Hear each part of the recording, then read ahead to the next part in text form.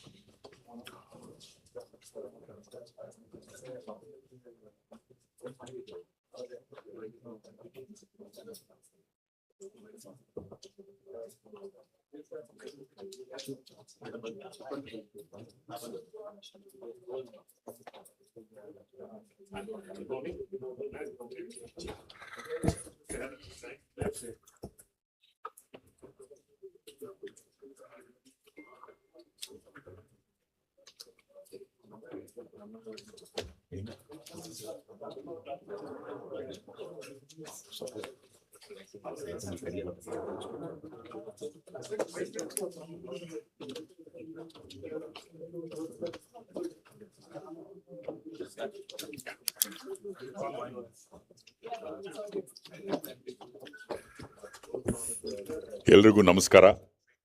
Good morning, ladies and gentlemen, and a very warm welcome to all our distinguished guests, industry leaders, delegates, and friends of MYSORE's digital economy ecosystem. Well, we are all gathered here at Infosys, MYSORE. As you all know, MYSORE is the cultural capital of Karnataka, the heritage city, the city of palaces, and one of the cleanest cities of this wonderful nation, Bharat.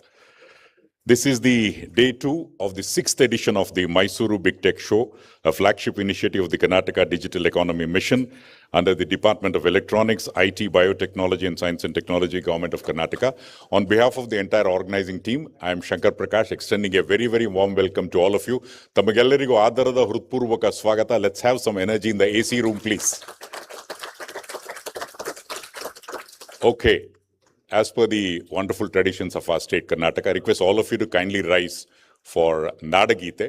Jaya Bharata Jananiya Tanujate, Jaya He Karnataka Mate. Dayaviಟ್ಟು ಎಲ್ಲರೂ ಎದ್ದು ನಿಲ್ಲಬೇಕಾಗಿ ವಿನಂತಿ.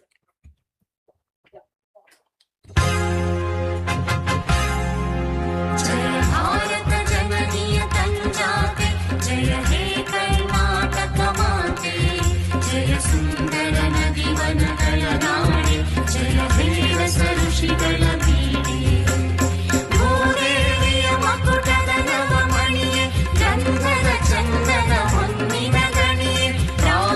ಮಧುಸೂದನ ರವ ತರಿಸಿದ ಭಾರತ ಜನನಿಯ ತನುಜಾತೆ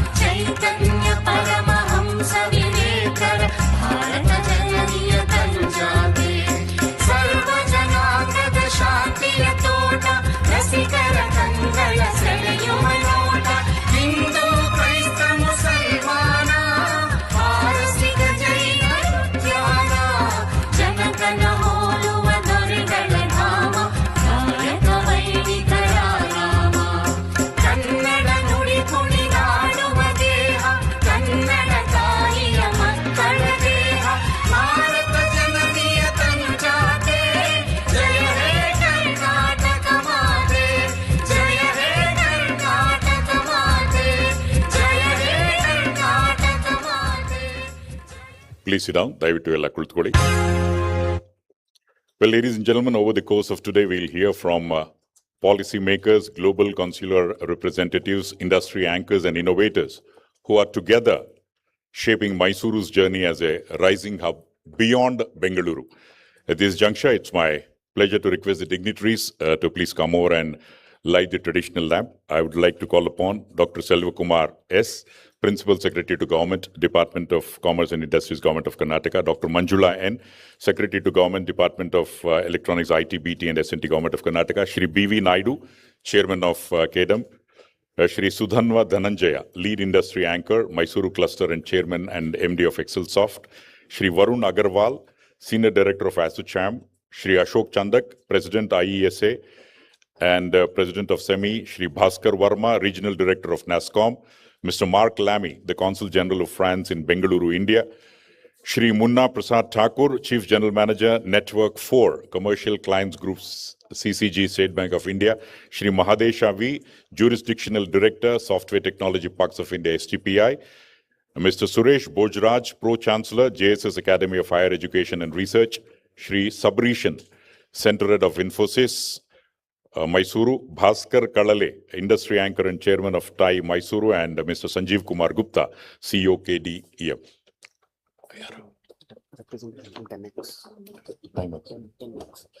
I'd also request the representative from Ms. 10X also to please come over.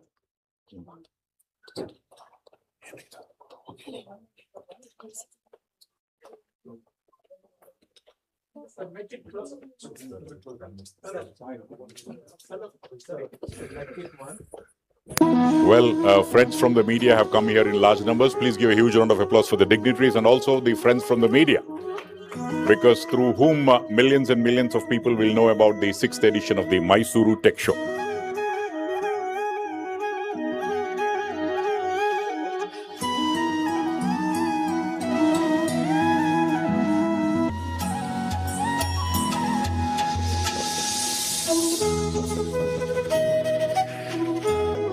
I'd like to thank all the dignitaries for traditionally lighting the lamp.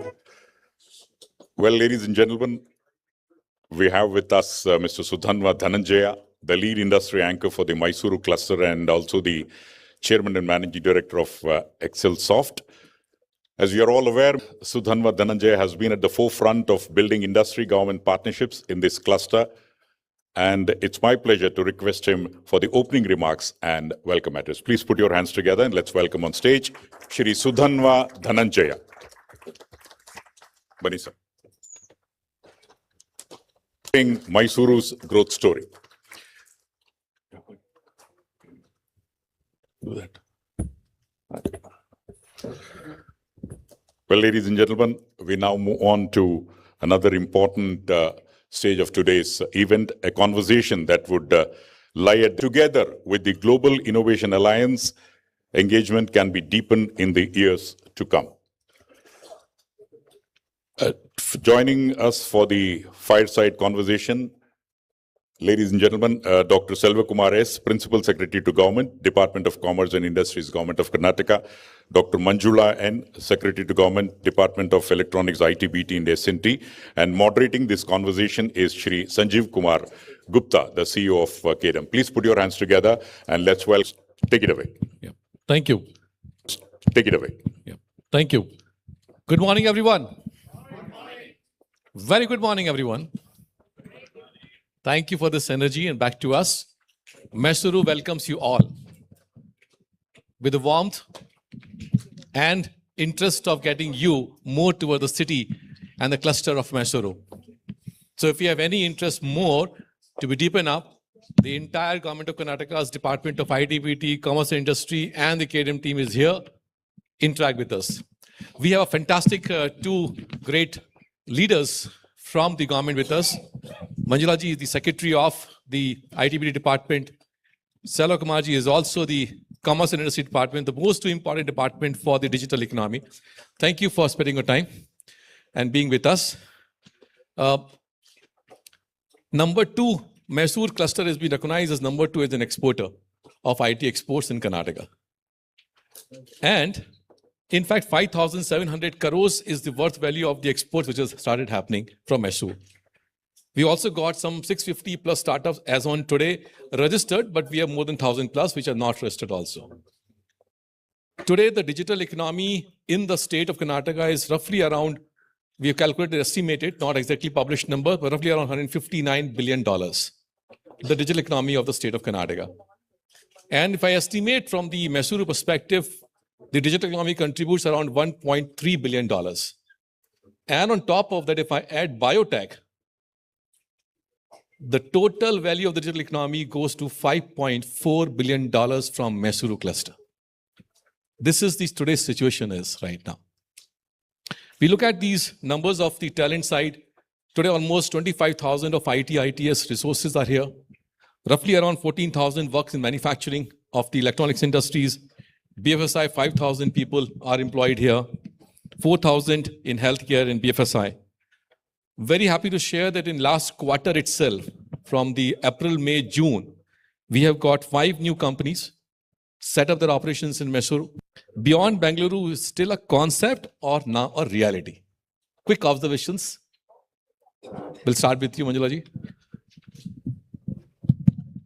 Thank you, first of all, for KDM and Mr. Sanjeev and Mr. Naidu, sir, for having organized this event. This is the 7th successive event, and it's nice to see. And this time, I think the participation has been very overwhelming and very active and very inspiring for us also at the government.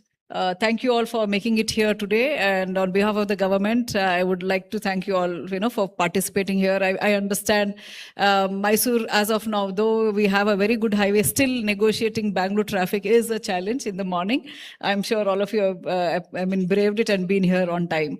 Yeah, yesterday we actually had a lot of good interaction. We had more than CEOs and CXOs of more than 200 odd companies yesterday, many of them coming from, of course, majority of them from outside Mysuru and even coming beyond the state also. So there's a lot of interest that itself speaks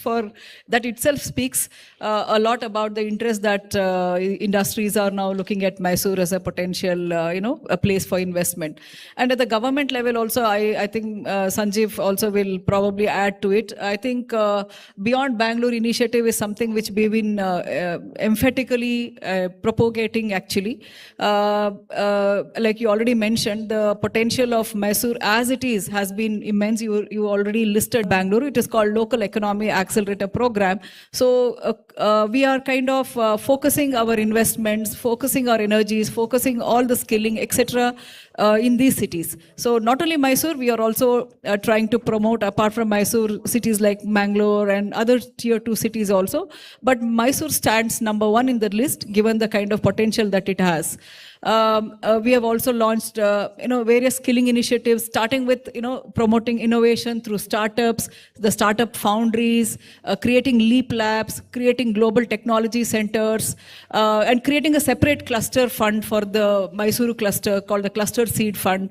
And also this time, Elevate, we have a separate, vertical called as, that is our grant program for the startups, where about 50 lakhs are provided, untied grants are provided. So we've called it Elevate Inspire, which is again targeting areas beyond Bangalore. So I think all these probably justify our, our effort that we really mean beyond Bangalore is a reality, and we are trying to, step by step, trying to realize it. Lovely. Thank you so much. So many initiatives, friends. I don't know whether you've noticed or not, but we'll give you all the write-up for that. That are amazing initiatives. From a small town to such a growing city. I wish to put Karnataka's perspective and then Mysuru in a place. If you see Karnataka in the country's map, we are the #1 exporter of the country. 24% of the country's export is from Karnataka. So we are the leading exporter in terms of service exports. 40% of country's export is from Karnataka. So if we have to take FDI into account, today's newspaper has covered, Vijay Karnataka has covered that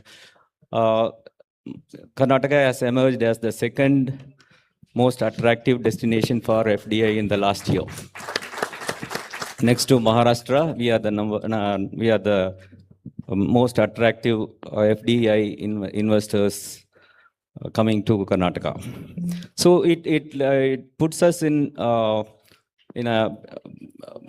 positive pedestal because of our talent ecosystem, infrastructure availability, and all other enabling factors. So beyond Bangalore, if we have to talk, Mysore is a successful story. If we take any industry for that matter, if in the manufacturing or in ESDM sector, Mysore is preferred next to Bangalore. Of course, there is a great magnet attraction for Bangalore, but we, as a government, we try our best to decongest Bangalore by providing incentives and other enabling factors for beyond Bangalore, particularly Mysore, Hubli, Belgaum, Mangaluru, and Kalburgi. So I think we have the right enabling environment to grow Mysore into a potential tier 2 next in line to Bangalore. Thank you. This actually creates the positive momentum further, that you've answered saying that beyond Bangalore and Mysore is not just a concept, it's a reality. And we have seen some of the initiatives that both the departments are doing to promote the beyond Bangalore. For a Mysore cluster, we have a target for $10 billion now. Today we are 1.3, 1.4, including biotech 5.4. If you want to reach 10, there's a gap of almost $5 billion that we need to fill. Government role is more like an enabler part of a role. And the industry plays a very important role, so to say, like an ecosystem player. How do you see that this collaboration between the industry can be a little bit more deeper, much more way of collaborating, where we actually can go up to a $10 billion of digital economy from the Mysore cluster? I start with you, Sarah Kumarji, on this. In Mysore, we have identified a place called Kochinahalli, where we have declared it as an EMC cluster, electronic manufacturing cluster. 252 acres of land has been developed with a plug-and-play facility, with all the infrastructure required for EMC cluster. Government of India has also supported it. So with this land availability and plug-and-play infrastructure, we expect that many of the companies which are into PCB manufacturing or electronics related manufacturing can invest and grow this city. Okay. The cluster can make much more investments to come in. Adding to that, I think, sir, we also have Lahari, the testing facility, which is also incorporated into the Mysore ecosystem. So a lot of industries which have benefited out of Lahari now will get a better facility, and more industries can be kind of supported by Lahari, which is like a testing facility and certifying facility. This is going to be upgraded. It's going to be about 100 crore investment, and shortly we are working with Government of India. That is also coming up to enable further the industries which are going to emerge out of here. Apart from that, we also look forward to all our homegrown companies here, Excelsoft, and Keynes, etc. Also looking at local expansion, hiring local talent, and we also heard that a lot of industries have shown interest in hiring local women employees also, and that's a great thing to do. I mean, because there is always some hesitancy for women to move out to go to other cities and explore opportunities. But of course, Bangalore people generally travel, but even then beyond that, and it may be difficult, it's good that a lot of local talent, lot of local girls are being employed here, women skilled personnel are being employed here. That is a great initiative, I must say. And also, of course, like through KDM, we are trying to reach out and see how we can bridge between the industry. Like yesterday, one of the issues which came up was bridging. Like we may have skilled people here, but they may not be employable as such directly in the industry. So we support through an initiative called Nipuna, which is like a corporate skilling program, where the industry is allowed to identify the skilling provider or the aggregator and kind of skill that has to be given and the number of employees who want to be skilled. All this is immaterial for us. Whatever is the cost, we bear 40% of the cost. We by kind of being trying to push this. So far, about 6,000 candidates have been already kind of brought under the Nipuna ambit, and companies like Capgemini, etc., have come forward to make use of this. We also strongly urge how we can look at this aspect also. Another thing also was the partnership between academic institutions and industries in the form of internships, etc., where that immersive program for the students is possible. So they'll also understand the requirement of the industry and they'll be kind of ready for employment. So there also we support through giving some money for internship, but irrespective of that, I think the local industry has to kind of come forward. I think JSS has showcased that they've already worked with a lot of industries. Likewise, I think other academic institutions here and industries here should also partner. I think that's another strong area where we all can collaborate, I think. You covered amazingly all the areas, because first, I'm very happy about the land for the Kochanahalli. And I think you're also looking at a separate piece of the land for PCB Park, which is there for us. Chamarajanagar is booming in terms of the industries getting there. Keynes is one of the last examples for us. And you talked about of 100 crores upgradation to the Lahiri facility, which is being planned right now in partnership with Government of India. Imagine you have one testing facility which is already big, and now another big investment can come in, can make much bigger facility for the larger. So manufacturing, testing, and then you talked about skilling, where the Nipuna programs are able to create those parts. So all these are where government enables a platform where the industry can leverage and the industry can collaborate onto this. Yeah, and I would just like to add, I mean, for Nipuna, you can reach out to KDEM because they are hand-holding it. You don't have to approach the government. They have been empowered and authorized to take it forward. So that's much easier. That's another step towards industries enabling it. Yes. Yeah. Thank you. Thank you so much. There's another question comes up is when you do this enabling ecosystem and a lot of stakeholders are engaged into this, how innovatively we put together now a governance model from the cluster level, right? So we have these industry anchors who are working. We have a cluster head here, which is from the government side, but work very closely with the industry leaders. What is a new way? Now, there's some momentum already built up. Now we need to bring some new initiative which can a very innovative governance model to define the next journey of the digital economic growth in these clusters. I request you, Madam, first if you can clear this part. I think this came as an outcome of interaction of KDEM with industry partners here and elsewhere also in other districts. So what we have done is we have created a structure called district level committee. District Digital Economy Committee, yeah. So that the DCs here, the district commissioners here, deputy commissioners here can champion the cause. So if the head of the district is involved, I think that is the best strategy probably to understand leveraging land, leveraging skills, leveraging partnerships. All this becomes easy. Even industry partnership, because local level allotment, I think industry department is delegated to the DC only. Correct. So they can understand day-to-day things, growing up in the district, industry demand in the districts, and they can probably reciprocate better. Therefore, we also have constituted this District Digital Economy Committee, which is headed by the DC with one or two officials which matter to us in the sense like the industries department, skill department who are available locally. But apart from that, the DC is given the freedom to kind of identify who are the industry champions they can onboard into this committee, who can help drive further. So that is one of the structure we have recently created and operationalizing, but it has to now translate into field reality.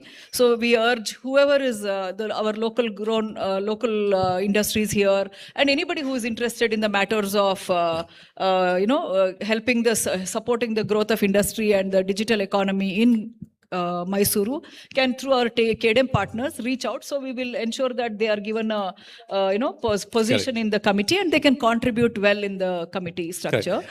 And also little things which we are doing like establishing the GTC here.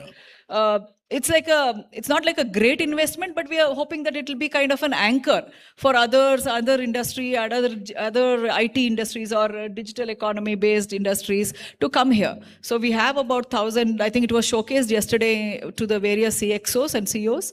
About 1.5 lakh approximately space has been created. And if anybody is interested, kindly, I think we have 1 or 2 industries or companies already lined up. Yeah. So you can look at it. It is created in a manner similar to Bangalore. A grade A building has been created. It's actually retrofitted. It was another building which was being retrofitted. Now government has invested some money and retrofitted. It's ready for inauguration. So these are a few things which we are attempting. Sir, you would like to add? Yeah, the land requirement in Mysore is really demanding because we have expanded in all the sites of Mysore. Now we are going beyond Nanjangud for our new acquisitions. So the pressure on land in Mysore is the one which will create a lot of buzz in the whole economy. I think Mysore is growing at a rapid pace, but it can still further grow if we create a right environment, right enabling infrastructure from the government side. And the private needs to put in their investment and use the skilled manpower which is already available. I think it will be a decades to watch and solve the problems which is there, even for the existing industries and new investments also coming in place. So I think this is a great move, and thank you so much for showcasing this path towards the new governance model in the state for regional clusters to grow up in the economy. And you know, your land parcels and etc., which is coming up, is creating that another area for us. For example, the companies are looking out asking for, you know, the PCBs are now backward, the chemicals, the laminates and etc. And in fact, Sanjeev Keskar was yesterday giving us the statistics about how much $40 billion of the PCB market and approximately around a similar number for the laminates and raw materials is available for us to capture. Your land parcels, maybe bit we can add upon is all approvals are available on this piece of the land. If we can enable this part also, it will help the industries get a more confident to say, need not to go anywhere else. I have my power, I have my pollution, I have my water. Everything is at the doorstep level. So maybe some way we can find out, sir, if you can. Yes, in the last 2 years, we are streamlining the approval processes. We have created a single window platform where all the departments concerned with the approvals are being linked online, and the back end also they have to process their approvals online only. So that way, we, as a part of ease of doing business reform, we have done most of the procedural and process re-engineering. That way, I think now around 110 services are being linked to this single window platform, and around 42 departments are connected with this platform. I think, as you suggested, that when we do the process re-engineering and give the approval on time, quickly, then the industries will be able to plan their investment in time and start operationalizing it immediately after the approvals. Yeah. One more provision which we have introduced is that affidavit-based clearance system. If the large industry comes here and if they want to set up an industry, they can file the application with all the requisite documents, and then the day one onwards they can start the building and other workshops. We give them the certificate called affidavit-based clearance certificate. Using that, they can get the clearances later within the period of 3 years. In the meanwhile, they can start the operation as and when they complete their buildings. Lovely. In fact, thank you so much for those clarity about how the ease of doing business is becoming easier for the industry. We have an ESDM task group, which is chaired by Jitendra Chadda ji. One of the important recommendations to us was can we have, let's say if we make a PCB park, okay, identify 150 acres, can we put together a board, big board, say, but they have to definitely pick up a 3, but in a cluster format, which is particular for industry, can we try this something, and we can have a discussion separately onto this, but we can just giving a flag on the table that maybe this is a recommendation it's a good coming. idea. Actually, we are already doing it in few of the clusters. We have done the complete infrastructure availability before allotting the land, and then it's a real plug and play model. But in few places, it's still a challenge. We are working on it. Lovely. We'll put together a note from the local industry leaders from here to say, hey, what is that PCB park would require of various approvals, and can this be given in advance only for PCB industry? And there could be some small committee who looks at whether this is really PCB industry or not. If it is so, it's automatically. So we'll come out with some recommendations on that and have a look at it. At a vision of this particular plant planning to going to happen around it. Any light that you can throw onto this? Yeah. First of all, I should thank the ecosystem here, because of which the idea came in the budget actually. The budget announcement itself was a discussion which we had last year, So when this was mooted as an idea, I think the chief minister at that point in time also was very interested, and that is how the announcement has come. So as of now, we are also looking at ideas from you, like we always look up to you for ideas and ways of materializing this. But as of now, what I just mentioned, the GTC is something which we have already started. Apart from that, the LEAP initiative is something which we have started, where we are trying to see how we can help the innovation ecosystem and the industry here. And accordingly, across various other policies that we have, like the startup policy, IT policy, every policy also identifies, incentives, etc., or exclusively for beyond Bangalore. And of course, Mysore also will be one of those clusters which we are targeting. Like to just sum up in brief, like we have identified 6 clusters, of which Mysore, as I said, is the #1 cluster which we are trying to enable. LEAP Labs, GTC, that is a Global Technology Center, and the LEAP Lab is something which we are going to establish this year. The GTC is ready for inauguration, and the LEAP Lab probably will be housed in the GTC for want of space, but we'll make a beginning here.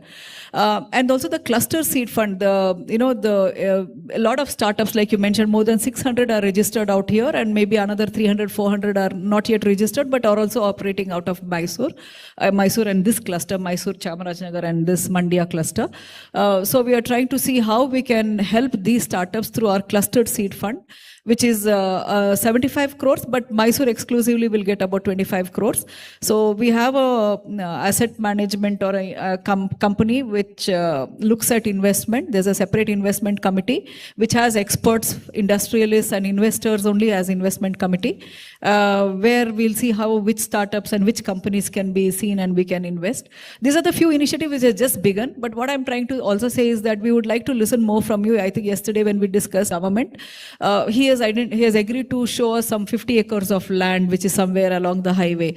So if that happens, so we can take over that parcel of land and then probably see how we can develop world-class infrastructure there, and also see how other non-tangible, in the sense, not the physical assets, but other things like collaborations, partnership with the industry and academic institutions, and industries elsewhere, and industry with our global alliance partners beyond the country borders. How we can collaborate is something which we want to listen from you. Kindly let us know how we can do it. I think our KDM partners can put together after consultation, and we can work on this. So physical space, land is something which we are from the government targeting directly. But for various other initiatives, I would like to probably reach out to all of you to help us. You want to add something on the announcements of an AI city and IT city for Mysuru? Mysuru should be the ideal place for the AI city, and also IT and IT enabled environment. That way, the government is ready to provide the land parcels, as he has already mentioned. They have identified government land, or also the KADB land, which we can identify and we can further take it up. Okay. So I think what we're getting into is that yesterday when Mohandas Paiji was having a conversation with some of the CXOs, he actually gave out very clear request to the industry leaders locally. Come out with your 10 points agenda, which leads to the journey towards the AI city and IT city journey. And this 10-point journal should be something like what we can do in 6 months, what we can do in 12 months. So I think he has very clearly laid down, and I'm expecting that That's what the secretary just talked about is we're looking those ideas to come from you, come back on this part and see this. I think this is another level of enablement and collaboration that we see when government is extremely request to, before I put the question is, Center of Excellence is, MYSORE is three-dimensional one.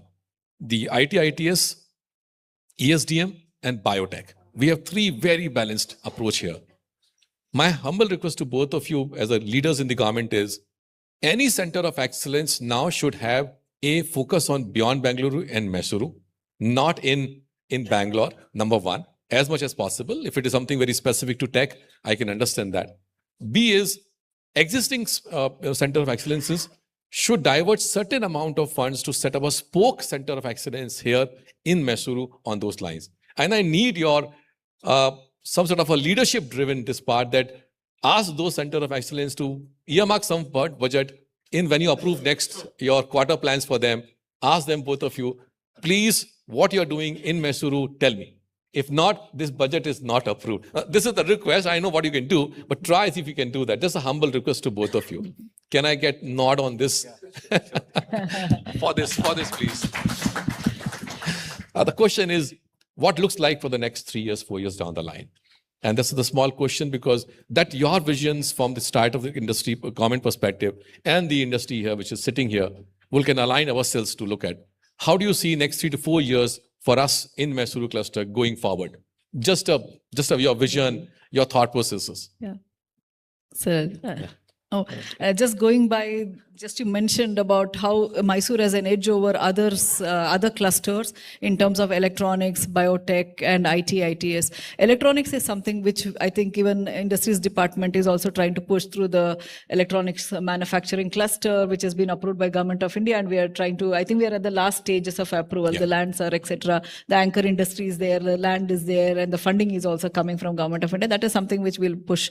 Apart from that, like already mentioned, the Lahari facility is what has been estimated. So I think we should continue to focus on, I think our industries secretary also will agree with me. I think this is something we should focus on and probably create MYSORE as one of the centers here, for this particular cluster is what I think it is.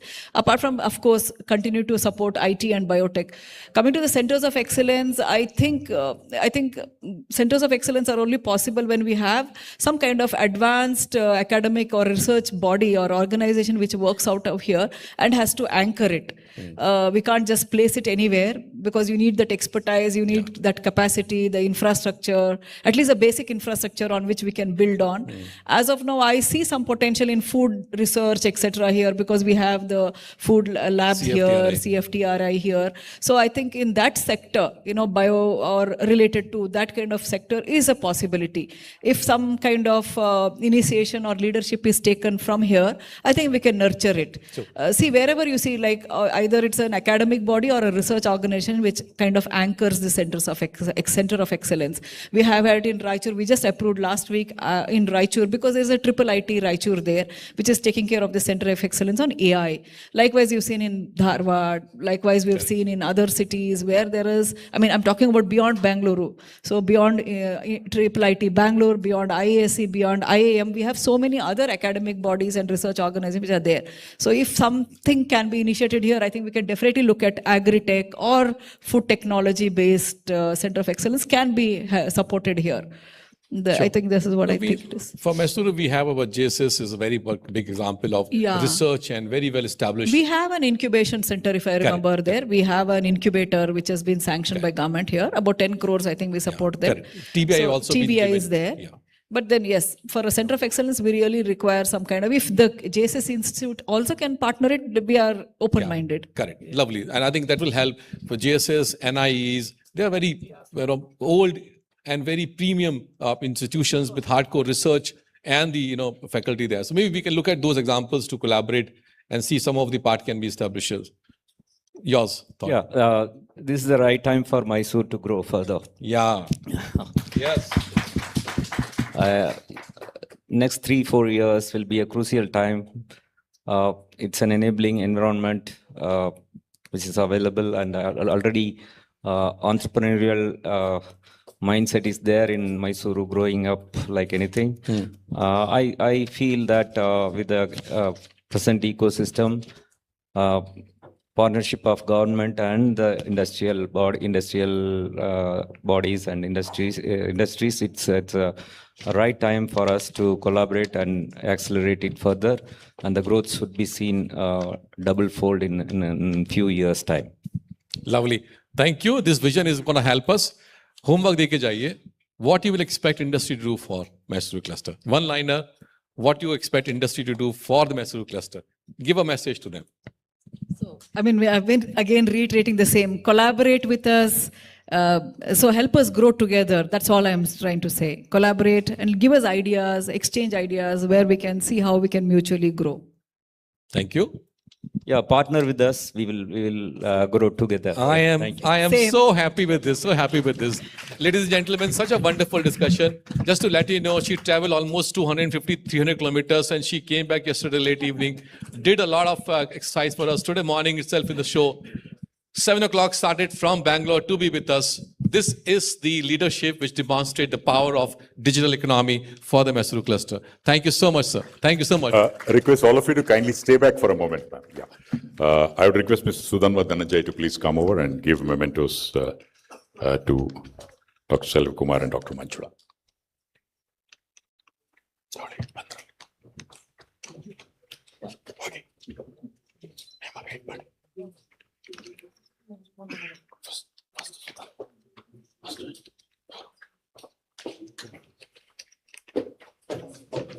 Sir,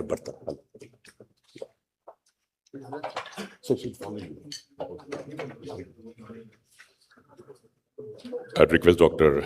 Selva Kumar to kindly accept the memento and take a look at the memento. It is made from the local artisans. So let's give a round of applause for that also. The Mysore Palace. ಸ್ಥಳೀಯ ಆರ್ಟಿಸ್ಟ್ಗಳು ಮಾಡಿದಂತಹ ಇದು so it's indeed the city of palaces Mysuru.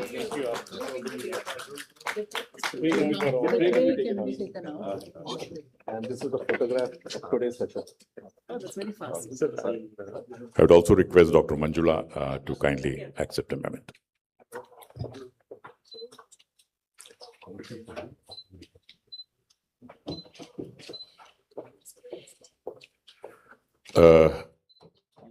Sudanva Dhananjay, sir, please give a memento to Dr. Manjula also. Go.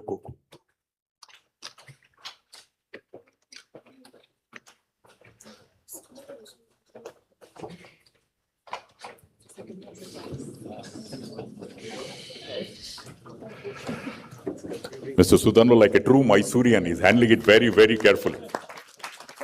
Atyanta jagarukaraagi adanna handle ಮಾಡ್ತಾ ಇದ್ದಾರೆ. It's nice to see that.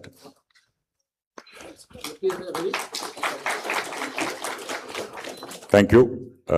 I would request Mr. Sudanva Dhananjay to give a memento to Mr. Gupta also. It's not a memento, it's just a photograph, a remembrance. Yeah, okay, take that. And I would request Dr. Manjula ma'am to give one memorable photograph to Dr. Sudanva also. Take that.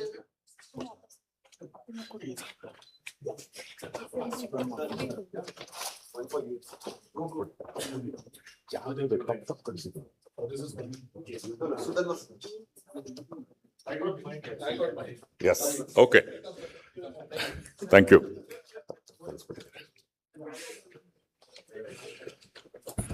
Well, it's gratifying to note the overwhelming response. Please note, if you are finding it difficult to stand, don't worry. You can watch the deliberations, whatever is happening here, in the next hall, the Akbar Hall.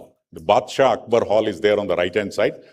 So if you are feeling little troublesome to stand and witness the proceedings, don't bother. Whatever is happening here, every moment of this is being captured through live streaming, which is happening in Akbar Hall. So some of you can move to that hall also.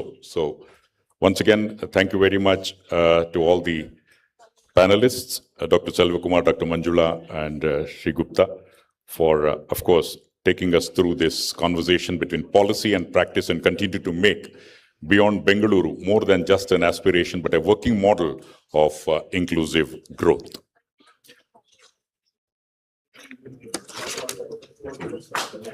Well, ladies and gentlemen, we are all aware France's engagement with the Karnataka's technology and innovation ecosystem has grown steadily over recent years, spanning collaborations in electronics, deep tech, and academic partnerships. It's gratifying to note the presence of Mr. Mark Lamy, the Consul General of France in India, and his presence here today reflects the growing confidence that international missions are placing in cities like Mysore as a genuine investment and innovation destinations beyond the state capital.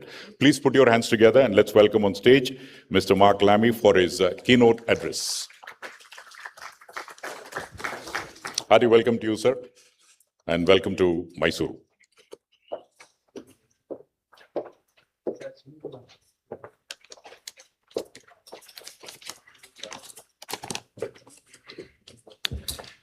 Distinguished representatives of the government of Karnataka, dear chairperson and team of the Karnataka Digital Economy Mission, distinguished representative of industries, of universities and of the startup ecosystem, ladies and gentlemen, namaskara. It's a real pleasure to be in Mysore today and to take part to this big tech show. Let me thank the Karnataka Digital Economic Mission and the government of Karnataka for the invitation and for making Mysore the meeting point of Karnataka's tech ecosystem. It matters to us because we share the same conviction. France works with the whole of Karnataka, and Mysore is one of its rising names. I have visited Mysore several times, and it's also my second participation to this big event. And as was saying the first speaker, we can see the event growing year after year, which is an undeniable sign that Mysore is playing a very active role in the tech ecosystem of this state. But Mysore is also a city of heritage. I've spoken recently with the Maharaja, and we are going to do things toward innovation, for instance, with the wooden inlay, where there's a lot of things working with craftsmanship, culture, and of course, a real quality of life that we can all see. But it's also a city of engineers and innovators with a growing strength in electronics, in semiconductors, and deep tech. Take semiconductors, one of Mysore's strengths. They are part of something larger, which are two countries set in motion this year. The India-France Year of Innovation. In a single year, France and India came to one another twice at the highest level. As you all know, President Macron launched the Year of Innovation in India in February, alongside Prime Minister Modi. Together, they raised our partnership to a new level. A few months later, the Prime Minister traveled to France, where India was a partner country at Vivatech in Paris, which is one of the most important tech events in Europe. But of course, none of this stays on paper. More than 200 French companies, including here in Mysore, are established in this state, and many came for technology itself, for its engineers, its research, its talent. Some, like Capgemini, employ tens of thousands of people here. Others work with Indian incubators and startups. For instance, Decathlon on recycling with IIM Bangalore, or Pernod Ricard on the circular economy, and it grows every year. This works both ways. For Indian startup, our partnership is also a way into France and the wider European market. At Bharat Innovates, that took place last month in Nice, in presence of the Prime Minister Modi. To Avinash and also Ravi Narayan, right? So these people, when they are rating the cities, rating the states, now the time has come, we need to rate these clusters. How Mysore can position globally, how Mangalore can position globally, that's your next task, Avinash. And Ravi Narayan, is it there? Yeah. So Ravi Narayan Jinov's report, a startup Jinov report, indicated that, the Karnataka is globally, that if the Mysore, Bangalore is looking at achieving the top 10 clusters, what is that we need to do for Mysore, Mangalore? That is what I needed from the people like Avinash to study this and indicate what else we need to improve in, in these clusters. And this became so important. I must tell you that, the IESA is a board member of the KDM, and they have so high commitment to whatever KDM does. Today, there are 7 past chairmen and past chairmen of the IESA are here. Right? Great applause. All the 7 past chairmen of IESA are here. That is their commitment. We have the NASCOM, another board member, Bhaskar. I always tell the Bhaskar nowadays became a NASCOM. We have the board members like Selva Kumar is always there. And we have the, Manjula ma'am. They're all the board members so committed for the KDM and committed for the growth. And the Beyond Bangalore trademark, I just jokingly tell Mohan, when we did this report in 2008, I think, me and Mohan did a report. That's where we coined this word called Beyond Bangalore, how the Beyond Bangalore can grow, what is needed for all these clusters. So there is a huge amount of the strategic plan that has been done. We are very happy that the things are going in the right direction. And just all of you are here, that shows that, there is a huge potential for Mysore to grow. Like, I think Secretary IT, very prominent. I won't call this as a tier 2. I always call this as an emerging cluster in the country, and also attract the global attention for this, the cluster. Thank you, ladies and gentlemen. Look forward.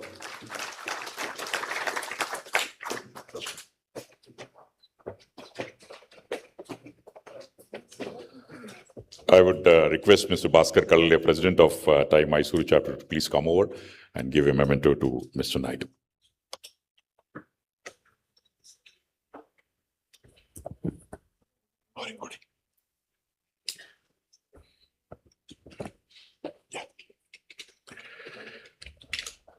Thank you, sir. Thank you very much. And as we are all aware, Mr. Naidu, the powerful articulation from where Karnataka's digital economy is headed, and for reaffirming Mysore's place at the center of that journey. Thank you very much.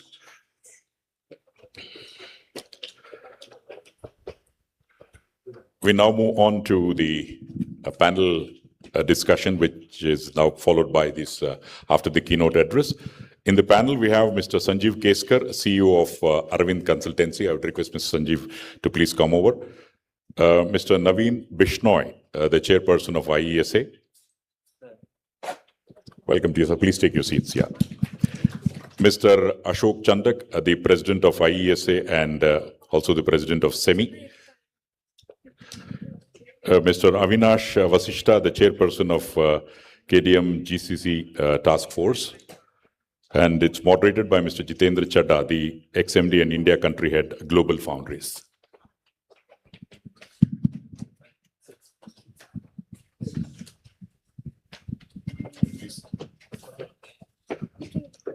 So all the panelists are waiting for the moderator. So I think all of you are we're all waiting for all of them to come up. I think now it's time to give them a round of applause and welcome. Yeah.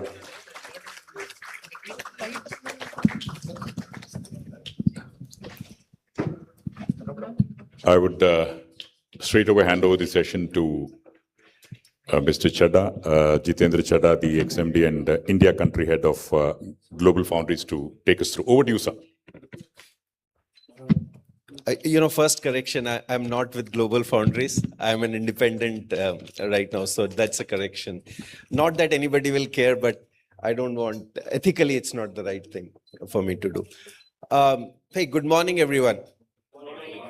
I think it's good to see the full house here. Lot of us who have been coming here for last at least 5-6 years, we have been regular. I can see faces, a lot of people I meet. I am one of the people who is a big lover of Bangalore. Lot of us, big lover of Bangalore, big lover of Mysore, but just happen to live in Bangalore. That's how it is. And I can speak for a lot of folks, that we keep coming here just because we love this place, so much. And we want to really do whatever we can. I want to be a collaborator, but I don't want to be in a space to tell what should be done here. So this time, I think it's changed.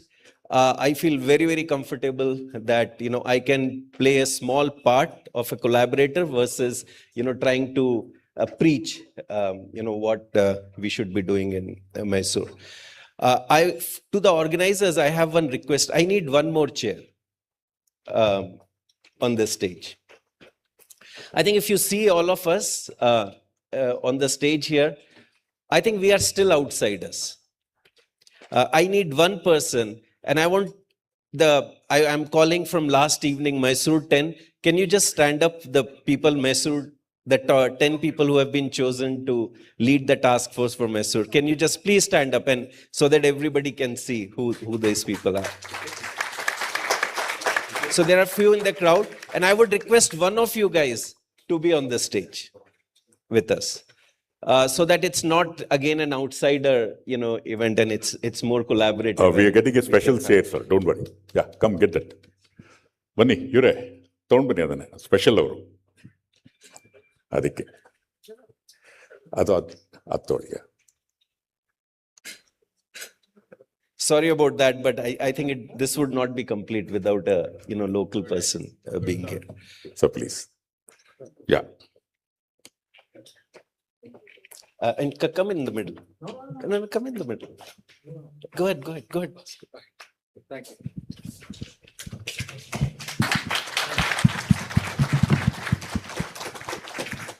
Okay, I think let's get started. Can somebody remind me what is the topic? Oh, it's here. Yeah. So one thing, I will start with. I think there is.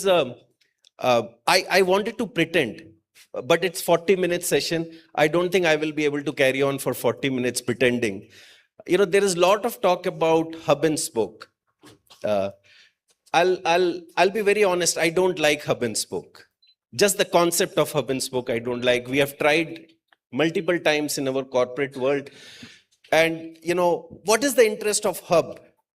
To encourage spoke, right? All the problems of the hub, they pass on to the spoke. Right? And the spokes keep waiting, what the hub will give. So I really actually don't like the idea. I think Bangalore is a big positive for Mysore.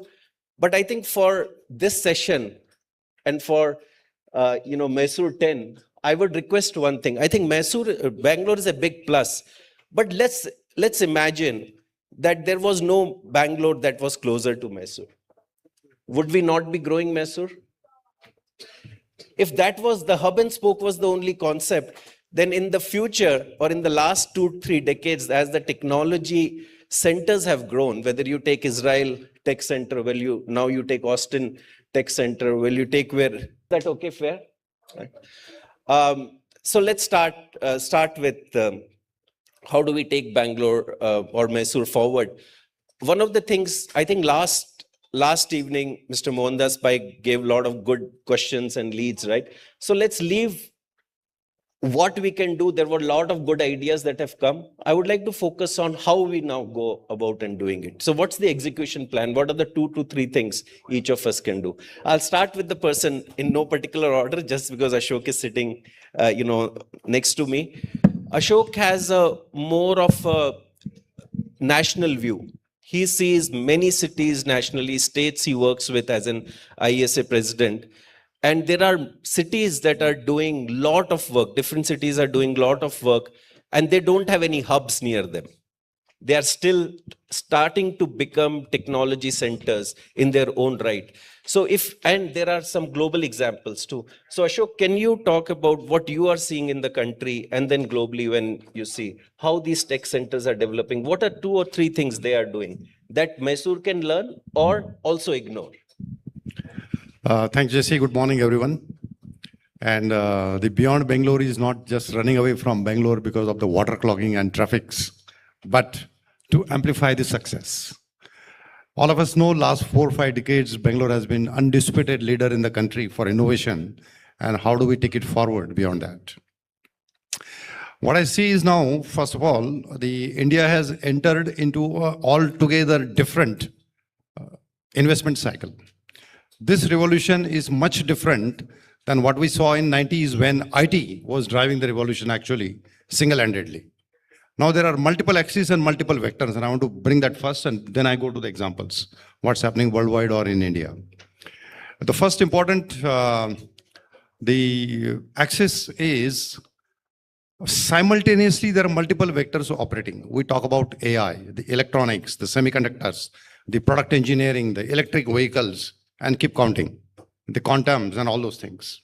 All those things are working parallelly now. It's not single most only IT or software development, which we have seen 4 decades ago. So this needs altogether different thinking. I forgot to add the GCCs, which is also already expanding. The second axis, which is very important, is the change of mindset from the government and the policies, both at the center and the state level. And particularly for a technology sector, I want to just add up those as a holistic view, is you have the India Semiconductor Mission, you have the electronics, mobile phone manufacturing, there is a PLI, there is an electronic manufacturing cluster, there is a quantum AI mission, there is a RDI fund, keep counting. Plus, the various states, including our own Karnataka state, multiple policies, those are also leveraging these central policies plus their own add-on. And these policy initiatives are also changing the entire landscape of the investment. And that is why I say that we need to look at now the hub and spoke or beyond Bengaluru concept on 2 important axes, which is one is the design and innovation, and second is the manufacturing. These 2 cannot remain now isolated. It is important that these 2 are well connected at every spoke we are talking about, not only the hub.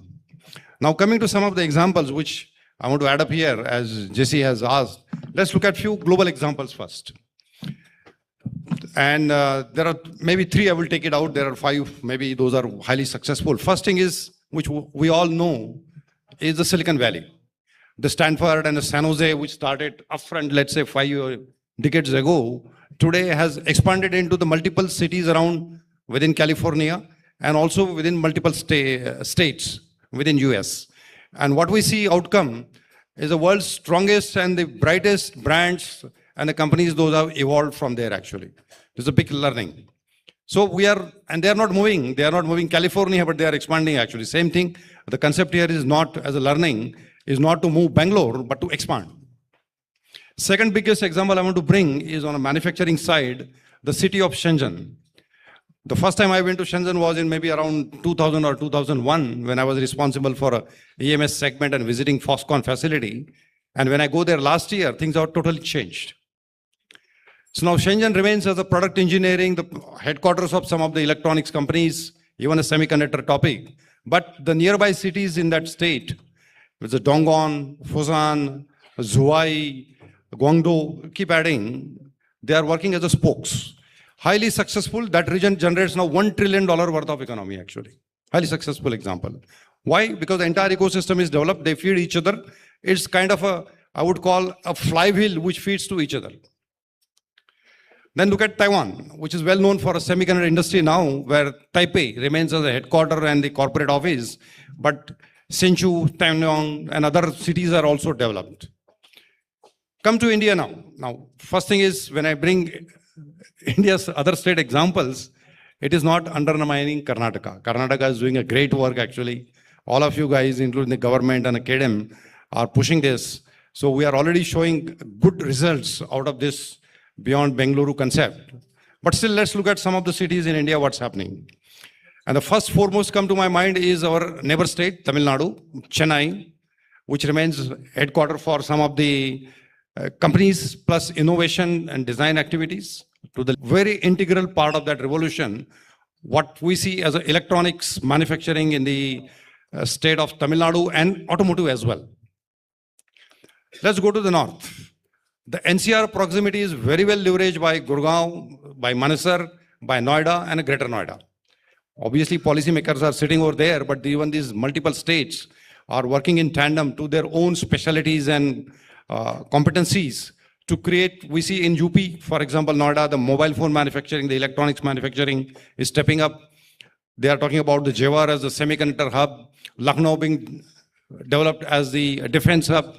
Similarly, on MYSORE side, entire automotive belt is there. So that's another successful example how the policymakers' proximity is being leveraged actually. Let's come to Maharashtra. Now they are being lagging a bit on the software side actually, but broad sectors actually, everything. the automotive, the industrial, the precision engineering, the software development, the semiconductor designs, the pharmaceutical, keep adding. So that's another stuff which we can talk about. And the last example I want to bring is about Gujarat. I mean, nobody believed worldwide when I talked to various people that India would announce the project and would execute. But today there are 3 semiconductor plants, or actually 4, operational in Gujarat. The ease of doing business, the speed at which government works, and the way they solve the problems of these industries while they execute is really amazing. And something we have to really learn on, as how fast you can quickly address the concerns when industry is expanding and developing, be it land allocation, be it providing the ports, the connectivity, and then solving the problem on day-to-day basis. And that is really broadly in India, we see success factors we need to replicate. And my view is Karnataka is not behind, but still we need to do something. The biggest thing, my view is Karnataka could play a role is innovation, design, and manufacturing as a corridor. These 3 things need to come together. And I already narrated some of the vectors and axes, those are working. These 3 things cannot go parallel somewhere that you do design there, you do manufacturing only here. No, it's not going to work out. We have to bring these all things together, and that is where this center of excellences and corridors need to be established to be really addressing the change which is happening worldwide, geopolitically, and also in India. Thank you. Yeah, that's a good point. Thanks, Ashok, and thanks for sharing some examples. And you can see from those examples, yes, the proximity to the big centers matter, but these centers are developing in their own right, and they are creating their own brand and value proposition from those centers. I'll move out to Sanjeev. Sanjeev has been doing his, of course, out of his corporate world, he has a 35 years experience of developing centers in India, businesses in India. But last 5-6 years, he has been running and talking to international players and consulting them on how they can invest in India. So Sanjeev, one of the things we would like to know from Mysore perspective, right, is what do these investors, when they are deciding a place or when they're deciding where to invest, what do they look for so that, Mysore can, at least get a little bit of insights into it? Sure. Thank you, Jesse. Good morning, everyone. Basically, when the global companies are looking at India, they are looking at India from 2 perspectives. One is India market. With 1.42 billion population, there is a huge market opportunity, so they want to come to India. Secondly, they are also looking for a good JV partner, joint venture partner, because they think that Indian labor laws, Indian legal system, Indian culture, Indian infrastructure is completely different, and they are not comfortable to come on their own to this country for manufacturing. And they are also attracted by the central government policy, particularly when I talk about semiconductor and electronics industry with our ISM 2.0, 1,27,000 crore, or with ECMS scheme of 40,000 crore. ISM 1.0 was 76,000 crore. They are getting attracted that, 75% or 70% incentive coming from government, so they want to come to India. Now they are looking for definitely one good JV partner, and then the JV partner, if he is in particular state, he prefers to set up in that particular state because he already has a team and relationship with the state governments and other things. But the second important thing they think is about the talent availability. Where is the talent available for that particular technology which they are bringing? That is another second critical parameter they look at. And the third important thing they are looking for is about the state government policy, state government support, power, water, and all other infrastructure in that state. So these 3 things are the most important thing these global companies, when they are looking for the India location for their manufacturing setup. JV partner, talent availability, infrastructure and state support, and the water, power, and other benefits. So I think Karnataka is definitely equipped on all these 3 points. Okay, and particularly with Mysore, lot of water challenge is not there, power challenge is not there, EMC cluster is there, talent availability is not an issue. Okay, state government is very proactive. I think we are in a really best position Okay, means when we are talking about a $400 billion of electronics industry and $100 billion of semiconductor industry by 2030, we are talking about a $500 billion of electronics plus semiconductor industry in India. And can we really look forward to 20% share of this 500 billion for Karnataka, $100 billion? And can we think of 25% to Mysore? And let's work backward. The value chain, 45% is components, 35% is technology IP creation, 10% to 15% is EMS activity. Already Mysore is leader in EMS. How we can focus on component ecosystem and creating IP technology. These are the two areas where we have to really, ISA has come up with a counterpoint research where they have given exactly product-wise breakup of this $400 billion. Can we choose certain products and work with the technology partnership to get them to Mysore? So I will stop here. Thank you. Yeah, and please use Sanjeev. I think if you want more investors to come in. But one of the points, I think he indirectly made it. There is a huge investor opportunity for the local leaders and the local companies to become local partners to a lot of those international investments that are ready to come in, right? With all the government incentives and so on. No, absolutely. JC means if 70% is coming from government, only 30% has to be invested, and the global companies also ready to contribute. So of ISA, and he's leading the next level of vision and also influencing, industry, governments, and so on. But on the other side, he has a full-time job as in, MD and the leader of his company, Marvel. I will ask questions from two sides because you are wearing two hats. One from the your company perspective. I'm not putting you on spot. I think that's the wrong thing to do. I've been in that position where people say, "What can you invest?" I'm not asking that, but how do, like the other investors, how do some of the global companies who have their centers already, how do they see as when they're expanding? What is the next level of expansion? Where should you do, and what are some of the traits of that location that people look at, right? Start expanding out, there are 3 or 4 things that we look when we look at the country's boundary, right? The geography boundary where, is the country friendly to the headquarters where it is, in this case, US? Do we have the right ways of doing business, especially import export, because electronics will involve a lot of those things. Third one, do we have the talent pool to be able to hire and scale? And then fourth, then when I build a lot of IP, can I secure it and then be able to scale the business using that, right? I think that's the model that you enter a geography, and then most often than not, the large companies come to the big metros and starts that, and that's what we have seen in Bangalore or some of the other cities in the country. But soon when you reach some number, then you start hitting what you call as that, how do you scale beyond it? How do you get the right talent? Because I'm sitting next to you, we are fighting for the same talent, right? And the cost increases, the attrition goes high, and then beyond a point, if you have to start accelerating into all parts of the business rather than just a specific part of design, and that's when you start looking at saying, how do I expand the footprint? And that footprint is usually what decides the next expansion. Most often than not, it is saying, first thing is that, do we have the talent pool? Because finally, it's an engineering work that I'm going to do. Do I have the talent pool? Second, can I hire, scale, and retain that pool?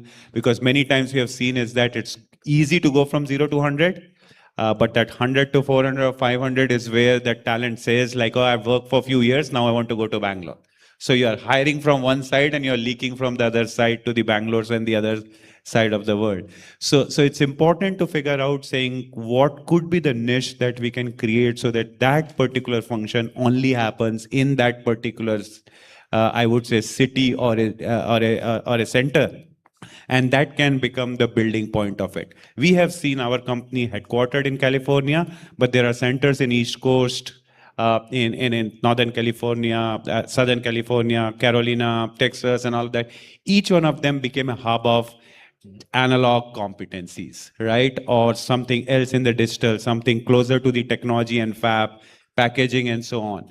So I think the way Mysore is coming up, probably we'll have to keep looking at is that what can we do which leverages the EMC cluster that has been tagged, in which case that the design is probably getting done in these big centers, but when we come to post-silicon, into the bring up, into the productization and commercialization, this can create a lot of opportunity to be able to take it into a physical world and be able to take that.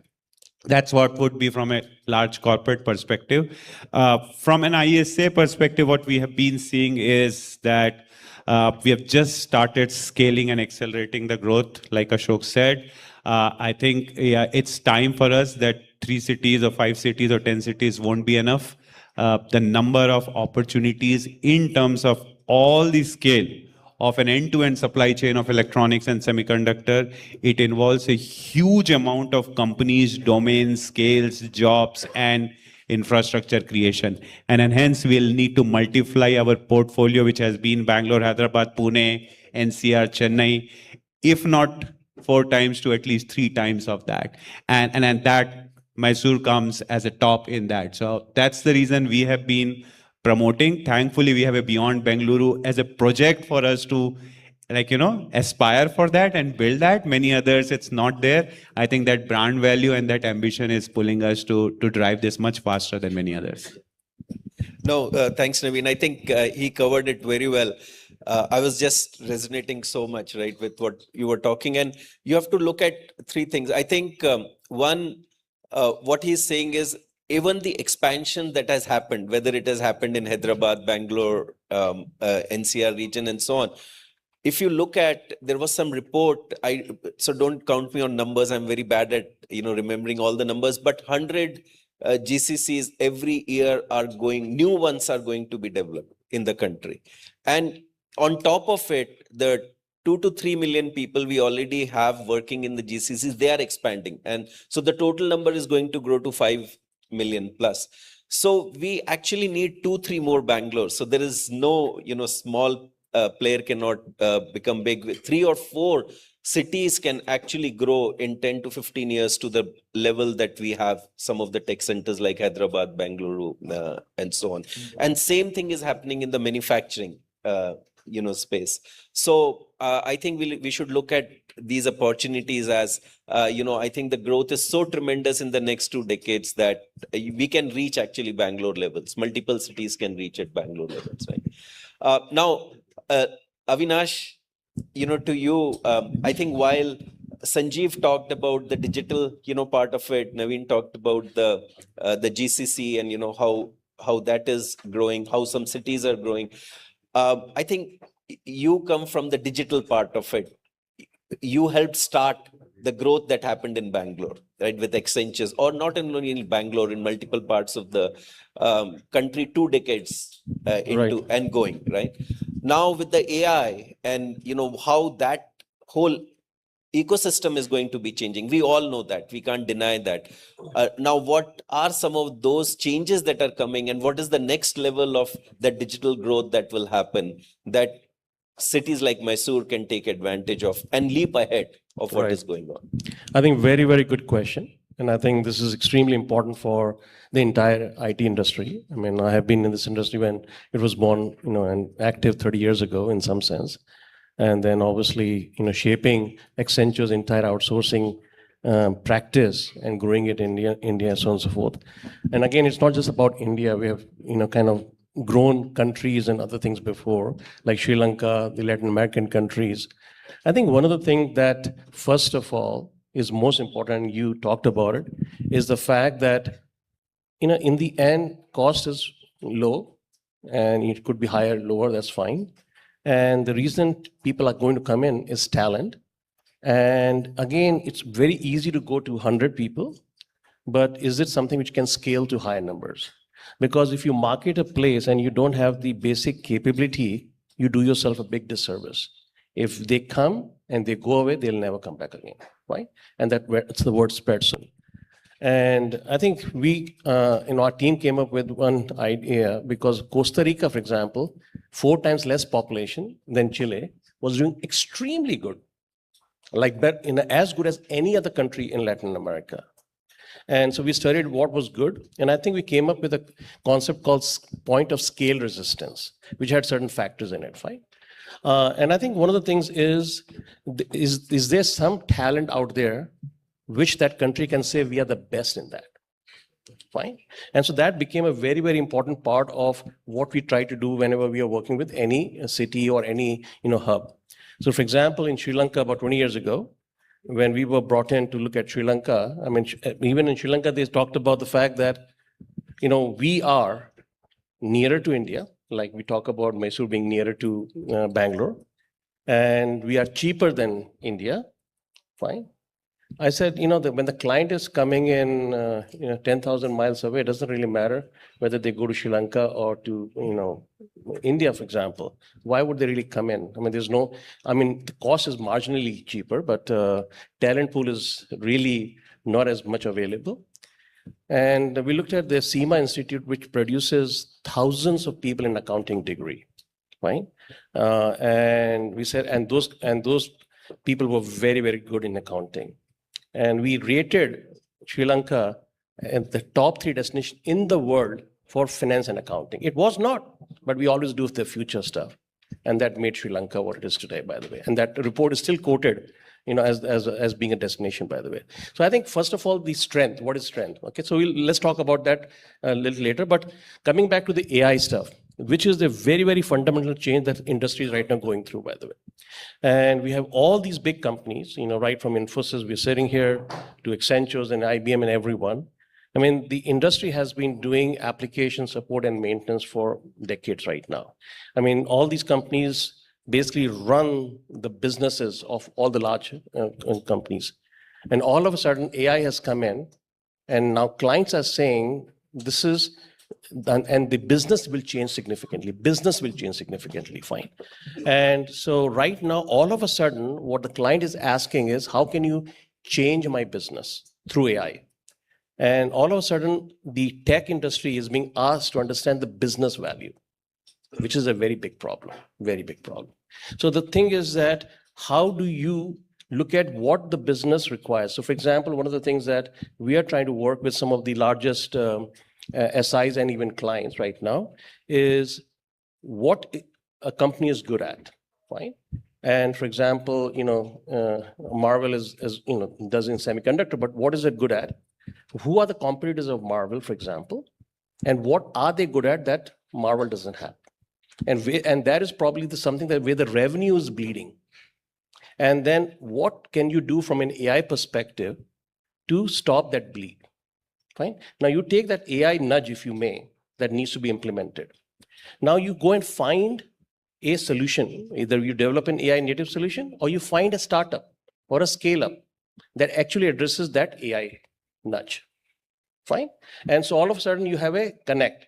And then someone like Infosys can come in and say, I will take that startup and implement the solution for that AI stuff, essentially, right? So that understanding of AI is extremely important.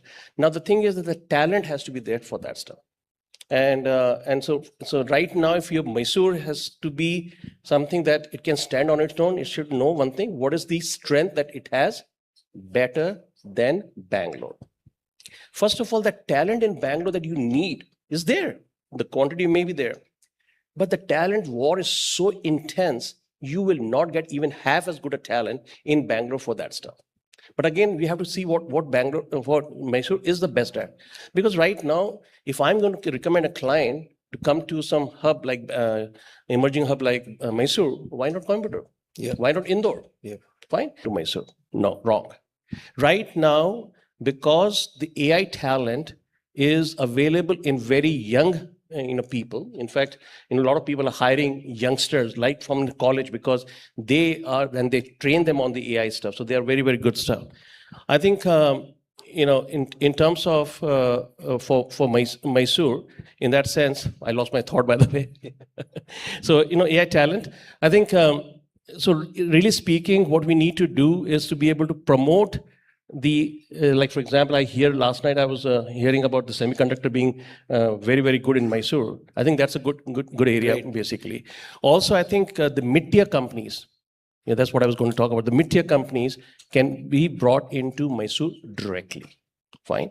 And the reason being is that you play on the talent strength that is out here, and you play on the fact that Medellin, for example, in Colombia, is a Silicon Valley of Colombia, by the way, in that sense. So I think the thing is that what is Mysore? So that is one thing that we need to do. So I'll ask for, I think indirectly what you're saying is, you will help Mysore do the analysis of the strengths of Mysore. What you did for Sri Lanka, for example. I think the task force that was created with 10 people, fine. And one of those things is basically that. The other thing that I think the clients are asking right now is, not right now, I think they've been asking for the last 5 years, is what is the startup ecosystem in that city? Yeah. Don't underestimate that. Fine. For example, when I became chairman of Accenture, 16 years ago, one of the things I started was working with startups without anyone within Accenture knowing. Avnish, I'll interrupt you here because we have 7 minutes left, and I want to give all the 7 minutes to Mr. Bhaskar, right? Because I think it's very important. But I think you can see what are the opportunities. Everyone who is bringing in, I think there is no need for a dependency. Actually, it's a plus, having other ecosystems around, and don't take it as only Bangalore being near. It's a global world. I think every ecosystem is near to all of us, wherever we are. So as a, global country, global citizens we are, I think we need to think from that perspective. So, Mr. Bhaskar, first of all, thank you very much for agreeing to come in without a, prior notice. No but problem. this was My very pleasure. important. We are interested in two things. One is we want to know from 9 p.m. yesterday to 2 p.m. what happened, right? The drinks conversation, the WhatsApp conversations, and so on. And two things you have heard what some of the best known methods these leaders have brought out. I think you can bring in how we can help. Doesn't matter we are in Bangalore, we are any part of the world, right? People in this room are from multiple parts of the world. What can we do to help take it to the next level? Wonderful. Madlagi ellargu namaskara. It's a very, very good morning to all of you. Those of you who do not know me, my name is Bhaskar Kadale. And those of you who know me, my name still remains the same. Doesn't change. As a quick background for everybody to whatever I'm going to say, I run 1,500 people BPM US healthcare BPM right now in Mysore. I moved to Mysore, relocated from the US in 2011, thinking that I'll go back in 3 years. And 15 years, I'm still here.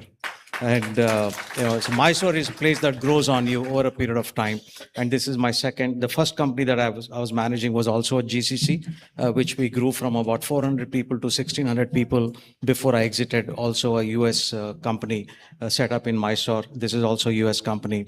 I was also a chairman for CII Mysore in the 2019-2020. So I have a fairly good idea about what Mysore has been, is today, and probably where we should go, right? So both from the manufacturing perspective, as well as in my core background, which is in IT and technology, right? So Ram is sitting here, Professor Shiv Gowda is sitting here, and then Professor Bhojraj, and then Sharad Gowda, et cetera, et cetera. A lot of people started to articulate and mention as to what they think we should be doing over the next 6 months. And it actually didn't take too much of time for us to fairly converge on what exactly is the things, because we've been talking about it for a while, right? So, but we haven't given that impetus that is required for it, right? And right now I'm the president of TiE Mysore, so I wear the startup hat. Right. So whereas in the past I wore the hat of somebody who's managing a GCC. So I think what Avinash said is absolutely true, that startups cannot be neglected. Startups and GCCs go together, right? So if there are good GCCs in the system, the startups will also start to flourish. So it is very critical that we build a very, very robust and scalable and sustainable startup ecosystem right here in Mysore. GCC is a parallel track that we must and should pursue. And it is not this or that. It is not either or. It is something that both of them need to go together, right? So for the ecosystem, for the business ecosystem to thrive, business ecosystem to be born, and be sustainable, right? But we all talk about electronics, which is great because it has its own value. But my opinion is electronics industry is also very capital intensive, right? And there is a long gestation period for it to start showing the results. So therefore, we cannot pitch all our bets only on the electronic industry in Mysore. We got to have multiple tracks. We got to be looking at multiple things to see what are the strengths of Mysore. So one of the things last night that we decided was, let's do a SWOT analysis of Mysore. Right? So we all business people, we talk about SWOT analysis all the time, whether it's startup funding or whether a GCC coming in is how about doing a SWOT analysis for the city of Mysore? What are our strengths? What are our weaknesses? What are the opportunities that we have? And what are the threats? There may not be any threat, but definitely there are a lot of opportunities. There are strengths that we have. And yesterday we talked about, some of the government institutes that exist today in Mysore, something like CFTRI, right? So Central Food Research, Technology Research. And then we have DFRL, there is a CPET, which is for plastic technology. We got places like JK Tires, for example, and of course the electronic industry, etc. So I believe the ecosystem exists in Mysore today. The question is, how do we leverage them and how do we collaborate with each other? And Mysore actually is not a tier 2 city, in my opinion, it is a tier 3 city. Right? So in a tier 3 city where we don't have the critical mass of a city like Bangalore, the only way we can flourish and we can go forward is by collaborating with each other. I think therefore collaboration between the industry, collaboration between, when I say industry, it includes startups, it includes GCCs, it includes educational institutions, it includes the policy makers. Everybody have to come together and put a vision out there for the city to say, this is what we expect the city to be in 5 years and how do we get there collectively, right? So because if everybody is acting converted into centers of excellence where any company, whether it's a startup or an established company within India or outside of India, when they look at a place, they should, or Mysore, they should say, yes, if I want to do something, I'm just picking it up. Let's say food technology, anything, Mysore is the place. I want to do something with cybersecurity, Mysore is the place. I want to do something with AI, Mysore should be the place. So I don't want us to be everything to everybody. It's not possible. And we definitely are not competing with Bangalore, right? And from the hub and spoke model, I think Mysore has actually been, hasn't benefited a lot because of its in fact, I would say it has not benefited at all.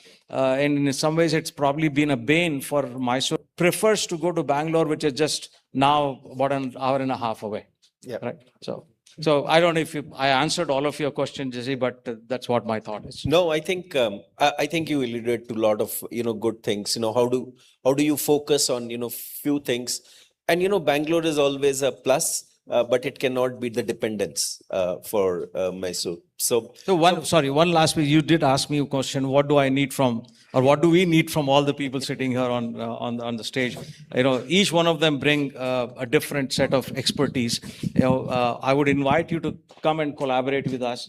The industry, as you could see yesterday, all of us industry mean well to bring, Mysore to the global map. We are actually now setting up a cultural entrepreneurship program as a part of Time Mysore, right? And happen. Great. You keep pushing us and keep asking for help. Sure, I think that's the best way. Hey, I am 1 minute away from the time in my mentally when we started, I had thought about. So we will close and we will not. Just one second. We'll come to you, Bibi. So we will close, but I want to thank all of the leaders who who agreed to be part of this. And by the way, let me tell you this. This was not at all prepared. None of us have talked about, what we are, because we wanted to bring our fresh mindset and not rehearse about any of this. So thank you very much for doing it. Sometimes it's not easy, but it was a great conversation. And then thanks to the audience for staying back. Usually in my sessions, when I start, it's a full house. When we are ending, I think it's only 70%. But, this is great. So thank you very much for staying back. I want all of you to appreciate and trust one entity which has made this possible. And that entity is KEDA. the amount of efforts which KEDAM has taken last few years along with government of Karnataka is humongous. And when I go to multiple states or any other countries, I don't find any other entity like this which has made the remarkable difference on the thought process, the approach, the strategy, looking forward, and not just particular event actually, but on-ground actions and outcomes. Thank you, BV, Sanjeev, and all the team. And KEDAM is not alone. There is a strong support from the government of Karnataka as an engine, I would call, and there are 4 wheels to KEDAM. You can see on the logos there. Yeah.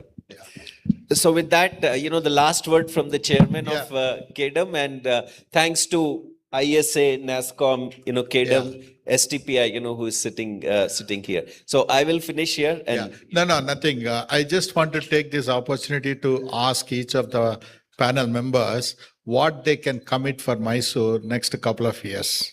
Can I go ahead and ask? Right? The Ashok, you need to make sure that, the action that what is happening in Mysore should be showcased across all the IESM members. One thing what you need to do is can you have your IESA Executive Council meeting in Mysore next EC meeting? We'll do it. And when I say yes, our chairman is also sitting here. Yes. So cannot be denied now. So, and my apology, we have been thinking about it already last few months, but we couldn't find the time. But I think in front of audience, we said yes. So we have to do it now. That's why I want to fix you on the dash. Now, Sanjeev, you spoke very well yesterday.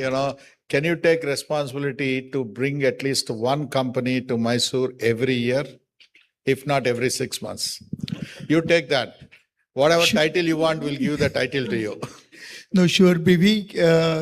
Karnataka is very close to heart, and Mysore is really the right place.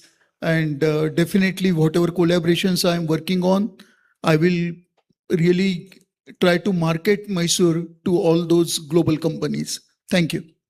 Yeah. Now you are there, you need to make sure all these people, whatever they committed, they will deliver to Mysore. Sure. Right? Yeah. And Naveen, it's a new opportunity for you.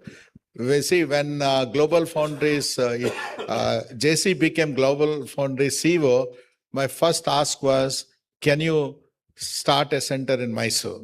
In fact, he brought his boss and he brought his senior people from US who committed, in fact, to start something in Mysore. But after that, of course, JC left. Can you take that responsibility to see that whether you can do something for Mysore as a spoke for your company? I'm already working for all of tier 3 centers, taking an automotive startup to the Hubli, setting up a VLSI COE with one of my partners, Santosh, standing behind in Mangalore, and for Mysuru, the ASU and VTU to set up the skilling and then start the next setup from there to say hire and start the design center. So I'm with you on all 3. Excellent. A big applause. And Avinash, what is that you can deliver for Mysore? What is it? What is that you can deliver for Mysore? You know me so well for the last 30 years. You tell me what you want from us for Mysore. No, I wanted a cluster rating report for all these 3 centers. How globally they can be positioned. The 3 centers in Karnataka. Yeah, the Mysore, Mangalore, and Hubli. Right. I know that you would actually ask for that, by the way, and that's something that we have really done it very well. And and again, is an example of Sri Lanka is a very, very good example, and other places. So I think you're right. We will do a report on these 3 clusters of Karnataka. Absolutely done. Thank you. And JC, of course, you continue to head this ESDM task group in KEDAM and make sure that, the right level of importance will come to Mysore. Yeah, sure. Thank you. Thank you all. Thank you, everyone. Thank you. Before we leave all of you, all the panelists.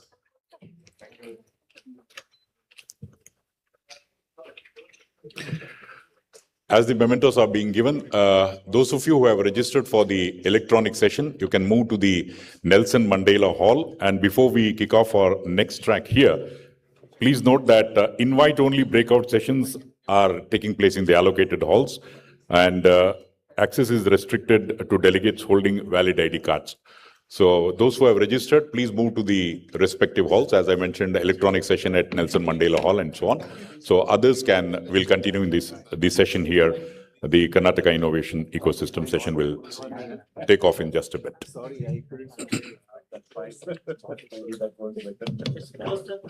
The stage is being set. We are going to start the policy session designed to connect industry leaders, startups, and investors with Karnataka state policy frameworks, incentive structures, and facilitation mechanisms to translate intent into an on-ground investment right here in Mysore.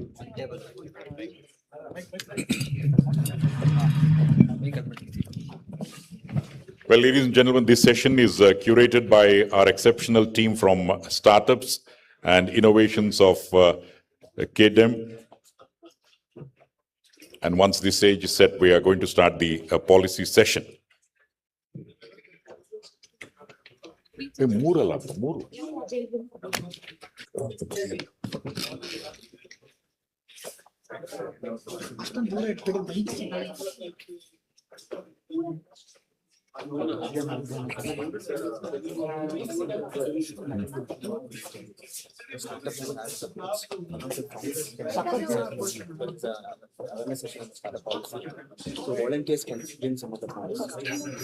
would also request the volunteers, since this is going to be helpful to the startups, one of the representatives of the booths can come inside and sit, and I would request the volunteers to do that, and request one of the startup representatives of each booth to please come inside and take the seats. In the meantime, since some seats have become vacant, delegates at the back can come and occupy the seats in the front. So in the interest of time, as we are running behind schedule, I would like to call upon the exceptional team from Startups and Innovations of KDEM. Please welcome, ladies and gentlemen, Mr. Bharat Chandra, BK, AVP Startups and Innovations. Please come over, sir. Mr. Omar South, Program Manager, Startups and Innovations. And one by one, they'll talk. Yeah. First of all, it will be Mr. Bharat Chandra, and later on it will be Mr. Omar South. I would request Mr. Bharat Chandra to please come over and take us through the session.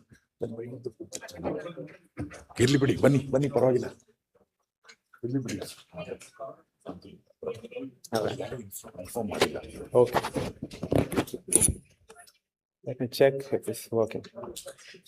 Yeah. Ellarigu namaskara. Good morning, everyone. Yeah, thank you for responding. So, at the outset, on behalf of Electronics ITBT, Government of Karnataka, and Karnataka Digital Economy Mission, I once again welcome you all for the Big Tech Show 2026.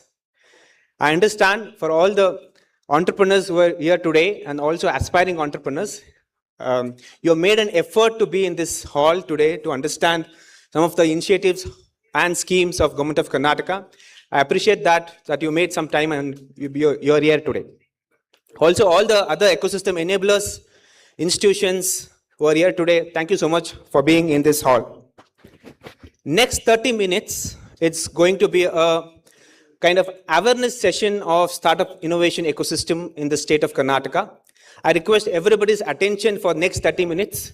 And because most of the founders, if you give your attention next 30 minutes, you will gain something out of this session, which will really add value to your startup idea or the startup solution. So without further ado, let me take you through the startup ecosystem in the state. So this is a slide which I always share with pride, because this says the story of the state of Karnataka, where out of 2 lakh startups recognized in DPIIT across India, Karnataka holds 22,000 plus startups, right? And you can also see there are 3,300 plus startups who are funded by larger VC firms. Oh, thank you so much. So when I'm talking about the pride of state, the slide was missing. So as I was mentioning about the global startup ecosystem ranking, which happened in 2026, Bengaluru ranked top 15 in the global. So that is again a pride for the state of Karnataka to mention about. And especially on the women-led startups, right? There are more than 2,300 plus women-led startups in the state of Karnataka. 650 of them are funded by VC firms. And we have more than 53 unicorns have emerged from the Karnataka, where $79 billion have raised from past 2 decades. And we also have a very healthy pipeline of 180 plus unicorns coming from our Karnataka state. So these are some of the pride companies who have emerged as unicorn. You can look at the logos, more than 53 unicorns with $192 billion valuations put together. So tech ecosystem, innovation ecosystem across state focusing on the 5 verticals, which is IT, ITS, ESGM and innovation startups, and beyond Bangalore and talent tags are being horizontals. So we also drive a Beyond Bangalore mission very rigorously. My colleague Chetan, who leads this initiative, we are trying to build the ecosystem, both technology, innovation, and also with the R&D institution. We work with the industry anchors and ensure that the ecosystem is built in for startups conducive environment. So let's directly come into the policies incentives, right? We are celebrating more than a decade today of establishing the Startup Karnataka policy way back in 2015, even before Government of India thought of it, right? And under the leadership of our Honorable Minister, Shri Priyank Khargeji, we are deepening our commitment as a decade also passed. Now we are getting into the deep tech era as per his vision. So the policy of 2025-30 clearly lays on the every life cycle approach of the startup, starting from seed stage, early stage, growth stage, and late expansion stage as well. So let me take you through some of these initiatives where it starts from very early stage, from aspiring entrepreneurs who are there in the academic institutions. So for students, we have this initiative called New Age Innovation Network, where we encourage student entrepreneurship in the institutions, encourage the entrepreneurship mindset in the institutions. This initiative provides 5 lakh for a project by a student who builds in this program, under this program, right? We have identified more than 15 plus NAIN institutions across state in the engineering colleges. And there will be also provided 10 lakh plus operational costs for the institutions to run the program. Post that, what after you have a prototype, you have an idea, but still you don't have a team to, establish a startup or a company, right? Hence, Government of Karnataka came up with a program called Rajiv Gandhi Entrepreneurship Fellowship Program, which provides 25,000 stipend per month for an innovator. He may not be a startup, he may not be having a company. Even if you have an idea and want to pursue this idea, next 12 months, Government of Karnataka identify that idea through a screening process and provides 25,000 per month for next 12 months. And also with the right kind of mentorship, right?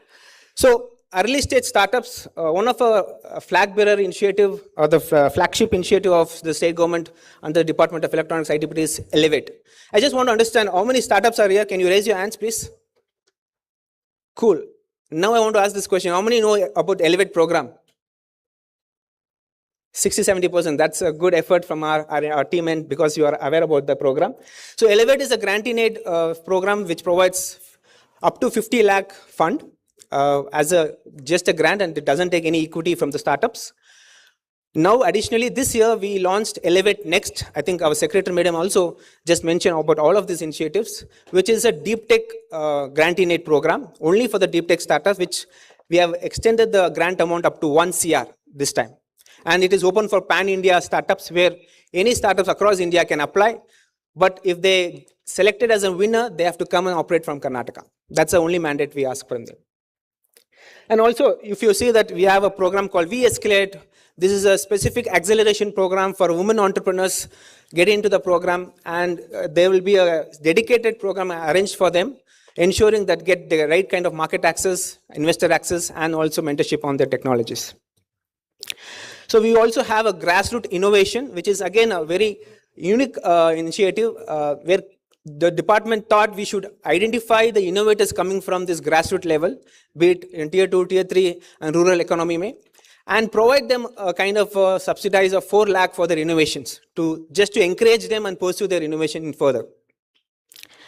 Further to that, we also, as a part of Karnataka Digital Economy Mission, we just had a initiative called Beyond Bengaluru Blue, which we are doing from last 5 years. This was the fifth edition that we did, where we call applications from the emerging clusters. Specifically, when I say Mysore, we call from the Mysore clusters, Ramnagara, Chamarajanagar, Mandya, and so on and so forth.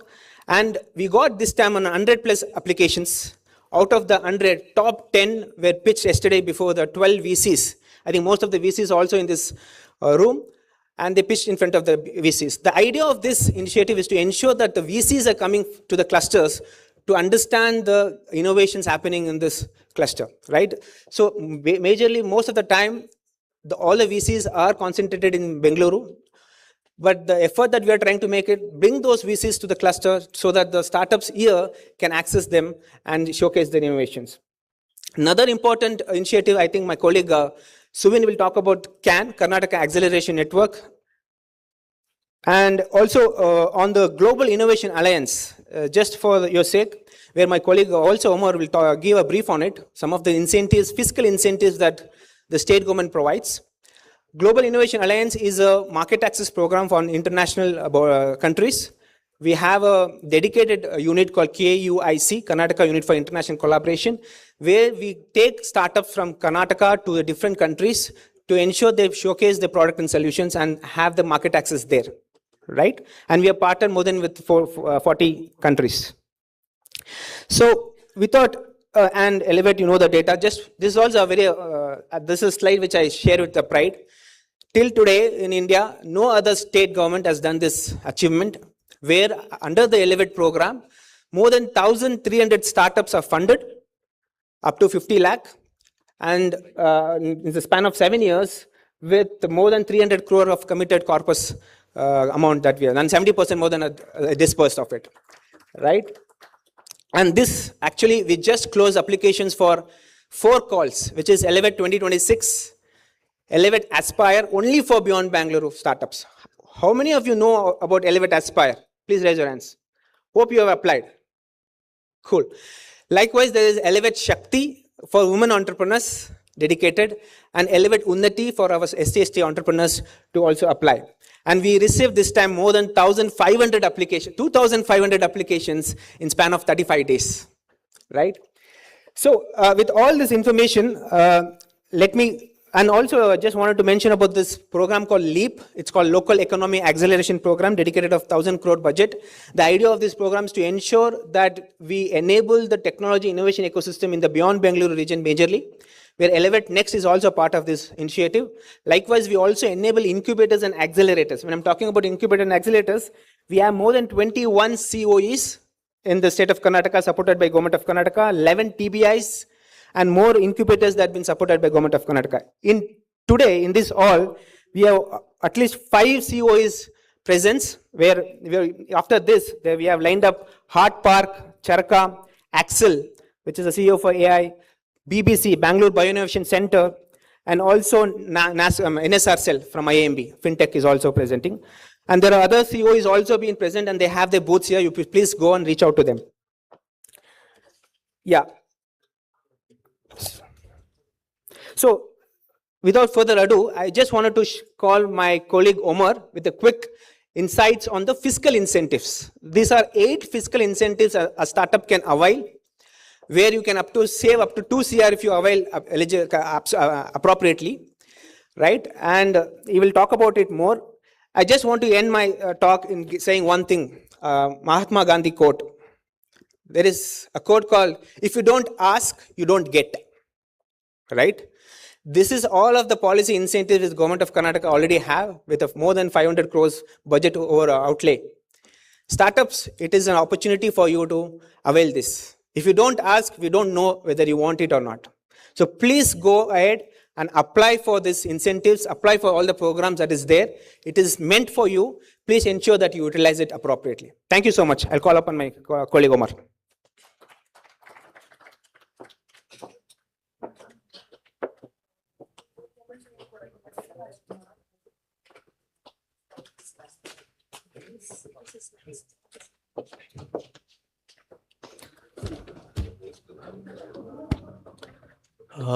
Very good afternoon and a warm welcome to all the startups, industry, ecosystem partners, and everybody who have gathered here today.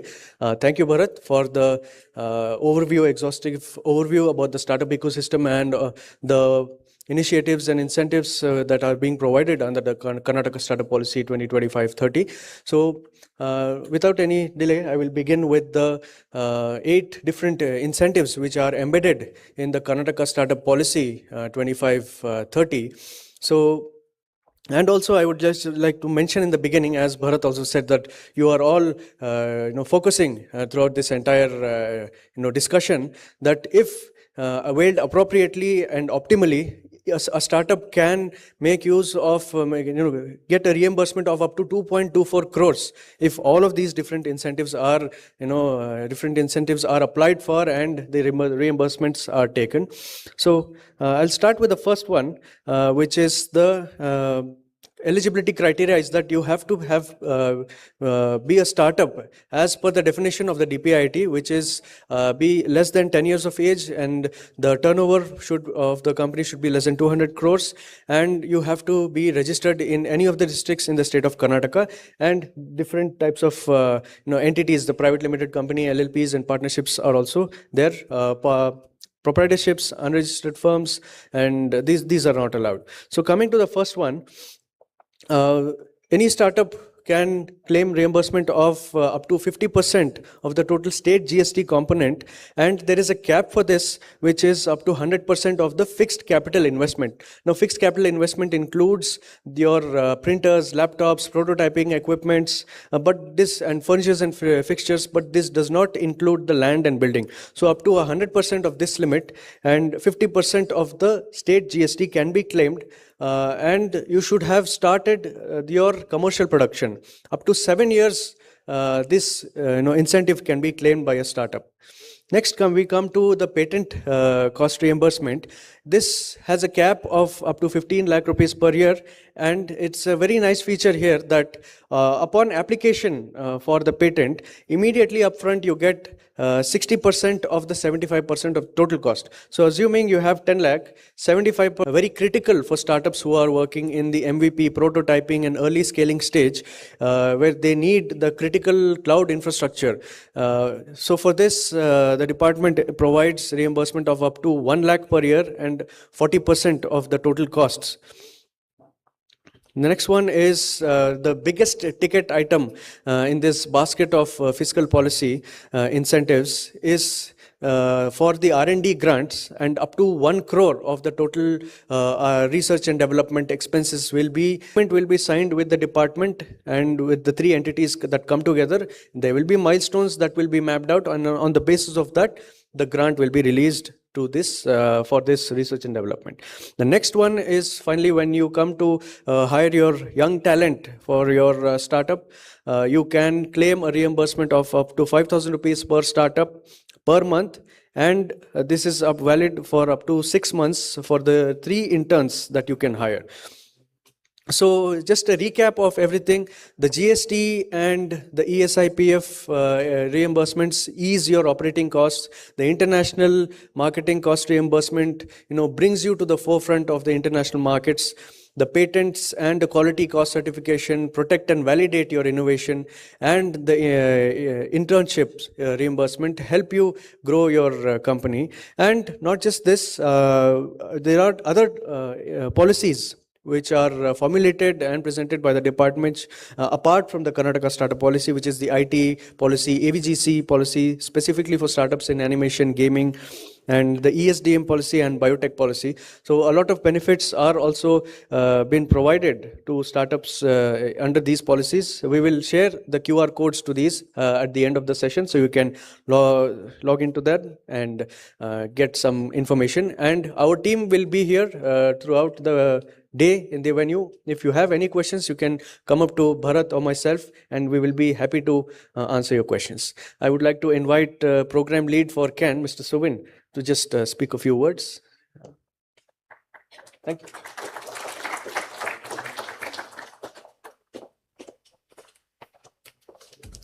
Good afternoon, everyone. I'm Suvin, part of KDM and taking care of Karnataka Acceleration Network.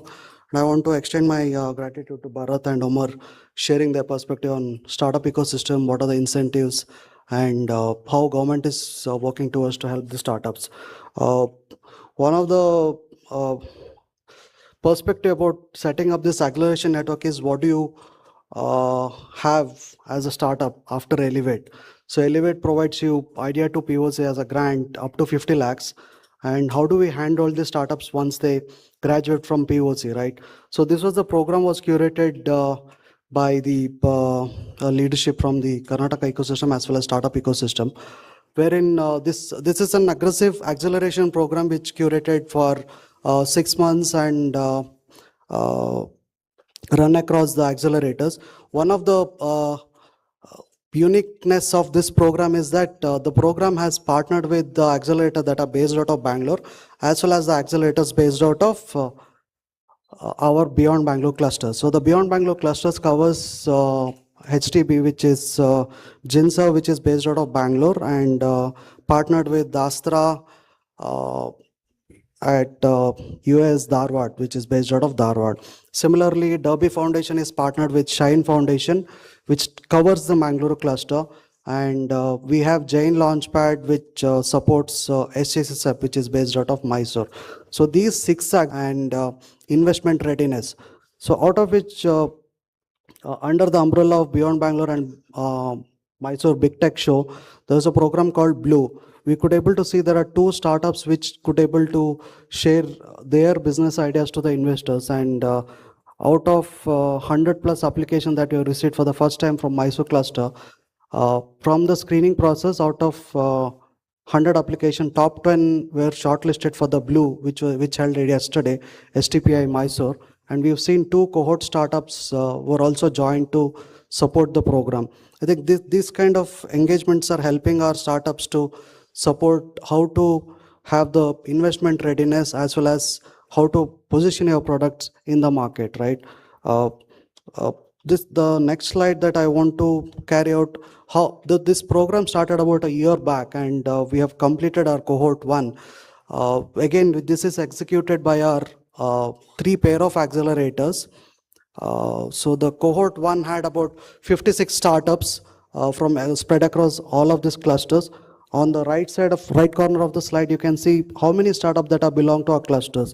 Put together, there are 56 startups that have graduated from cohort 1. These are some highlights that we could be able to understand as well as see the progress from our startups. So out of 56 startups, there are 11 startups who raised their funds about 8.5 crores, as well as all of the 6 accelerators delivered more than 2,000 plus hours of mentorship. So collectively, each of the startups have got about 40 to 50 hours of mentorship, dedicated mentorship hours. One of the core objective of acceleration program is to provide the mentorship to the startups in terms how to scale, how to position, as well as become investor ready, right? As well as this cohort witnessed around 50 plus startups that have 50 plus investors that have engaged as part of the demo days. Another interesting factor is that these startups, before joining the program, they had some revenues as part of their startup. So they were early stage and they had some pilot programs, pilot products that were running, and they could able to generate 9.9 CR as a revenue from the acceleration program. So this numbers are all recorded as part of the program, which run across 6 months. As well as these startups have supported with creating new employment, which is about 200 plus employments. Also, as part of our initiative to support the startup ecosystem, they also got an opportunity to showcase at some of the forums such as Forbes Top 100 to Watch, as well as Bangalore Tech Summit. That's one of the unique, I think, flagship program from our Department of Electronics ITBT, been running for more than 2 decades. And these startups have showcased about 18 startups were showcased about at the LEAP Pavilion, local accelerator, economic accelerator program. Moving on to the next slide. So after completion of cohort 1, we have invited couple of more applications for the cohort 2. We received around 293 applications as part of our cohort 2 call, and same we have received 56 startups who could able to onboard them for the cohort program. There are rigorous screening process involved in terms of spending 60 hours of collaborative assessment which was done collectively from our accelerators as well as from the mentors to screen these 56 startups. Right now the cohort completed about 2 modules as part of the acceleration program.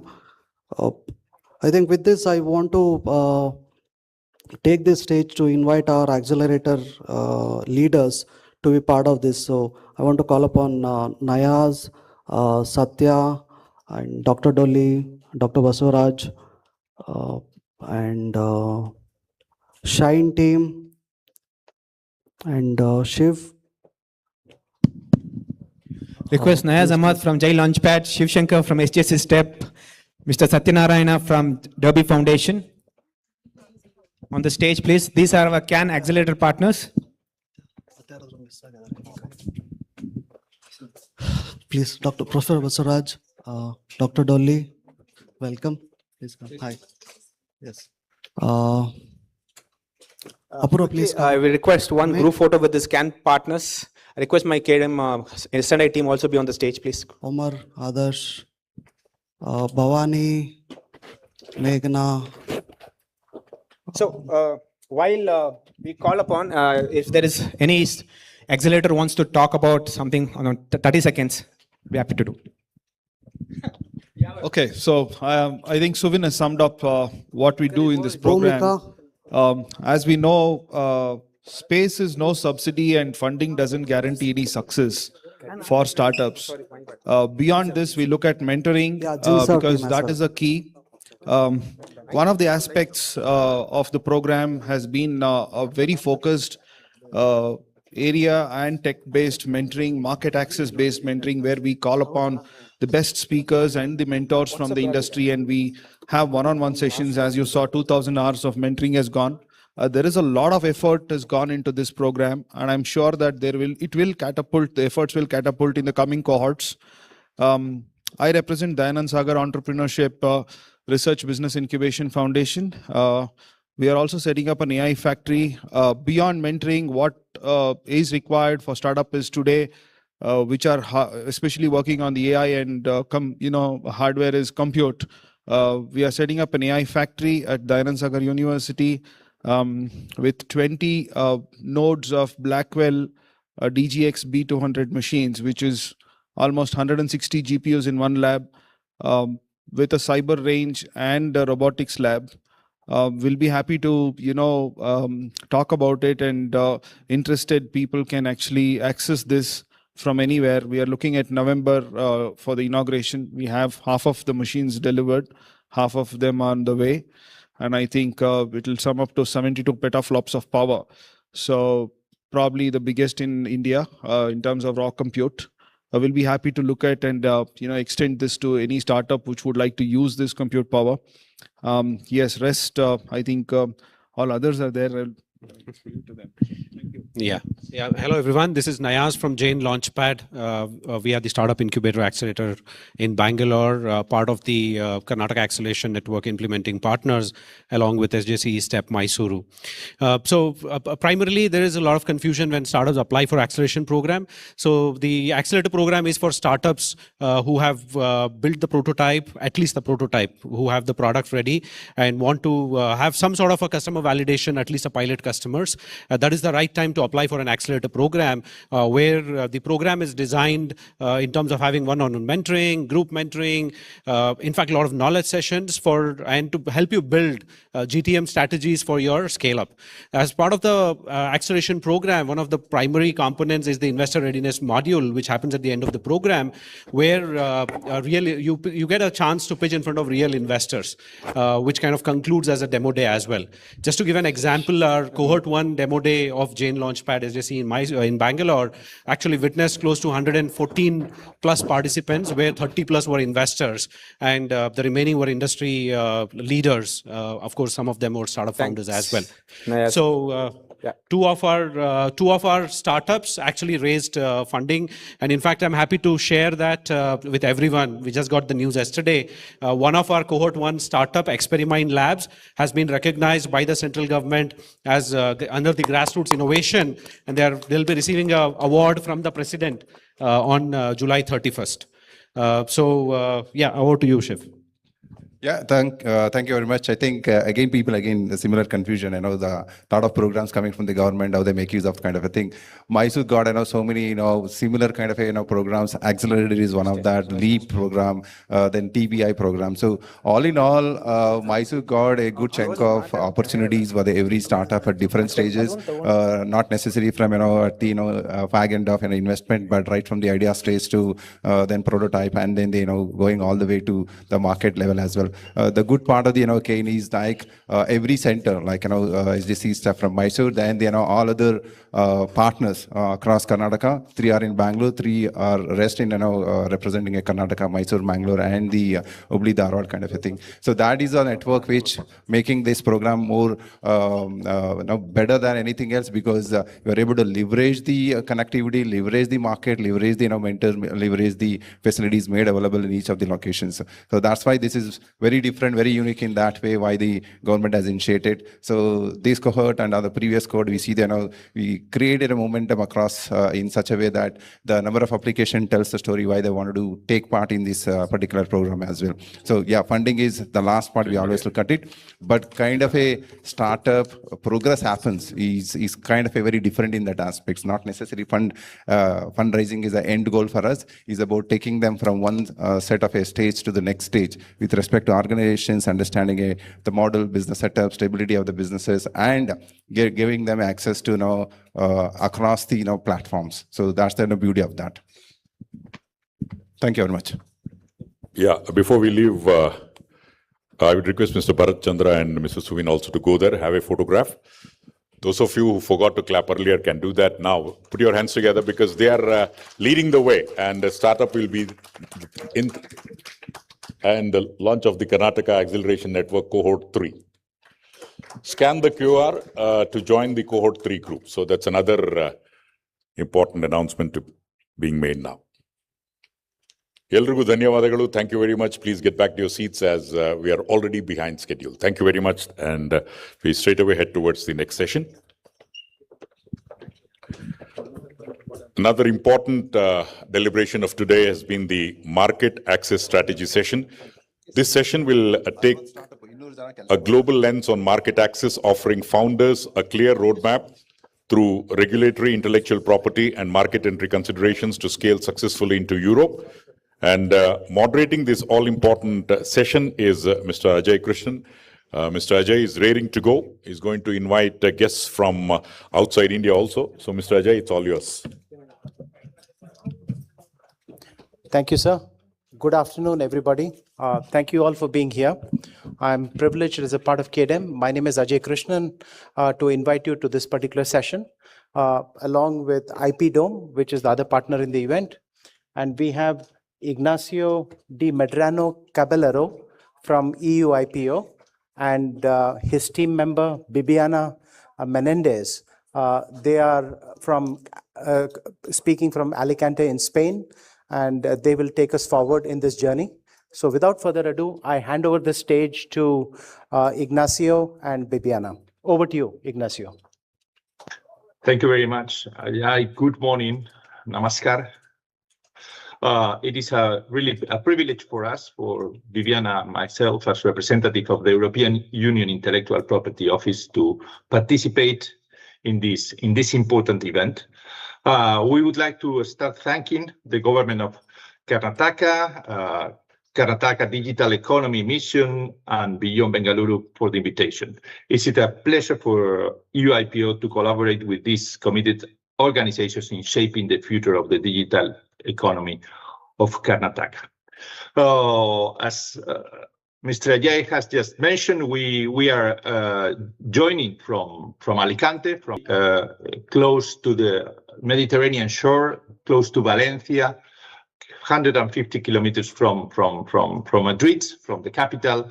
And here is where it is the base of the agency in charge of protecting intellectual property rights for the whole territory of the European Union. We will go a little bit on detail on this. What is the, let's say, the kind of protection and what are the benefits for Indian startups, Indian SMEs when they are considering to export to Europe, when they have identified some interest on the European market, how they have to do and what are the elements that they should consider. So this is a little bit the structure of our presentation today. We will start giving you some figures on why IP protection matters in the European Union, what are some tips about how to register, what are the options that you might have in order to protect your brands, your designs, your patents in Europe. In particular, we will like to focus a little bit on design and copyright for software companies, given the interest that this might have to you. The different alternatives that you have. There is not only a single way to protect the intellectual property in the European Union.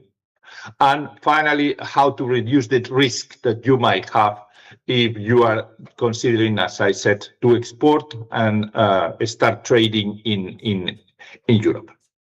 So let's start a little bit. First of all, I think this is a very good momentum for this presentation. This is something that we, Viviana and I, we have been several times this year last year in India, very linked to the fact that the free trade agreement between EU and India, that it was signed at the beginning of this year by the heads of the government of both the European Union and India. And from what we heard, it is very likely that it will enter soon into force. Of course, it creates a lot of opportunities for Indian companies, as well as, of course, European companies coming from India. As you may know, once the free trade agreement will enter into force, this will eliminate tariffs 93% for the Indian exports in the EU. This is, of course, in the situation, let's say, global situation of the economy around the world and the problems that we have been facing in some specific markets in the last years with tariffs. This is good news. And I think these are, let's say, also alternative markets.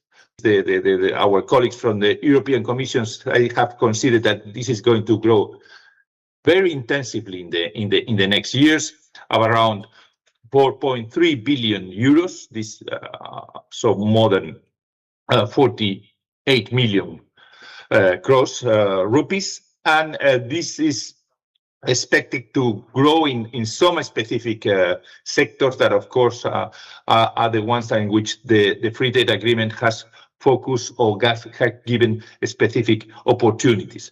Textiles, apparel, toys, tea, gems, jewelry, medical apparatus, leather and footwear, but of course also electronics and IT services. It is something that it will have a lot of impact in the next year, and it is expected that many Indian companies that for the time being are already only operating at domestic level or exporting the same kind of public organization as the Controller General in India. So our main task is to protect the trademarks and the designs and the geographical indications for handicraft and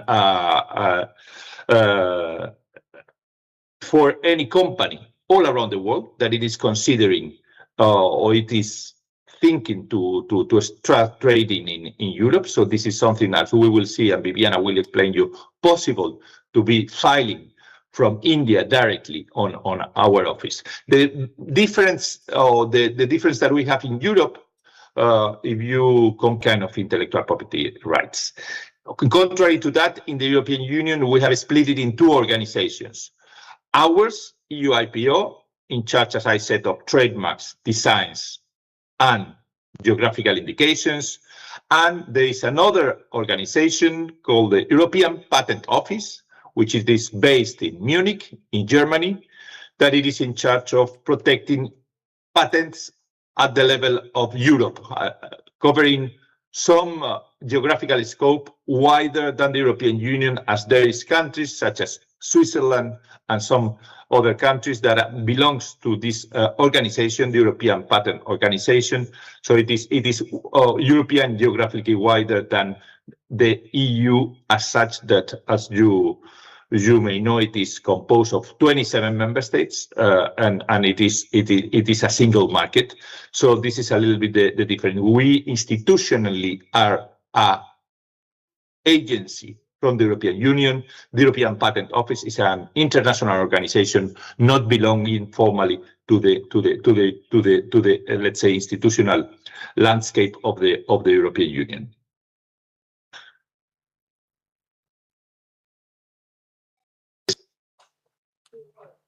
So why the European market might be interesting and attractive for Indian startups and Indian companies in general? Of course, I mean, the focus, and this we have been seeing in some data analysis of traditional expansion of global brands, have been focusing in US, in China, in Southeast Asia. But as I said, these opportunities created by the signature of this free trade agreement that has been negotiated for years gives you the opportunity, or gives companies from India the opportunity on getting into the third largest executive limitation in order to continue or to trade in the rest of the member states of the European Union. What does it mean? That means that with the internal market, you will have an access to a market of 450 million consumers. According to the data analysis, 75 million of these consumers are high-income buyers. So winning over these hearts and minds requires a rock-solid strategy as regards intellectual property. You will need to position your brand effectively and differentiate your product as a standout. Now, while the EU offers massive demand for Indian products, we are not here today to talk about broad macroeconomics or trade trends. We are here to talk about intellectual property and the critical role that IP plays in making market expansion successful. For this, I turn to my colleague Viviana, that she's going to give you some elements as regards the protection of trademarks and designs in the European Union. Thank you. Viviana, all yours. Thank you, Iñaki, and namaskar to everyone. Let's jump into matter, why the IP protection matters. First of all, Europe is a very dynamic market, and whether it's a trademark or a design registration, these are two crucial things for startups. These two IP rights help you stand out, and it gives you, as Iñaki mentioned, enforceable legal protection in all the 27 member states. The data consistently shows how SMEs are benefited from holding IP, and how they have a success rate compared to other companies who do not have IP. Why? Because this IP also attracts investors and venture capitalists. Investors want to know your core technology, your brands, your designs, and if there is all of this in place, they can allocate the capital. IP rights build trust. They create clear competitive moat that proves to European consumers that your product is authentic, which they value a lot. And here's the real beauty for scaling fast, and we will repeat this for a couple of times. Just one single registration protects you across 27 nations. You don't need to navigate all these legal systems between the countries. We have just the one system in place. Now, As many Indian founders, you already know how the fierce domestic competition can be, and expanding into Europe brings its own saturated categories. But in Europe's crowded space, securing your IP isn't just defense, it's how you can establish your unique identity. Before we look into how to file, I'll show you a bit of the strategic growth of certain brands that we've seen in our registration. Okay. I'm sure that a lot of you are familiar with this vehicle. And I know that until now we brushed upon IP rights, but what does this mean in practice, and why should they matter for your company? This iconic vehicle, which I'm sure you know, and it's very recognizable, the brand we all know, it's a very important Indian company. It has many multiple IP layers, right? First, it has how it works, which is protected by patents. This is the underlying technological innovation, whether it's the engine, whether it's the improved braking system or specialized suspension. This is covered by patents. Then we have how it looks. The difference between the Indian system and the European system is that design protects in Europe only how it looks, not how it functions. That's why we stress the difference between patents and designs. Okay, so design is how it looks, how distinctive the body shape of the vehicle is, the aesthetic lines, etc. And this is protected by the European design. Now, what the vehicle's name is, that's the brand name and the logo, the identity that carries a reputation and the legacy of the company that is protected by the trademark. At the UIPO, our mission is to help companies to secure their trademarks and designs across Europe, as we mentioned. We know that behind every startup, there is a valuable IP, and we really want to stress the importance of protecting. So you can see this success cases like before when they started as smaller companies, like the vehicle legacy Indian company. So this is a well-known brand, and it has evolved tremendously over the years. It has used the IP to protect their continuous innovations. Since their first trademark registered in 1945, they have registered many other trademarks and brand logos, a massive company. In the European Union, this company holds many EU designs and trademarks. But how did they start first? The Tata Safari, I have to mention it, was the first EU trademark that we received from this company. And this is a real case, this is from our registry. And as we said, it protects the trademark. It later evolved the trademark into other classes. So one trademark was probably just filed for a vehicle class. Afterwards can evolve into consultancy, into services, others, for example, like computer programming. It can evolve into many things. Just with one single copyright come together in one specific product, and then how also it can evolve and how it can grow over the years to become a massive conglomerate. So, why should we focus heavily on IP? When I speak to founders, I often hear like a very big concern, like the EU feels complicated, it's bureaucratic, you have 27 different countries, different languages, and of course we cannot eliminate every hurdle and regulatory hurdle in Europe, but the process is really streamlined. Through the EU, you could just have this one registration covered for the 27 member countries because it's a unitary system. It works and it has harmonized all the system between all the countries in the European Union. So it's easy for anyone to enter Europe and do business in Europe. What are the benefits? We have one application, we have one single fee, one currency, and it applies, as I mentioned 1,000 times, to the whole European Union. On top of that, you can take advantage of the fast track process.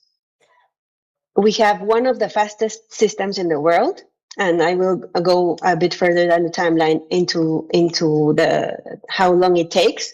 But we have probably one of the most modernized systems in terms of designs and trademarks, and you can have your trademark registered at the maximum of 4 months. So we have a bit of advantage over there compared to other systems. And once it's registered, this becomes part of your long-term assets for your balance sheet. Let's not forget that. An EU trademark is valid for 10 years, and it could be renewed indefinitely. And also, if you have a design, it lasts, the first fee lasts for 5 years. There's 5 years protection, and it could be renewed until 25 years. Now let's look at how much it costs. Starting cost for an EU trademark is for one class is €150. This is 93,000 Indian rupees, which if you make a bit the calculations, it ends up around 731 rupees per month. Why this price is relevant? Because if you go directly to one country, for example, if you just want to file in Germany, it costs €290, which is 30,000 Indian rupees. If you decide to go, okay, let's go to two countries. Let's decide France. The price in France is €190, so it already goes over almost €400. And if you pick a third country, it's better to go for the European protection. So it is really depends on the strategy of your company, where you want to sell. But of course, for many software companies and for many big companies, the idea is to go global or to bigger territories. So that's why we advise to go with the European protection and covering all the member states. Just to clarify, it costs more to have Spotify Premium than 10 years of IUTM. The price, as I said, for per month is like 700 Indian rupees, which for that in Europe is similar to a Netflix subscription. So how long does it take? For trademarks, we have the fast track. What it means to be in the fast track is that you fulfill a certain criteria. Let's say that you do your work a bit before the registration, and you can have your trademark published in 14 days. What does it mean that it's published? It means that it's published to see if someone has an opposition or has any complaint about your trademark. If the market does not respond to this publication, then you can have your registration in 4 months, around 4 months. So it just completely goes streamlined. If you go through the standard track, let's say that you do not know certain aspects to fulfill your application, it takes a bit longer. It can be published in 36 days. And the standard track registration, so if, let's say, there's no oppositions, you can have it in 5 months, which is, again, quite fast compared to other systems. And in terms of designs, this is a super fast system. You can have your registration, if, again, done in fast track, in just 1 day, but the standard track takes 7 days. This is the difference, I have to say. For example, with the USPTO, the USPTO has a patent design system, which they evaluate on how it works, not just on the aesthetic aspects. And the UIPO just evaluates on the aesthetic aspects, because like my colleague Ignacio said, the patents are registered in another institution, which is the European Patent Office. Okay, how to register an EU trademark? It's quite easy. It's quite straightforward. The process is you must do the search of available trademarks before. You must conduct it to see if there is anything that could be similar, just to avoid that you have someone complaining that there's a similar mark. And we have tools for that. The EU system operates in a first come, first served basis. So you really have to check availability beforehand. And we have tools like TMView, which I will show you a bit further down where to find it, to do a prior search. This is a database that has almost all the trademarks in the world. We work with a lot of offices in the world, so you see also you can filter trademarks for a specific country or the whole European Union. Then the next step is starting your filing application, which you can do online easily, and you appoint an IP rep based in the EU. If you say, okay, but how can I find an IP rep based in EU? We have tools to do that, and I'll show you further down the timeline of this presentation. And then we have the examination process, where we have our experts examining the trademark and the publication. And as I mentioned, then in a 4 or 5 range months, you'll have your trademark. Perfect. So now, talking about designs, we jump into designs. Since the 1st of July in 2026, we have new guidelines. What does this mean? That the EU design regulation was recently updated to better align with today's technologies and the market realities. The EU operates the protection to new designs compared to other offices. We're really at the forefront, I think as well with the UK IP office. But previously, you can think how it was a pain to protect the digital interface. It involved a lot of static screenshots, and it was a pain for all the tech companies. But now the reform has explicitly included non-physical products. We are talking about geographical user interfaces, icons, animations, transitions. Animations and transitions like a flat image. And just want to go a bit, this is not a tricky, but I think it's worth explaining what a design is, specifically for tech companies, and how it matches with copyright, but I'll show you in a bit. Design can be used to protect hardware, modems, VR sets, packaging, UX, UI layouts, wireframes. It's important because it's often forgotten by the tech companies, and it's a great alternative to register in the EU compared to other systems, because first we have the fast protection, which is, as you know, you develop a product very fast and you need to protect it quite fast. So in one day, if everything is set, you can really protect the US system. And then you can use the US system to claim priority in other territories that are members of the Paris Convention. This is a bit of a legal specificity per se, but it can be used as a strategy as well. Many companies use it to protect their innovations, as I said, in the first days. And in the next 6 months, you can use this protection in the EU to claim priority in other territories.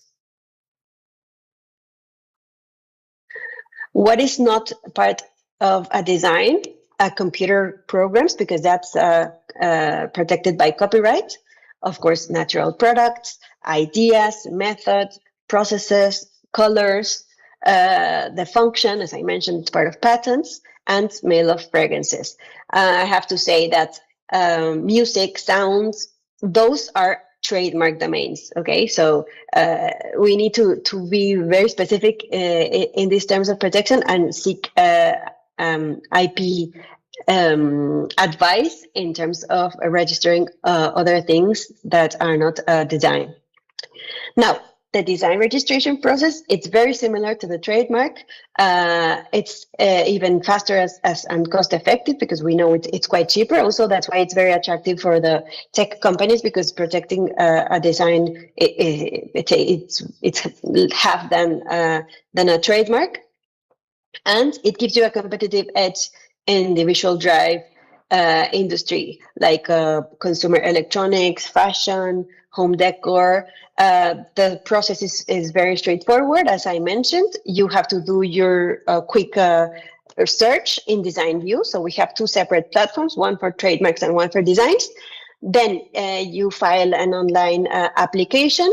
You appoint an IP representative based in EU. It doesn't have to be a big law firm. It could just be a representative, just to take care of the proceedings in case there is an issue. And in a matter of days, you have your registration. So important. Where are we with copyright and designs? You might think all of the elements of the software application are protected by copyright due to being a sort of artistic expression. However, the geographical user interfaces, as I mentioned, the buttons, the animations, the shapes, and patterns can also benefit from design protection. For example, the copyright protects how it looks, the result of the author's intellectual property in creation, and it's automatic. You do not need to register the copyright. It just is protected automatically by the creation. It could be also an original piece of code. It doesn't need to be completely new or innovative. It just has to be original. And what does copyright protect? As I mentioned, the artistic expression, and it lasts as long as the author lives, plus 70 years. So this could add up around like 120 years. Compared to the design protects only the visual appearance, not how it works, as I mentioned. And if you want to register in the European Union, you have first the national protection. So if your company just wants to go to one country, like let's say Germany or Spain or the Netherlands, you can just file directly in that country and they will have their own fees, as we mentioned. And if you want to file to more than 3 countries, we recommend going to the European Union, and you can file the European Union Intellectual Property Office, and you can file directly.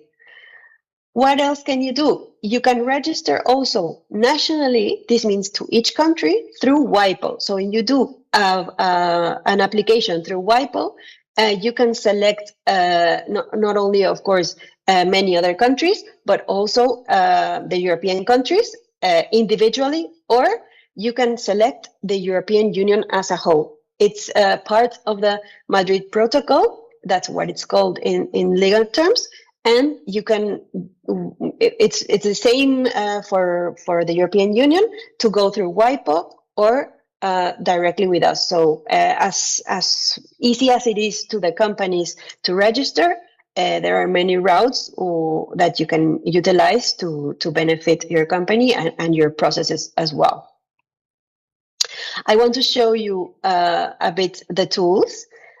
We discussed, as I mentioned, what TMView and DesignView are. These are our databases that you can search across millions of trademarks and designs. You can use images. You can, it's very user-friendly. You can narrow by territories. You can narrow by owners. So it's very interesting to play with, because also if you're interested in specific products, it's free, it's completely open. You can go there and see what Meta is filing and publishing, of course, because you have the option to protect your designs. If you register your designs, you can have an option to keep it private. But the ones that are public, you can go there and see, for example, any hardware by any company. You can go and search yourself. But also it's necessary, in case you have an idea of what you want to protect, to see if the trademark or design is available.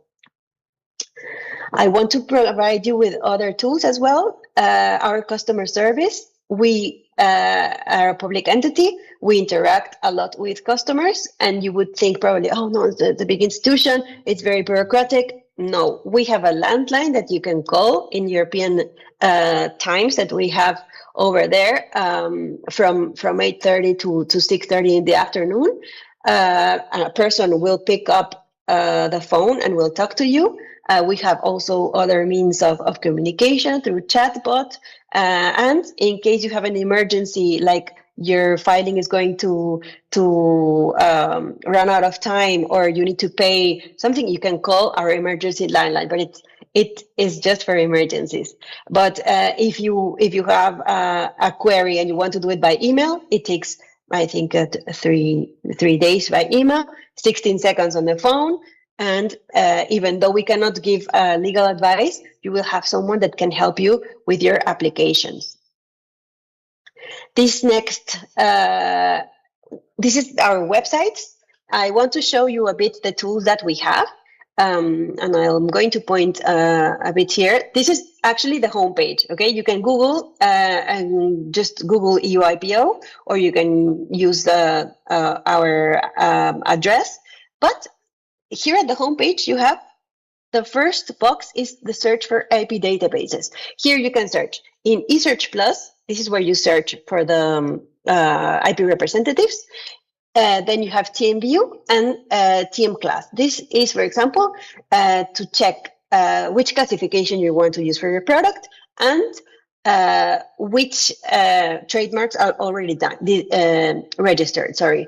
And here in the bottom part, you have the same. You can access directly TMView, Design View, just the tools that we just shared.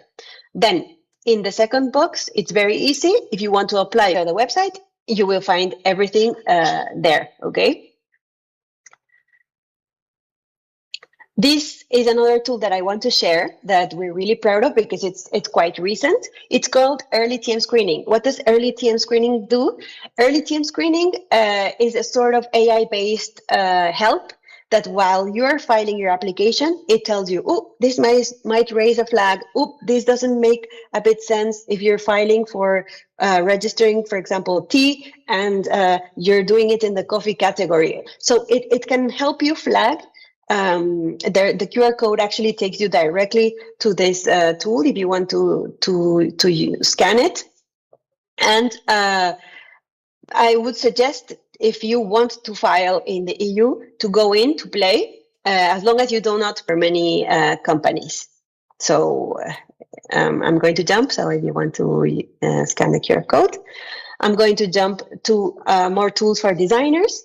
We have another tool called Real-Time Guidance.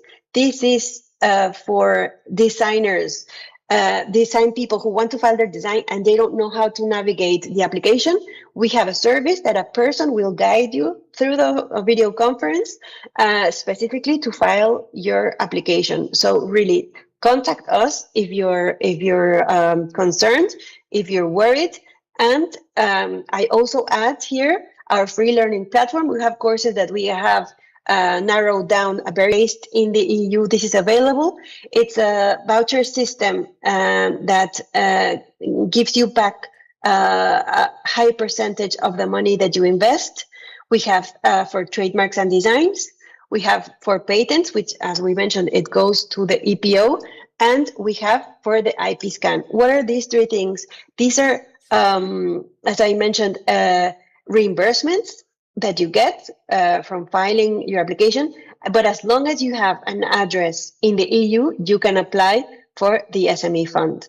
So if you are really trying to come into the European market and are confident that you can grow your company here, as long as you have an address, you can apply for this and get the reimbursement for the trademark or for your design.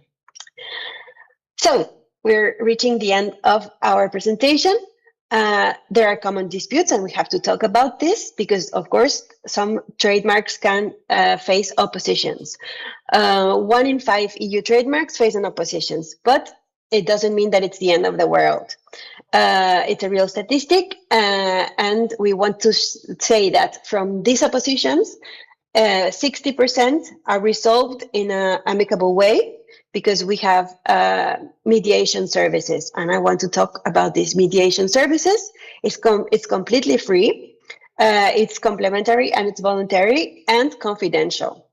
You can have accessible dispute resolutions in case you find yourself against another company because of an opposition to the trademark, and it can help you resolve the disputes in an amicable path. We have a lot of IP applications, like 300,000 IP applications per year, and only 20,000 oppositions. So they can access the mediation services. And as I mentioned, the 70% have a settlement rate and avoiding. I think, are there any questions? Does anybody have any questions? We are running a little bit behind schedule, plus a few people have left for lunch. If there are any questions, we'll be happy to take them now, maybe one. Or I have Ms. Swapna here in front of us. She is local. She can also help us with the questions. Any questions? No, nothing at this stage. Bibiana, nothing at this stage. Nothing at this stage, but I'm sure there'll be some questions that will be coming up. I'll wrap those questions up and send them to you by email or whichever way, and we'll put it out on a LinkedIn post or something. Yeah. Thank you so much. Yes, we'd be glad to respond them. Okay. Swapna, can I just call you on stage very quickly? So we have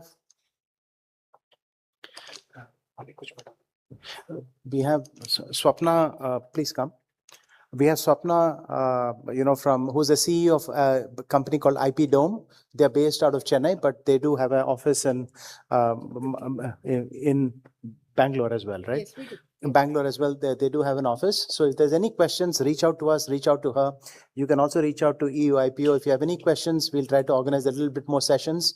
Actually, a detailed workshop is more like it because you need to go into this for a couple of hours. Yeah. So if somebody's interested, do let us know. We'll organize that as well. Thank you so much. Thank you, Bibiana. Thank you, Ignacio. Thank you so much. Thank you, Ajay. Thank you for your patience. Thank you. Bye. Swapna, would you like to say a few words? Yes, I did have a presentation, but I don't think this time, right? This time. Yes. But you might just want to talk a little bit about yours. Thank you so much, Mr.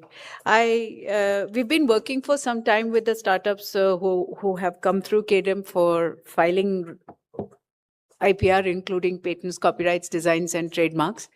We've also been helping startups to take their inventions to other countries.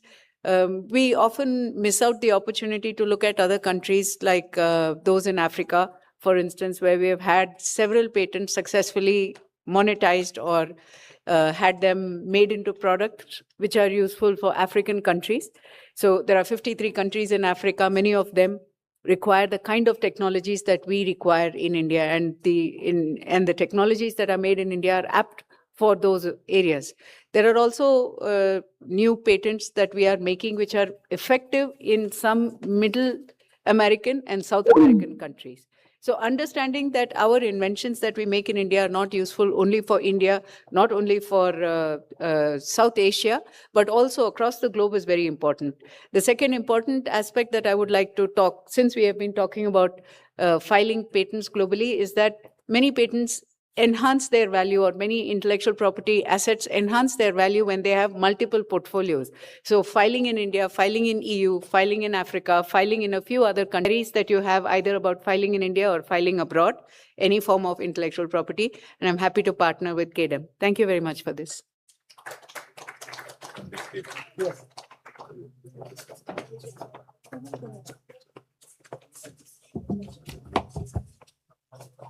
Just go to. Thanks.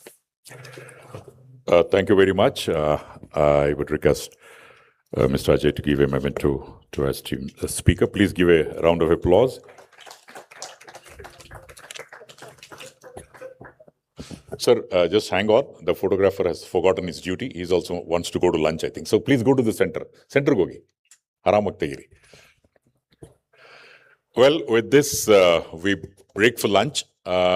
Those of you who are not aware, there will be a vehicle which will take you to the lunch arena. Please have your lunch and come back in the same vehicle in the next 30-35 minutes.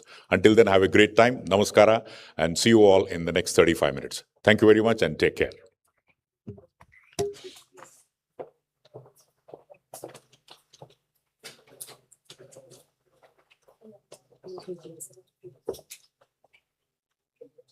Photo Oh, thank you so much.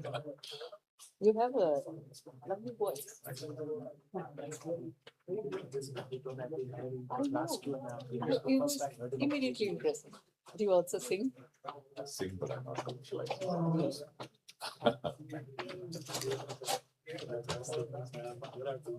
Thank you. Thank you. I'll stand around here for a while. Yeah. Let me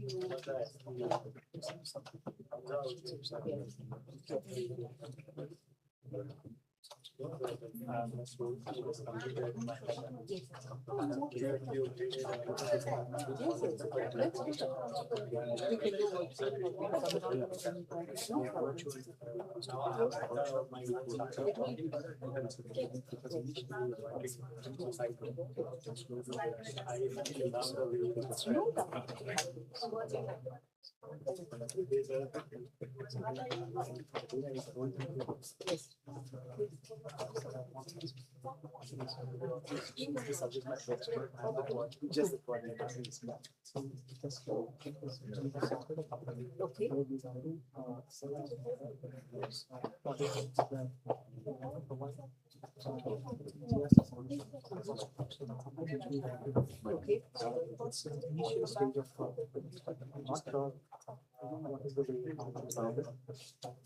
So we can discuss actually, if the innovation part and the IPR part, you can discuss with me.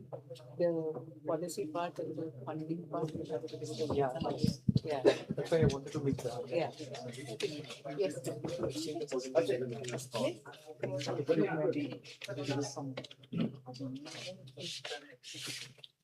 Can I?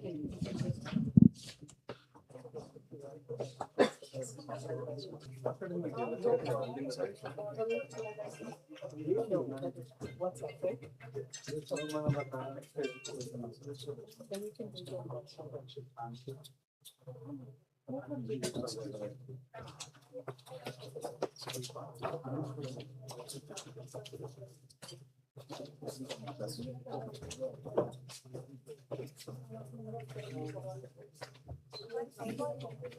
Yes.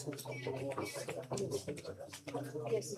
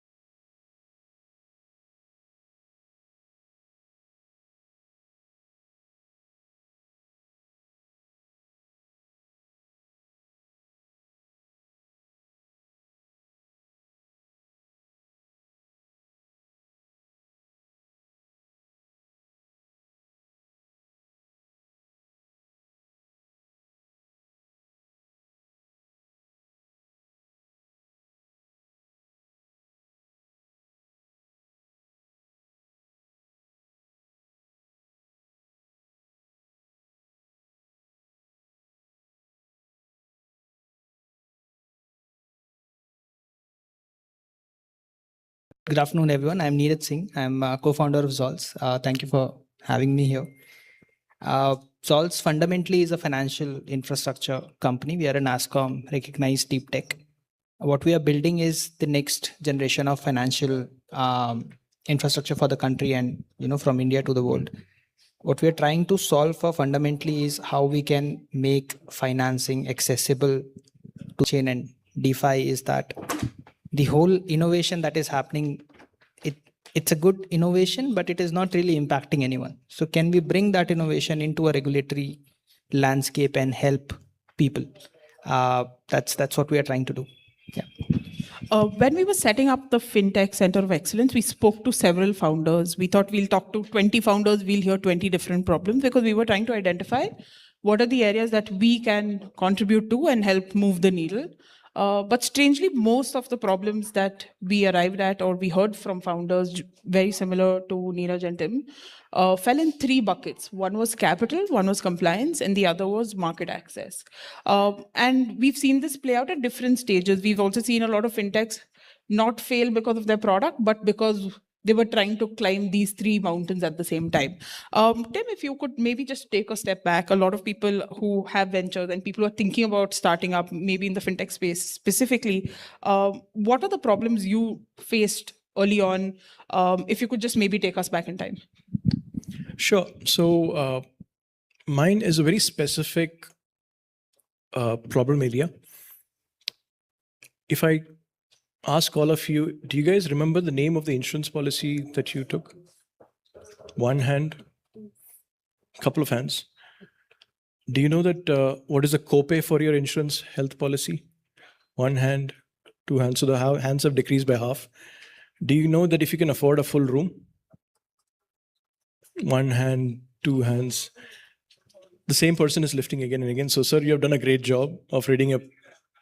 Oh, you're a banker, so excellent. Occupational hazards, I think. So we operate in a space which is, according to most people, yes, I have an insurance policy. It's somewhere there in the drawer. I have bought it from a friend or bought it from an agent or bought it from a broker. So when we started off, one of the first things that we have to cross was there is a regulator. And not only is there a regulator in insurance, there's a regulator in finance also. So if you thought that one regulator was not enough, you had IRDA and RBI. And if all of you, you're a banker, right? So you must have dealt with the circulars that RBI keeps sending. So for us, the number one issue was regulatory risk. And as a startup, none of the VCs, angels, private equity folks want to talk to you if you have any regulatory risk. And that still continues. Today, we have acquired an NBFC. So we are friendly with the RBI. And we've also won awards both in the IRDA sandbox and the RBI sandbox. So again, regulatory risk was something that we saw when we started, and we have sort of gone ahead and addressed that. I think after the regulatory risk, the second most important, as Shloka rightly mentioned, was funding. And mine is a lending business. I have to lend money to people. And guess what's my raw material? Any guess? Money. Right? So if I don't have money, I can't even do my startup. If you're a tech startup, you can start in your bedroom, you can start in your drawing room, you can start in your garage. You don't need a lot of money. You probably need a laptop and a great idea. But if you're a lending startup, you need money, right? So for me, the second biggest issue was fundraising. And the three of us, Kanaji, Prabal, and me, the three of us, when we set up the company, we had about 20 odd lakhs in terms of savings, which we pooled together and gave it to an NBFC, because none of the NBFCs in the country would even lend money to us, because financing for insurance, your insurance koi nahi khareedta. I mean, you're going to put something of a loan on top of that, so nobody's going to even take a loan for buying insurance, right? So that's the feedback which we got. So money was very, very crucial for us, and we could not scale unless we found the right VC or angels. I was a banker before. I had my own investment banking firm before I started FinSol. So I had access to VCs, and I ran this idea through a lot of them. And majority of them said, if you can do at least 20, 30 lakhs of business in a year, we will look at funding you. So we pooled in our money. We gave to an NBFC. I had a junior from IIT Kharagpur who had an NBFC. He then took the liberty of giving us the NBFC to lend for it. That's where we started our first POC. And what everybody was asking for a year, we finished in about 3 months. We were able to lend the entire 20 odd lakhs. And then after we lend, the next biggest problem, which is to collect the money back from people, right? That's in an NBFC or a bank, that's the biggest problem. So for us, the VCs then waited for us to collect the money back. So we collected the money back and we got an NPA of 0.00. And that's where the first VC showed interest and we raised our first check of approximately about 2 crores. And now we are about Series A funded. But along the line, you have to earn your stripes in lending. Again, I'm very sector specific. I think Neeraj is also in my same industry where financial sales, but is a different side of things. How many of you are thinking of starting an NBFC or a bank? Nobody, right? Somebody, I think one person. Apart from that, majority of you would need access to VCs, angels, or private equity folks. And I think the ecosystem that's provided by the Karnataka government has helped us a lot. So I was incubated in NASSCOM for close to about 6 years using the space where I met a lot of VCs. I met a lot of angel investors. I met a lot of super angel investors and angel forums, which came and sort of helped us. So that is where I started networking with a lot of investors to socialize the idea and see what they wanted us to grow and what are the numbers that they want. And then go back to the drawing room and start delivering those numbers. That was the main 2 problems which I faced. Yeah. Just to maybe double click something that you said you were part of a couple of incubators, and considering some of the folks here wanting to start up might be looking for that partner, right?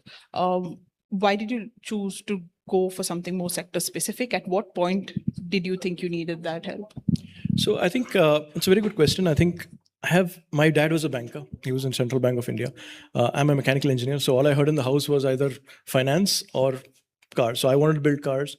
And in IIT, I took major as mechanical and minor as finance. So finance has been married to, I guess, me for a long time. Prabal and Kanaji spent about 4 decades in insurance. He was selling insurance. And Prabal was in Swiss Re, which is also into reinsurance. So the 2 of us, we had finance and insurance backgrounds. And the idea for me personally was, I was in Delhi till 2018.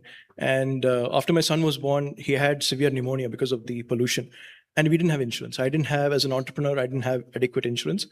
And I felt that if I am facing this problem where I don't have at least a couple of lakhs worth of insurance, how does the rest of the Indian population afford to buy insurance? So for me, it was a personal problem. And that's when I joined hands, like I said, with Prabal and Pramod Khanna. All 3 of us got together, and that was how we selected the problem. But to the next question, how do we go about sort of finding the right partner? I think for us, we looked at all the states which were helping startups, and not much help came from the northern part of the country. There was a lot of southern accelerators and incubators, starting with Andhra, we had Kerala, we had Karnataka, and I think these are the biggest 3 states which are offering money to startups. Karnataka has an Elevate program, which I think Neeraj will talk about. Kerala had a Kerala Startup Mission, which was also sponsoring, and I'm from Kerala. Andhra had the T-Hub, which was also pretty good, pretty forward in terms of taking the first steps in India. And I think these accelerator programs give you access from an idea stage, which is where you start, and then meeting great people. I mean, Mr. Pai was standing outside. That's the kind of network that you can get, right? Access to such people, which you thought would not be possible. I think the other co-founder of Infosys keeps coming to the NASSCOM office, the KDM office, all the time to meet with startups as well. So I think that's where we found that if you're going to start with an idea, if you don't have any support, the state or these states provide access to people who you can brainstorm an idea with and explain that. They provide access to capital, which I think is also important. And the third thing is also, if you want to have a POC, they also provide you access to certain companies, because a lot of companies approach the Karnataka Digital Mission. They come to them with their problems. So if you have a solution which will take care of the problems, you also have customers there. So that's everything that you need as an entrepreneur. And that's the reason I used all of these accelerators. In fact, now even Odisha has started something. So we're looking at that as well. Neeraj, if you could maybe talk about some of your earlier problems and what help you were seeking from incubator partners like NSR Cell as well. Yeah, I think Tim covered it well. For most of the startups, I think funding is one of the critical problems you have to survive. For us, it was it was one of the biggest problems, because our gestation period is pretty long, because the kind of infrastructure that we are building, it takes at least 4 or 5 years to build, and then we can start making money. It's not a startup which can start generating revenues and show some sort of traction to the VCs in a year or so. So we had to rely on a lot of incubators, a lot of grants that we have received from, from the government, NSRCL, KTech, Elevate is one of them, see revenue, and then you start looking out for other revenues and you sort of keeps on, diverting. But when you choose the right ecosystem, basically you have a lot of sounding boards you can go and talk to.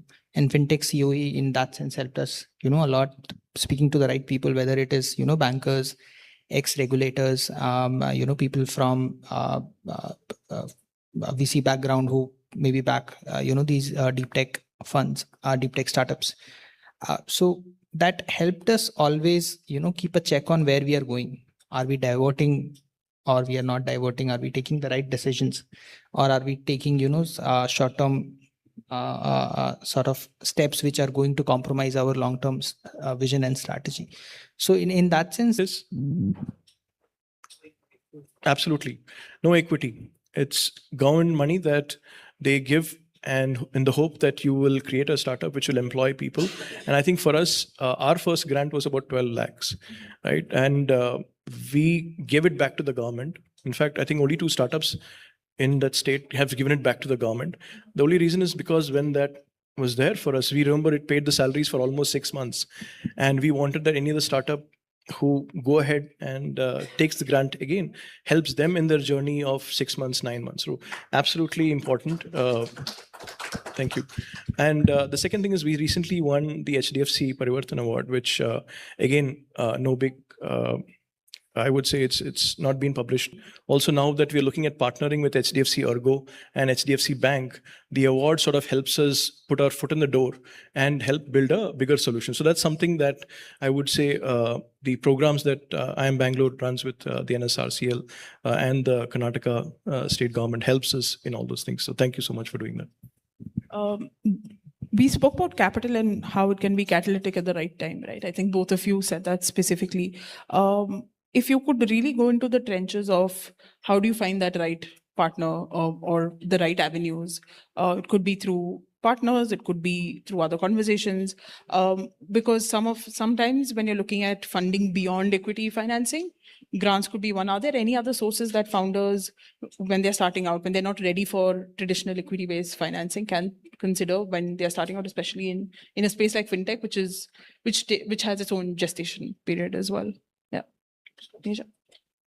Yeah, I mean, I don't really know of a lot of ways. I think equity capital, you can take debt, but debt is very difficult. I think you should not take debt at early stages anyway. Grants are the best thing. If you are building up, I think grants are the best thing for a startup. You can, and at early stages, you don't have, a lot of expenses as well. You're not taking salaries, your employees are there.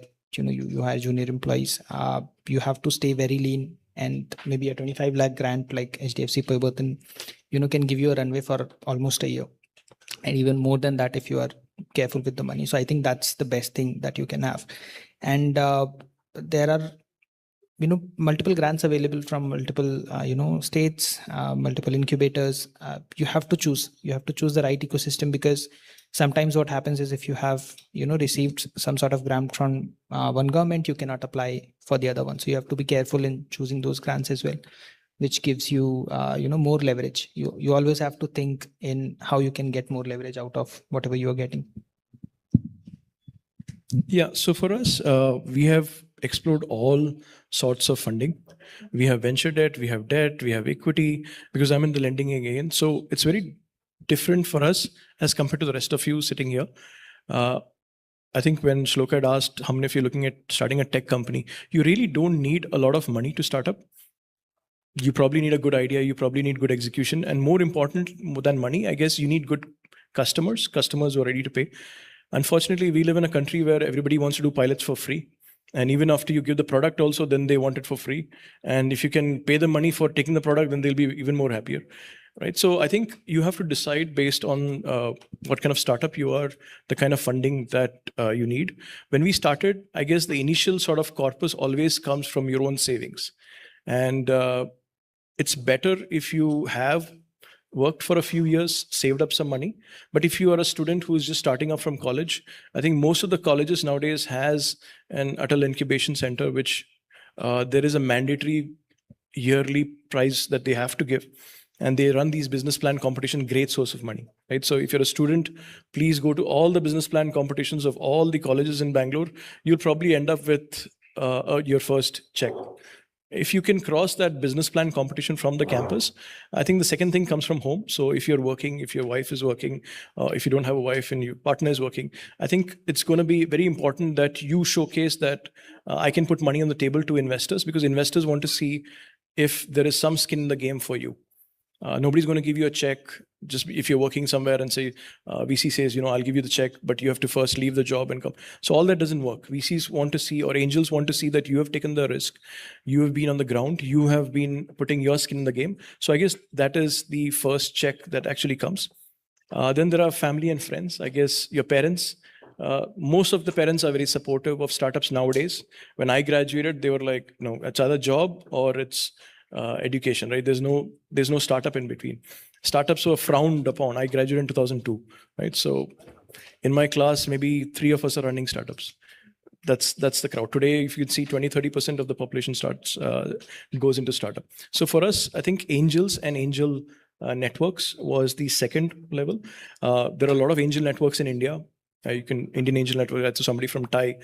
They also have an angel network. There's Bombay Angels, there is Delhi Angels, there's Bangalore Angels, Chennai Angels, there is all these angel networks. So I guess meeting these angel networks is a great help.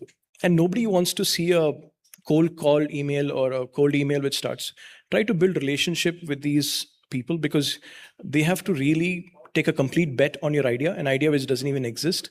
So I guess angel groups, you have access to more people, and they will also take a bet on the idea. They will evaluate you, but they also want to see how much amount of time you follow up with the angel as well. There's no point talking to a private equity guy. All of you know the difference between private equity, venture capital, angel? Yes, no, maybe. I think it's the post-lunch session. The hands have stopped going up. Right? So angels are the guys who write checks of anywhere between a couple of lakhs to 50 odd lakhs. VCs write checks from 50 odd lakhs. Nowadays, it's couple of crores to about a couple of million. Private equity guys write checks from a couple of million to a couple of billions. A private equity recently bought, Dell back, right? So that's the amount of money. You also have state governments which have debt funds, which actually give you a loan. We have grants. This is another type of funding. And then there's something called a CGTMSE, which is a scheme that the government has for entrepreneurs who have hard assets. So these are all the different types. I've tried all of these, and I've probably, except for CGTMSE, I've got all of these. Recently, I've taken venture debt as well, which is a mixture of equity and debt. So all these types of equity is available. But to start off with, it's always an angel or a micro angel or a VC or a micro VC. That's how you typically start.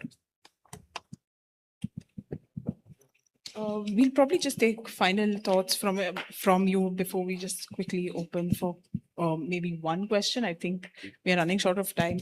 When you were talking about capital, you said you've looked at all different avenues, but you also said how you struggled with your first pilot. How did the initial grant help you take better bets on the pilot, right? Sometimes it's not directly going to it, but it helps you experiment a lot more. How did that play out for you? Because I think GTM is also a big area for early stage founders to solve.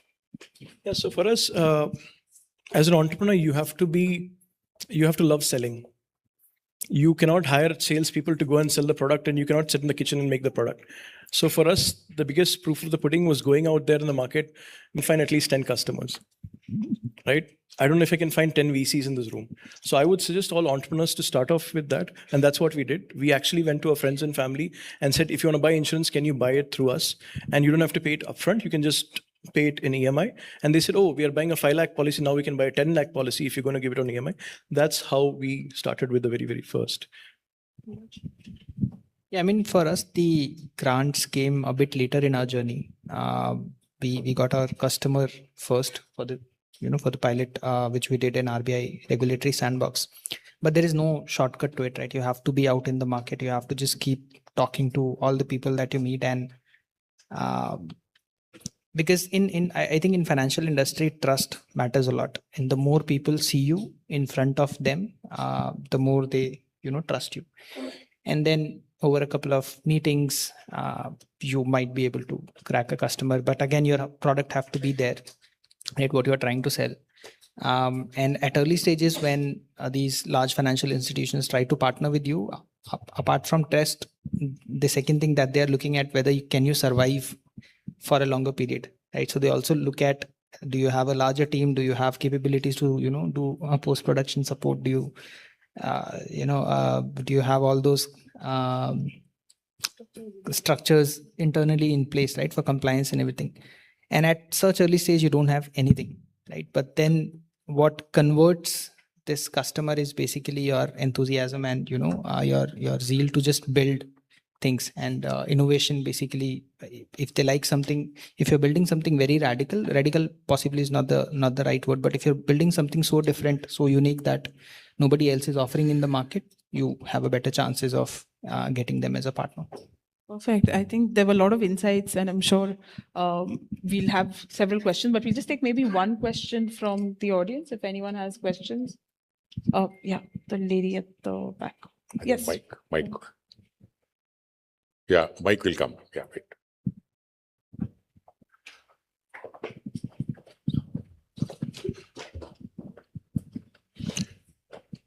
I think one question and other questions we'll take offline. Yes. Yeah, okay. Raja. We'll just take one question for everyone else. If you have questions, you can definitely find Tim and Neeraj outside. I'll be outside as well. And we've got the team from NSR Cell. If you could just quickly wave out. Yeah, you've got four of us who'll be looking forward to interacting with you. Yes, ma'am, your question. You might have to turn it on.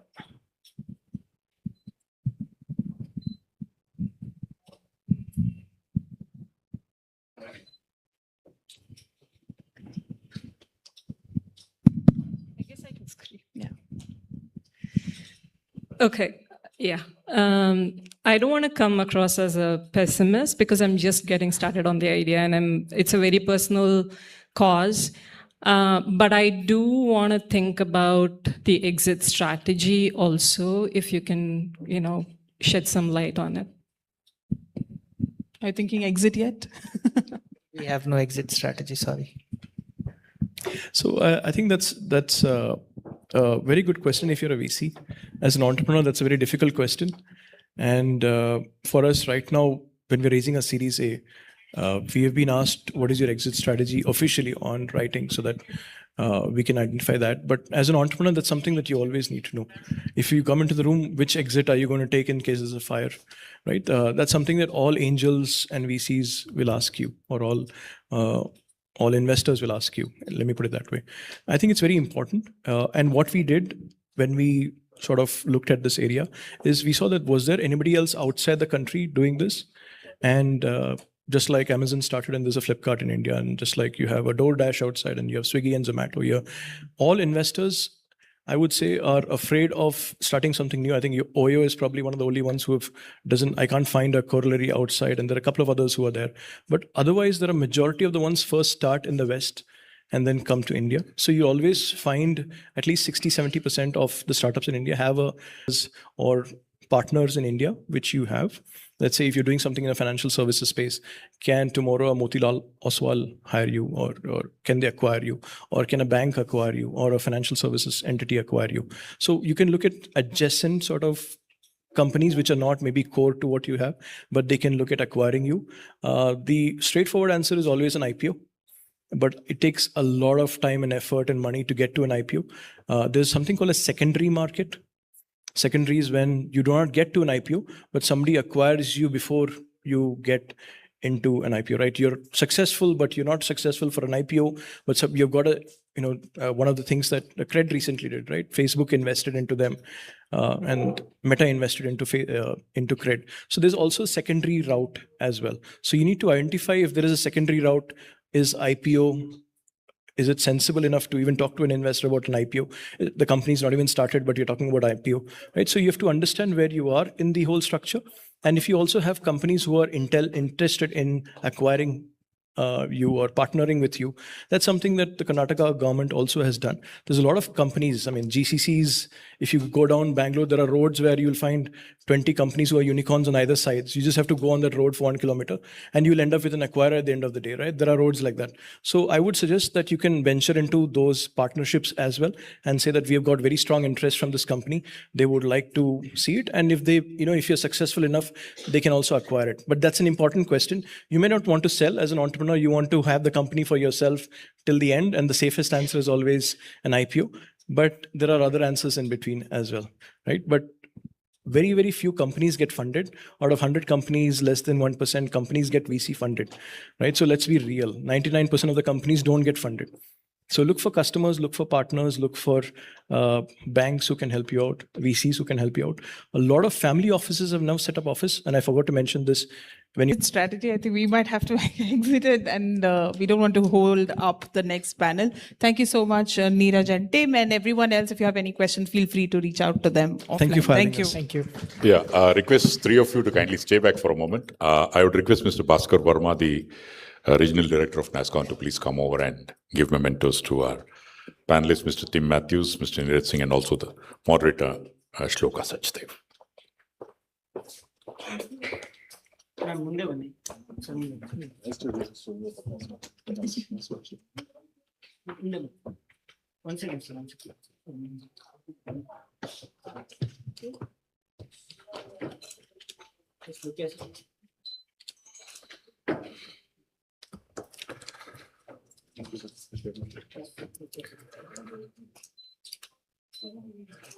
Emerging market opportunities within our ecosystem, as already indicated by the moderator. You can post questions offline also. One group photograph, yeah. In the meantime, some of the delegates who are having green colored passes, green colored delegate pass, can go to Sarojini Naidu Hall, which is next to the exhibition, to collect a gift hamper. I think most of you have this information, but just in case if you don't have, please note you can get into Sarojini Naidu Hall, those of you who are having green colored badges, and you can collect your gift hamper. The next session will consist of back-to-back presentations by four esteemed personalities, and thereafter it will be concluded one, and they come back on stage after that. The first is about the first 10-minute presentation focuses on AI and Robotics Technology Park, Art Park, established at IISc, which is pioneering translational R&D and venture building in autonomous systems and AI. I would like to call upon Mr. Manjunath. That is okay. I can just still present, I believe. No, I think once again, can you stick with the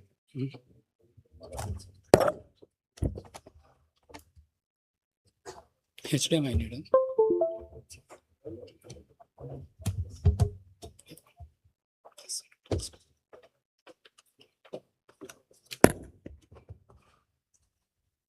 I think it's visible now.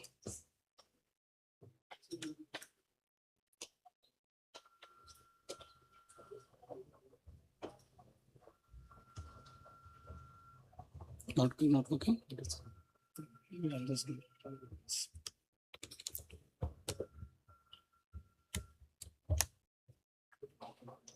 Let's see. Okay, I'm good to go there. What happened? Something happened. I'm not able to get it on. No, I just have it in here.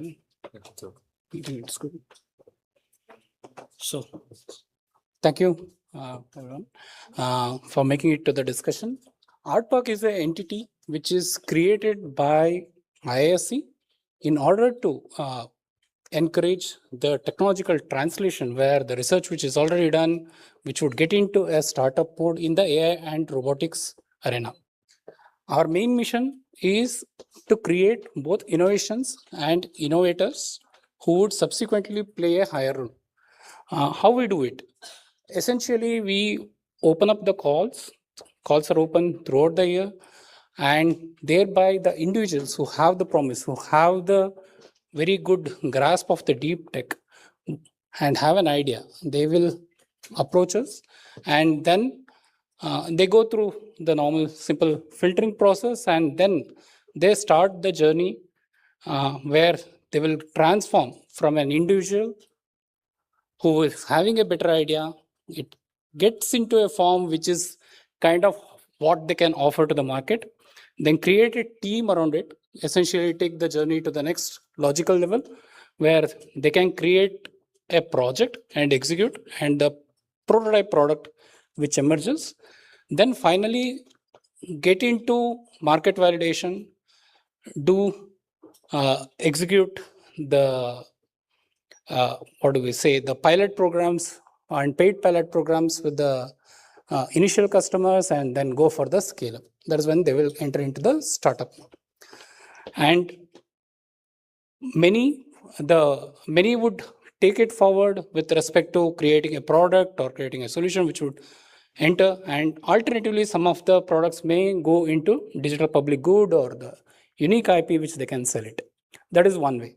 The another way is there are individuals who would have gone through this journey, but for whatever reason they may want to just pivot.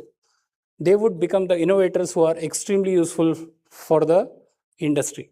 The amount of churn these individuals would have gone through in 2 to 3 years of time, it's only matched by industry after a couple of decades.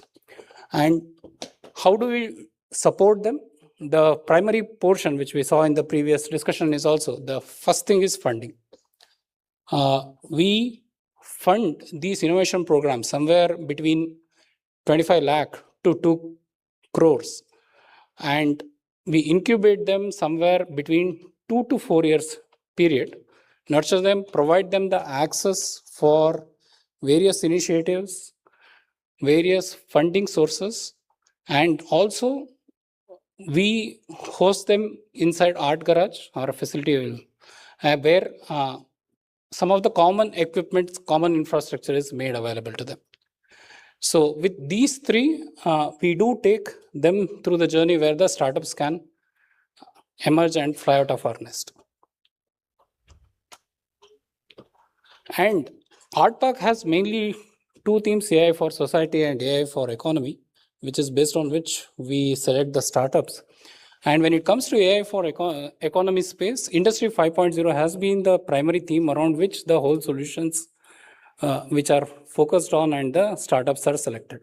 At the topmost layer, you would have the cognitive intelligence layer where we have funded the foundational model, creating Zentic kind of startup who are working on the advanced science, which can help reduce the engineering such as fluid mechanics, thermodynamics from months of effort to days, where the output will be available.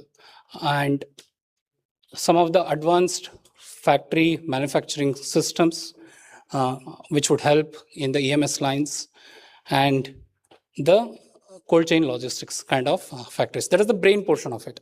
Then coming to the next layer, now the brain need to connect and communicate with the real world. That is your nervous system, where the communication technology portion is supported by the Art Park. We do have many internal initiatives as well as we support the startups in this particular journey. And then lastly, the eyes, ears, arms and legs, that is the physical AI portion, where the robotics technologies such as sensors, actuators, or the technology portions which would come are the complete product itself. When we look at it like drones, fixed wing aircraft, H200 GPUs, and apart from that, the electronics clean room, various machineries which are used for prototype hardware building, which we can do in-house without leaving the facility. So thereby, what would have taken a couple of months to get to a prototype stage, you would be able to do it in days. And how people can engage with us? As an innovator, there are two programs. In the seed stage, when you are looking at Technology Innovator in Residence program is available, where we got around 500 applications last month. We would be selecting roughly around 20. In the various areas of mobility, industry 5.0, space tech, defense, so on and so forth. there typically individuals, 1 or 2 individuals will be selected, and we will help them to navigate through their journey where they will create a project and start realizing the product. The second program is VIP, where the pilot product is already you're putting it into the field and testing it before you can raise further funding from VCs or so on and so forth.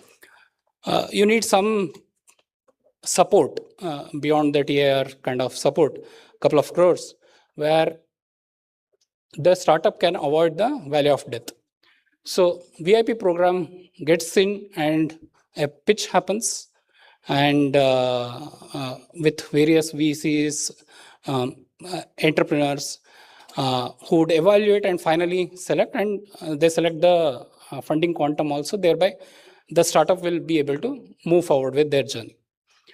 So Karnataka, we got around 10 acres of greenfield land where we are trying to build the Brains campus, and anyone who want to join the hands, help realize the tech park soon, Brains campus, very much welcome. And on the investment side, very soon we would be getting authorization from Government of India on the RDI side, where we are looking at the partners who would want to co-evaluate and co-invest along with us for the startups which are at a little bit later stage of the seed stage. Lastly, we are looking at certain joint collaborative programs being set up in the Industry 5.0 area, deep tech space programs, as well as mobility, where we are looking at partners who can join at longer horizon programs to co-develop.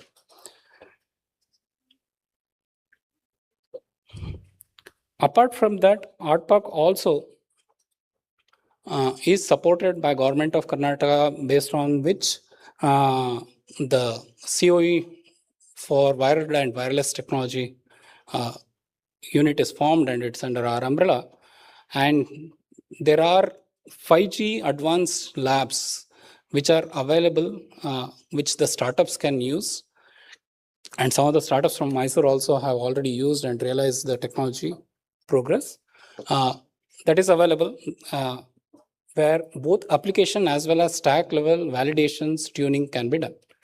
And second one is there are various 13 plus initiatives listed here, from advanced drone corridors to 5G, private 5G QoS, where people can, if you have an idea on any of these advanced communication technologies, you want to join the hands, develop the technologies, use our labs, most welcome. And also we help if you want to collaborate with any of the startups, thereby kind of realize the technology. Like advanced drone corridor we were talking about, it involves both the communication as well as drone integration.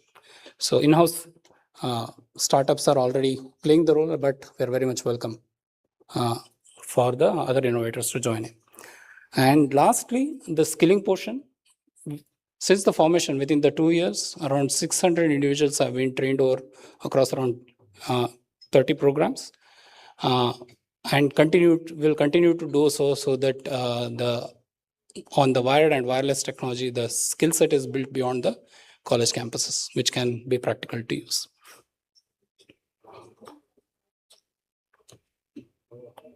How we can engage with us in these particular programs? There are outreaches, there are 5G labs, which we can, as we already explained, and then technology demonstration where we can partner either ourselves or through the startups.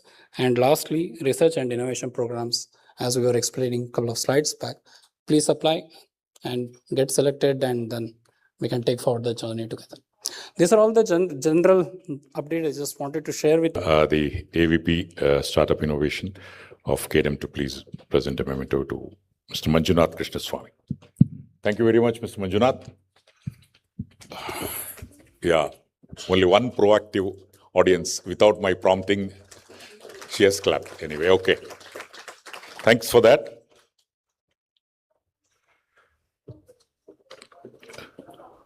Thank you. We now move on continuing with the Frontier Tech. The next 10-minute presentation focuses on advancing artificial intelligence and incubation through ASIL, the AI Center of Excellence established at the IIT Alumni Center, Bengaluru. I would like to call upon Mr. Suman Dash, COO of ASIL. Mr. Suman. Sorry. Miss Suman. I'm sorry about that. It is typed Mr., but after seeing you, I'm sorry for that. Sorry for the error. Yeah. Put your hands together for Miss Suman Dash.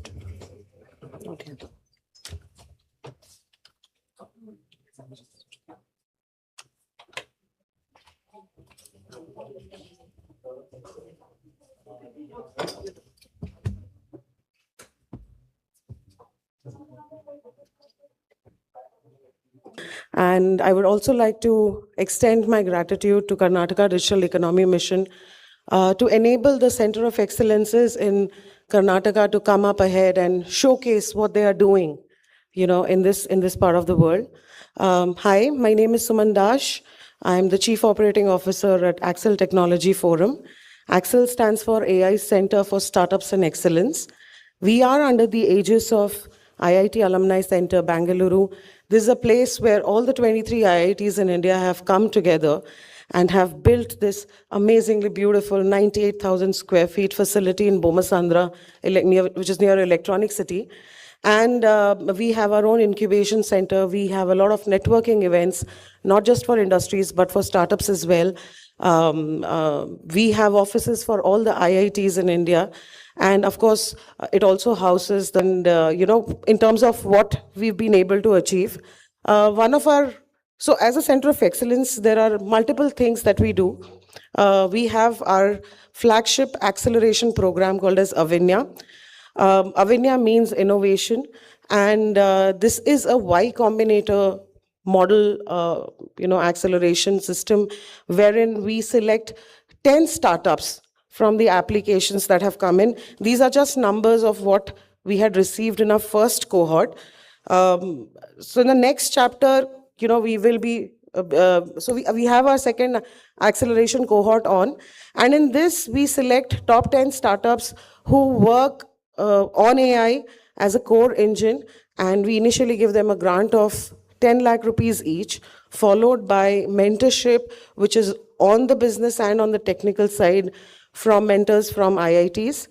And at the end of the 4th month, we do a demo day wherein all of these startups come and present. The top 2 startups are given 1 crore in funding each. We just have completed our first cohort. In fact, we have one of our winners who are also exhibiting here. Cypherian, you might want to check them out.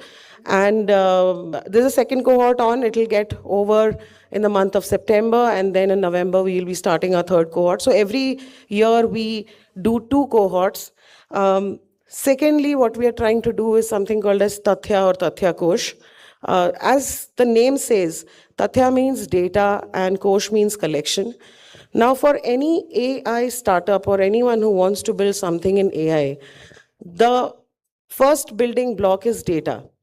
And in today's day and age, even though data is available in plenty, any of the hubs that you go, there's a problem of how do I access the data? What is the kind of data that's available? How fresh is the data? How do I log in? These are some common problems which each user faces. Now, what we did was we said that, okay, we know that there are, lots of data hubs in India which focuses on sovereign data. Can we bring them together under one platform? And hence Tathya Kosh was born. It's a catalog for metadata wherein you can find any kind of data that you want, be it agri, be it healthcare, be it geopolitics, anything you want. You will have it there. And the best thing is, it also gives you information in terms of how fresh the data is. What is the geographical coverage? Is it just covering data from a city or the state or the entire nation? And we have 5-6 such criterias, which helps the user to find out the right relevant data for them. Now we are developing this as a digital public good. So anyone who wants to use this, it will be absolutely free of cost. We will not be charging anything.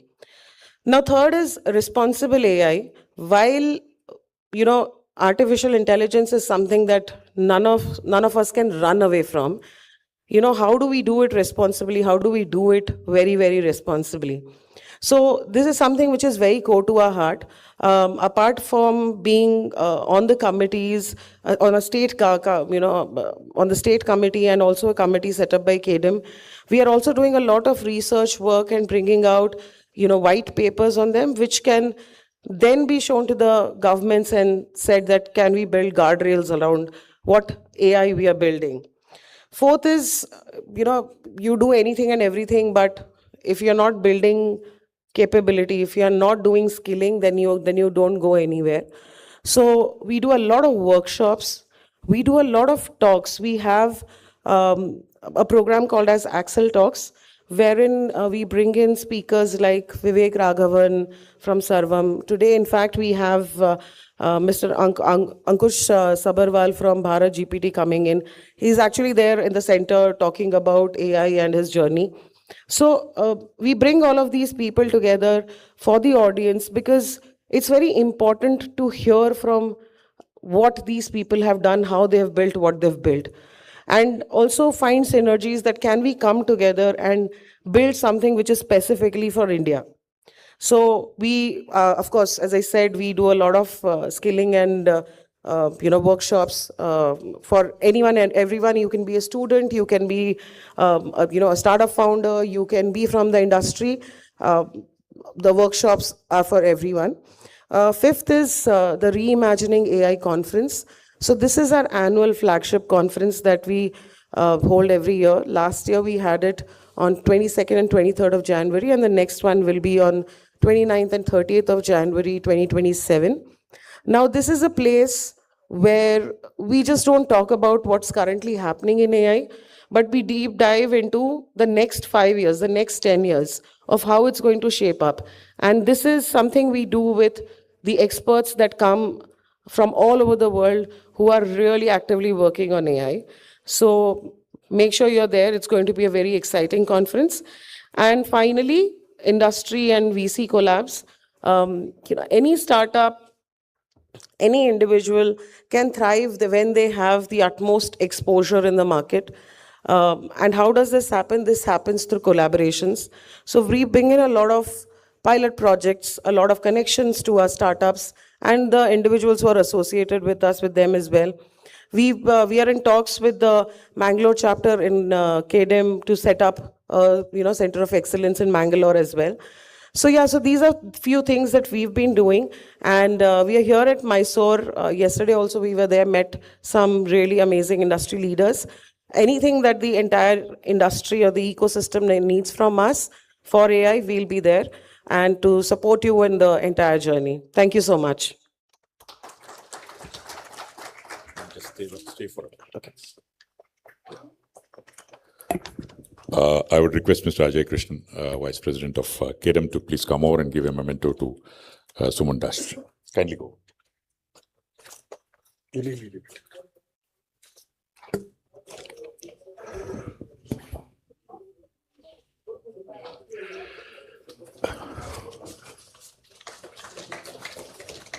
Thank you very much. The AI Center of Excellence established at IIT Alumni Center. Thank you.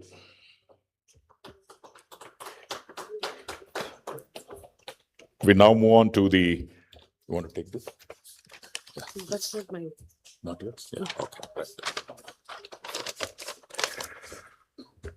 Moving on with the Center of Excellence track, we turn to biotech and life sciences with the Bengaluru Bio Innovation Center, BBC, premier state-backed hub driving translational research, scale-up support, and Bio-Incubation in Karnataka.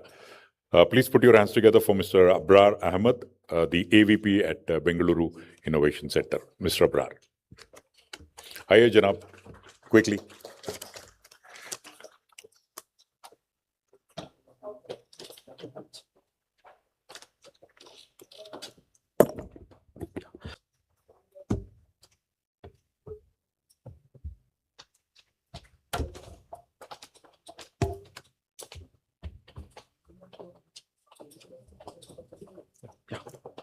Thank you.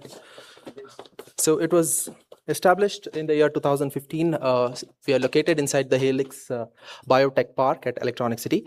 So we are alongside with CHG, Center for Human Genetics, and IBAB. So it's a hub for life sciences, innovation, and entrepreneurship. We promote research collaboration, startup growth, and economic development, anchored in the mission of life sciences, advancing India's leadership in biotech, medtech, pharma, climate tech, and agri-tech.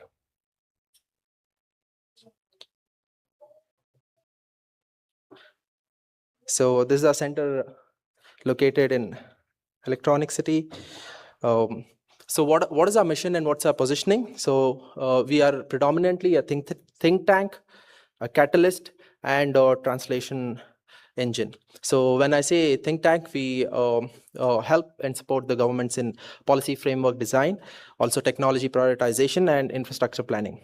We also catalyze startups, ecosystem enablers, help support startups in pilot and development of enablement, and also give startups and individual innovators and researchers grant and CSR access. As a part of translational engine, we do lab to market conversions, scale up infrastructure, regulatory commercializations. So our core focus is healthcare, medtech, pharma, agriculture and food, industrial biotechnology, climate and environmental solutions. So these are thrust areas: healthcare and technology.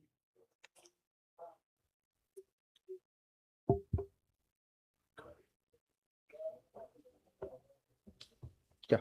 So healthcare and technology, agri, food and nutrients, environmental biotechnology, industrial biotechnology. So in healthcare and technology, we look into areas like medtech, digital healthcare, clinical and affordable healthcare. In agri, food and nutrients, digital agriculture, precision agriculture, sustainable agriculture, food technology. In environmental biotechnology, biofuels, blue tech, climate and clean tech, marine processing. In industrial biotechnology, we look into startups and support individual innovators in the areas of bioprocessing, FMCG production, enzyme technology, pharma, and biotech. So we have a state-of-the-art facility at our center. So it's plug and play. We've got independent incubation suites. We have workstation. We have equipments and devices at a price which is affordable to startups and innovators. So we have clean rooms, GMP facility, open in Green Labs. Also, alongside with biotechnology and agri, we have a medtech prototyping center, which has electronics lab, embedded systems, sensor integration, AI, ML, and robotics lab. Also, we have an AR, VR station, 3D printing unit, and also we help support startups in CRO and CDMO facilitation. So I spoke about the common instrumentation facility. Let me jump into what we do beyond Bangalore. We have split ourselves into 6 clusters of beyond Bangalore. So in the Kalyan Karnataka region, we are focusing in the agri-tech for pulses. In the coastal Karnataka region, we are focusing in the blue economy or the marine economy. Similarly, various other parts of Karnataka, currently we started to work with the FPOs of various other districts and talukas for agriculture. So we started the agriculture. We will be getting into various other areas like bioinformatics, microbiology, and healthcare and medtech. So as I mentioned, in Ballari and Kalburgi, we are doing animal and human health, soil and plant health. So Ballari, we will be coming up with a center which is targeted at cancer and respiratory diseases and clinical research. In Kalburgi, we will be looking forward to set up a center in the areas of cardiovascular diseases, oncology, tuberculosis research initiative. Similarly, in Ballari, we'll be doing a center for mining restoration. So we've got an order from KMERC to set up a mining restoration center. So similarly, in Bagalkot, we will be setting up a center in animal and human health, Ayurvedic research, translation medicine. In soil and plant health, we will be doing a cluster, which we will be naming it as a grape cluster. So that's also in the making. And coastal and Malnad Karnataka, blue economy in coastal Karnataka, and coffee and pineapple solutions in Malnad Karnataka. Similarly, anything which is suitable and relatable in those areas of Karnataka, we will be setting up centers soon, and we'll be supporting the FPOs and agriculture and the farmers.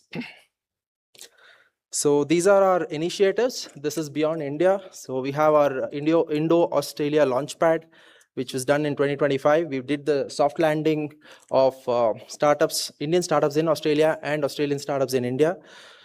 And we have Ignite Lab virtual residency by La Trobe University. So we have a small unit in the La Trobe University, Australia, and they also have a small unit here in BBC. BBC Rowan partnership, and also EcoBridge Hackathon. This was with the Consulate of Israel. So in a nutshell, this is what BBC has done in the last 10 years. So this is our value stack. We create social impact. We do translation and commercialization. We do validation and pilot enablement, training, internship, and skill development, engaging researchers, students, startups, and industry, shared scientific infrastructure, and government support. So this is the impact which we've created. So we, as a center, we have won 30 plus awards. 512 startups are incubated with us. 72 patents filed. The collective valuation of these startups is $2 billion. 45 plus products are launched of the startups who are incubated with us, both physically and virtually. So we've created close to 6,000 plus direct and indirect jobs in Bangalore and around the Bangalore region. We've gotten $10.13 million of investment facilitated to our startups who were incubated with us, and 75 startups have graduated. We've conducted around 200 plus events. So that's about Bangalore Bionation Center. Thank you.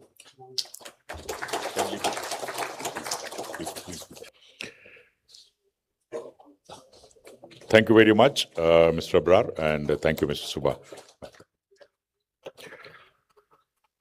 We now move on to another, continuing with the Centers of Excellence track. We have with us Mr. Srinivas Shribhakta, the convener of AY and Director Arena Animation, and state-of-the-art, Karnataka's and India's probably the best and the only AVGC Center of Excellence. So put your hands together, and on stage, Mr. Srinivas Shribhakta. Over to you, sir, for the next 600 seconds. Yeah.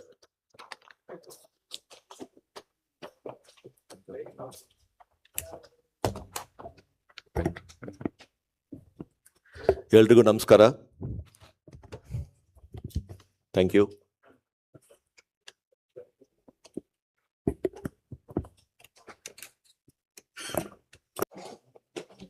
So,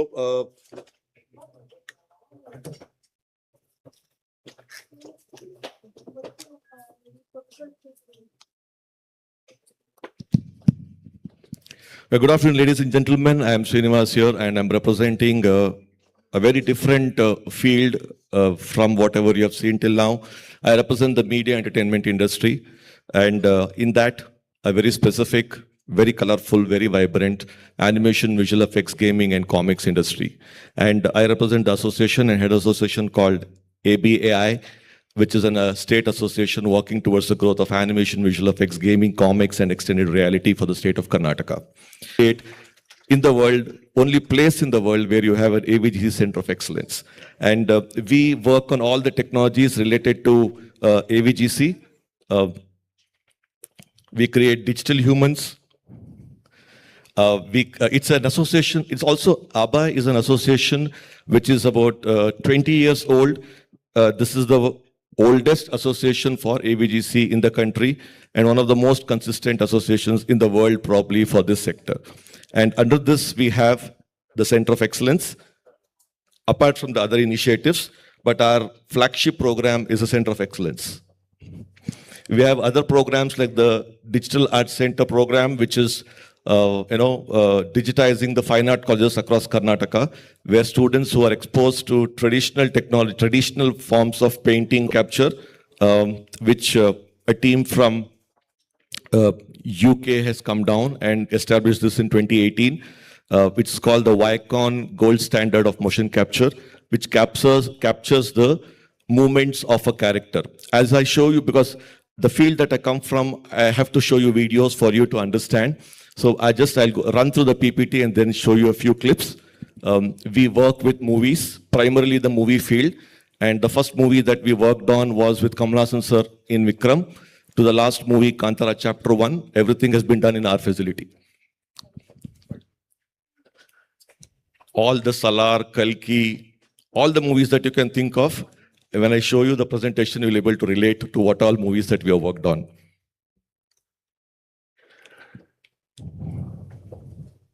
Whatever I told you just now, head motion capture, which is a 24 camera setup. And we have a motion capture 24 camera setup. We have a head motion capture, which is a dual camera which is placed on the head of a character to capture the expressions. We have Blackmagic 4K studio cameras. And this is our another flagship thing. This is Asia's largest and world's largest photogrammetry unit set up in 2018. And this has a 200 camera circular setup. In 1/10 of a second, we capture 200 images of a character which is placed inside, be it a hero, heroine, animal, whichever. For a series called Poachers that we did for Amazon Prime, we had captured the animals also, not the real ones, but the life-sized caricatures of real animals. And we did the entire Poacher series, if you have watched it on Amazon Prime. We had a truckload of animals coming to our facility. And these are some of the movies, not sure whether you can see, but Salar, Kalki, Bhedia and Stree 2 in Bollywood, Malaykota Valiban and Turbo in Malayalam. There are some technical specifications of the technologies and cameras that we have used. This is the green screen studio and the virtual production studio that we have. It's one of the largest in the country. And we have just recently built a data center, a render farm, where not only for Karnataka, for the entire country, we'll be able to serve in terms of the render farm required for every studio across the country or across probably out of the country also, because it's a state-of-the-art data center that we have set up. And this is open for anybody who wants to utilize this anywhere in the world. We have an incubation center and where studios are incubated. Right now we have about 15 plus studios incubated, which keeps changing. High-end workstations, we have set up an AR/VR lab.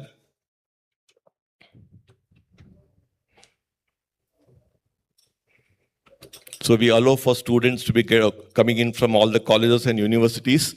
We are also into skilling. We have our patented courses. We have about 11 courses which has been patented to us on emerging technologies in the field of media entertainment. Some of the course names. And this is our flagship event, Bangalore GFX. Bangalore GFX is a property that we have created in 2017 with the directions and inputs of our Honorable Minister Shri Priyank Kharge. And this has gone on to become Asia's largest event and the go-to event for the entire world to come. It's called as Bengaluru GFX, and it happens annually every year. And this year we had the 10th version of this event.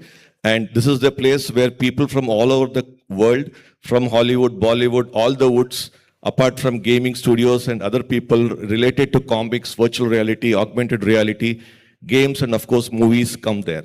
So where making of Hollywood movies, making of all the other movies and games are actually shown by the people involved in making it. So they we fly them down from across the world, and I don't know whether this will play. So I'll have to play it outside once.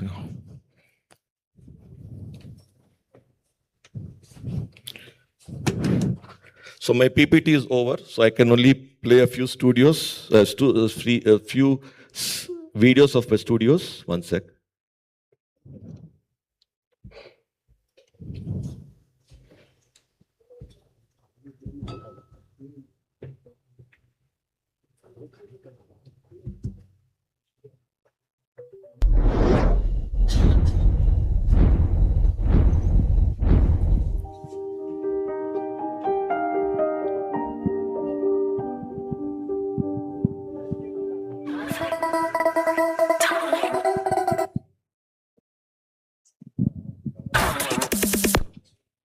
Hi, this is Kannada. I'm a film director. This is the first time I'm visiting AVGC, Center of Excellence, and motion capture and scanning technology. For this film, Vikram, we are exploring this technology, and I heard that this is the biggest thing in entire Asia. It was a very nice experience, and thank you so much.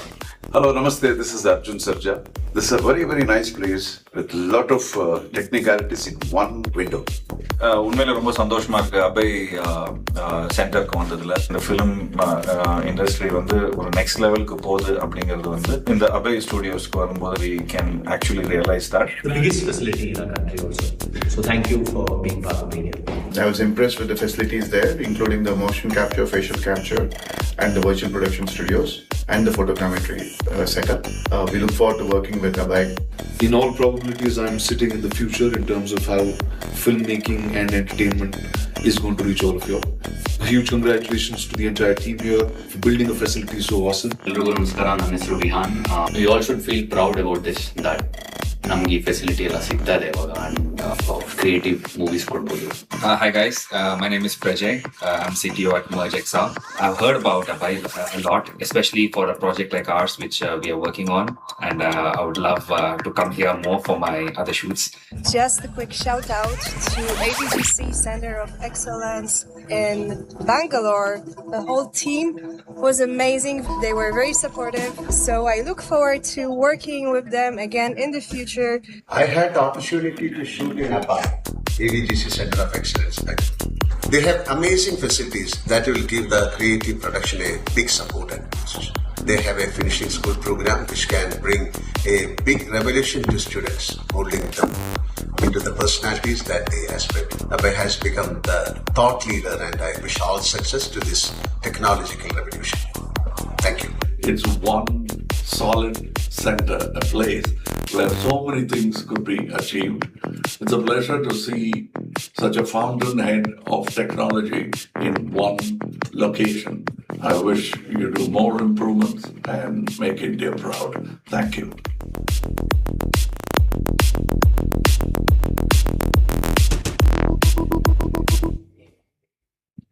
So I think this is for the entire industry watching for Abhay, and more importantly, watching for the state of Karnataka, who has been the pioneer in launching the first AVGC policy ever in the world way back in 2012.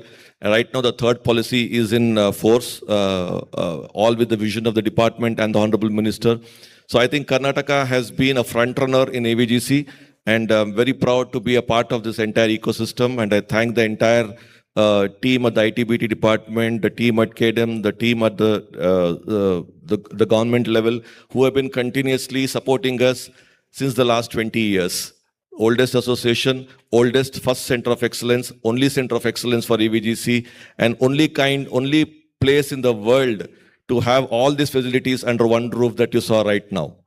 So before I sign off for the day, I'll show you the last events video which we did in January 2026. The next event is happening on January 2022 and 23rd on January 2027. So I invite all of you to visit the event. One of its kind, only of its kind in the world. It's called as Bengaluru FX. So I sign off, ladies and gentlemen. Thank you for your time. Thank you for your patience. Please enjoy the video of 5 minutes where you will see art, technology, experiential media, everything converge under one roof in one place at a time. Thank you so much. Last video. Sure. Where is it? Hello.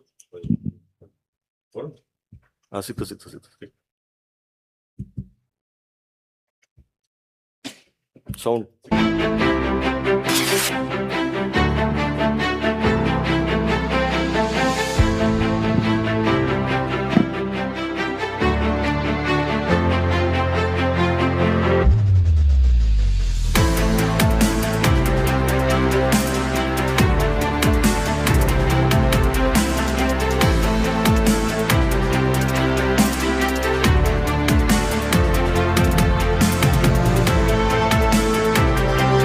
absolute privilege for me to welcome you to Bengaluru GFX 2026, Asia's largest AVGC XR Summit. Let us connect, let us collaborate, let us create for the world.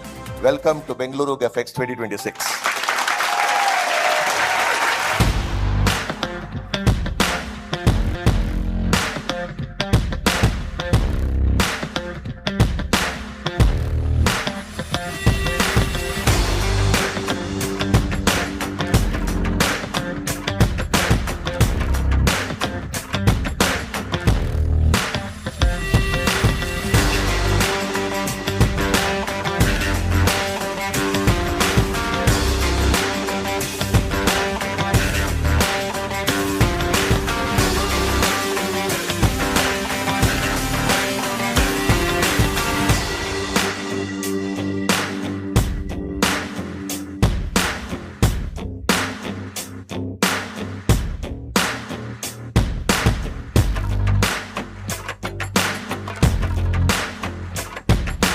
On behalf of Karnataka,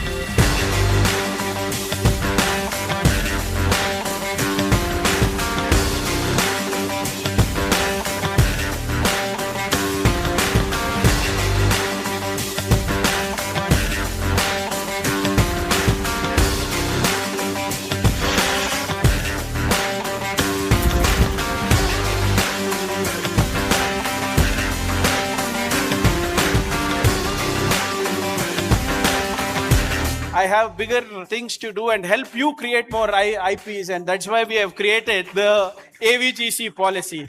That GFX show is your show.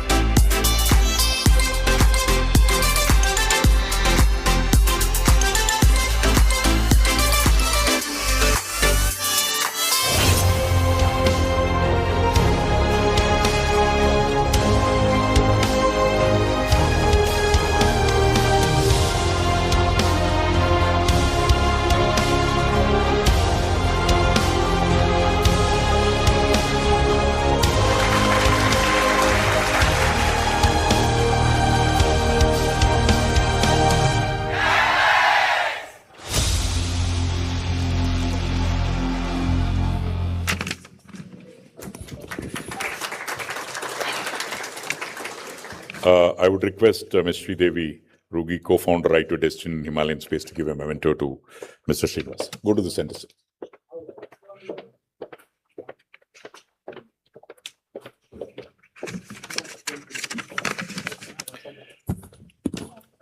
You got a bit of entertainment, but you don't want to clap. Okay.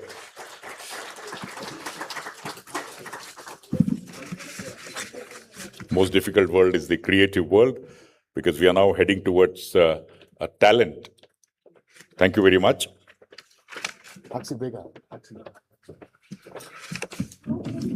We are all set for an important panel discussion prior to the start of the valedictory.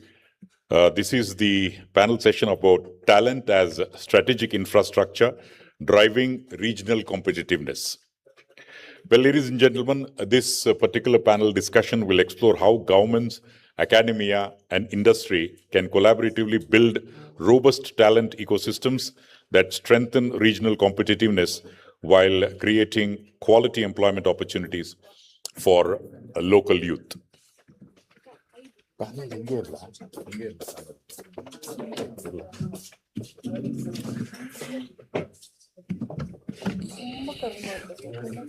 Before we start the panel discussions, we would like to remember our partners in progress: ASSOCHAM, IESA, NASSCOM, and STPI. Talent partner is Kaushalya Karnataka. Banking partner is SBI. Hosting partner is Infosys. Education partner is School 10X. Community partner Munde Banni. Event curator Active Science Tech Communications. Intelligence partner Neo Sapien. Insights partner Xfeno. So ladies and gentlemen, I think you must all give a huge round of applause for all the partners in progress session and the esteemed panelists comprising of Dr. B. Sadashivagowda, Principal, Vidyavardhaka College of Engineering, VVC. Hearty welcome to you, Gaudre. Dr. Suresh Bojraj, Pro-Chancellor, JSS Academy of Higher Education and Research. Welcome to Dr. Suresh, and also Mr. Akshay Mallappa, Chief Strategy Officer and co-founder of R Process. Yes.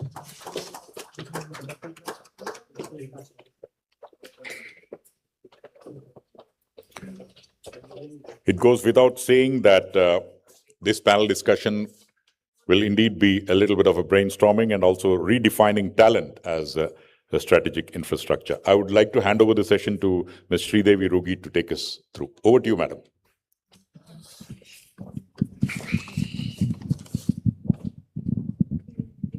On again. It's on.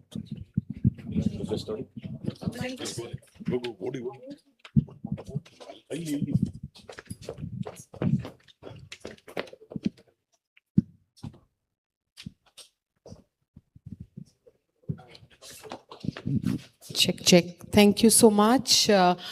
For decades, regions have competed for highways, airports, and industrial parks.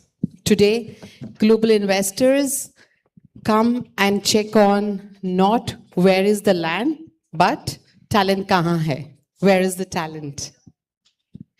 Where talent is going to be, or rather is already a strategic, as we see, is an infrastructure. No more airports, no more roads, but where is the talent, grown, attracted and retained? That's where is going to be the innovation hub. Karnataka has already demonstrated as a power center of talent through Bangalore. Can we, beyond Bangalore, cities such as Mysore and others, create such power houses via talent and continue to build, attract, and continue to develop them, to continue to have many more innovation hubs? Today, I would like to have this conversation through these four lenses. We have government, we have industry, we have academia, and we have future skills. So let's talk about talent and the war for talent through these lenses. I am absolutely honored and privileged to be sitting with eminent personalities. As we've already heard about them, thanks for having me here. Thanks, Kedem, for the opportunity.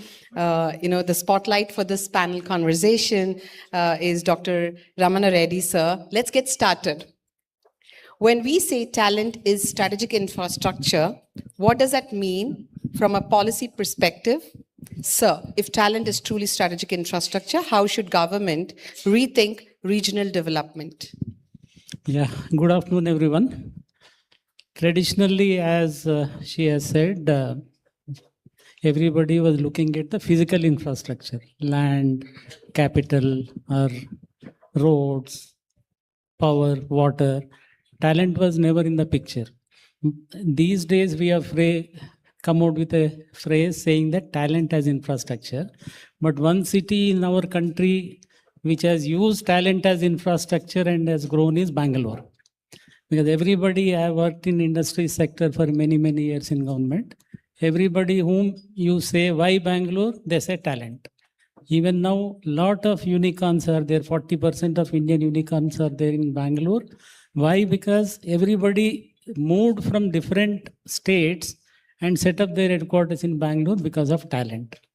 So what has happened to Bangalore? Why it happened? Basically, Karnataka itself was a pioneer in privatization of higher education. The higher education, when it got into private hands and when they set up very good institutes 50, 60, 70 years back, then we created talent in Karnataka. In fact, first game changer for Bangalore was setting up of Indian Institute of Science in 1909, which was the first public-private sector PPP participation higher education institution in the country. In fact, I should say for Bangalore, whatever it is today is because of MYSORE. Why? Because IASC was set up in 1909 by Jamshedji Tata and the king of Mysore.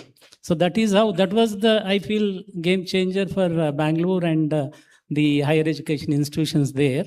So if you come now, everybody is saying talent is infrastructure. So Mrs. Sridevi is asking what government should do. In fact, we have come out with a skill development policy last November, and that was the first skill policy for the state of Karnataka. Talent beyond Bengaluru and especially regional development of talent. So how it can happen, what we have done in our policy is, everything we said has to come from the ground level, not imposed at the state level. So we have initiated many schemes which are district driven schemes for talent. Like there is a district skill committee formed with DC as chairperson, industry participation in industry associations and academia, everything will participate.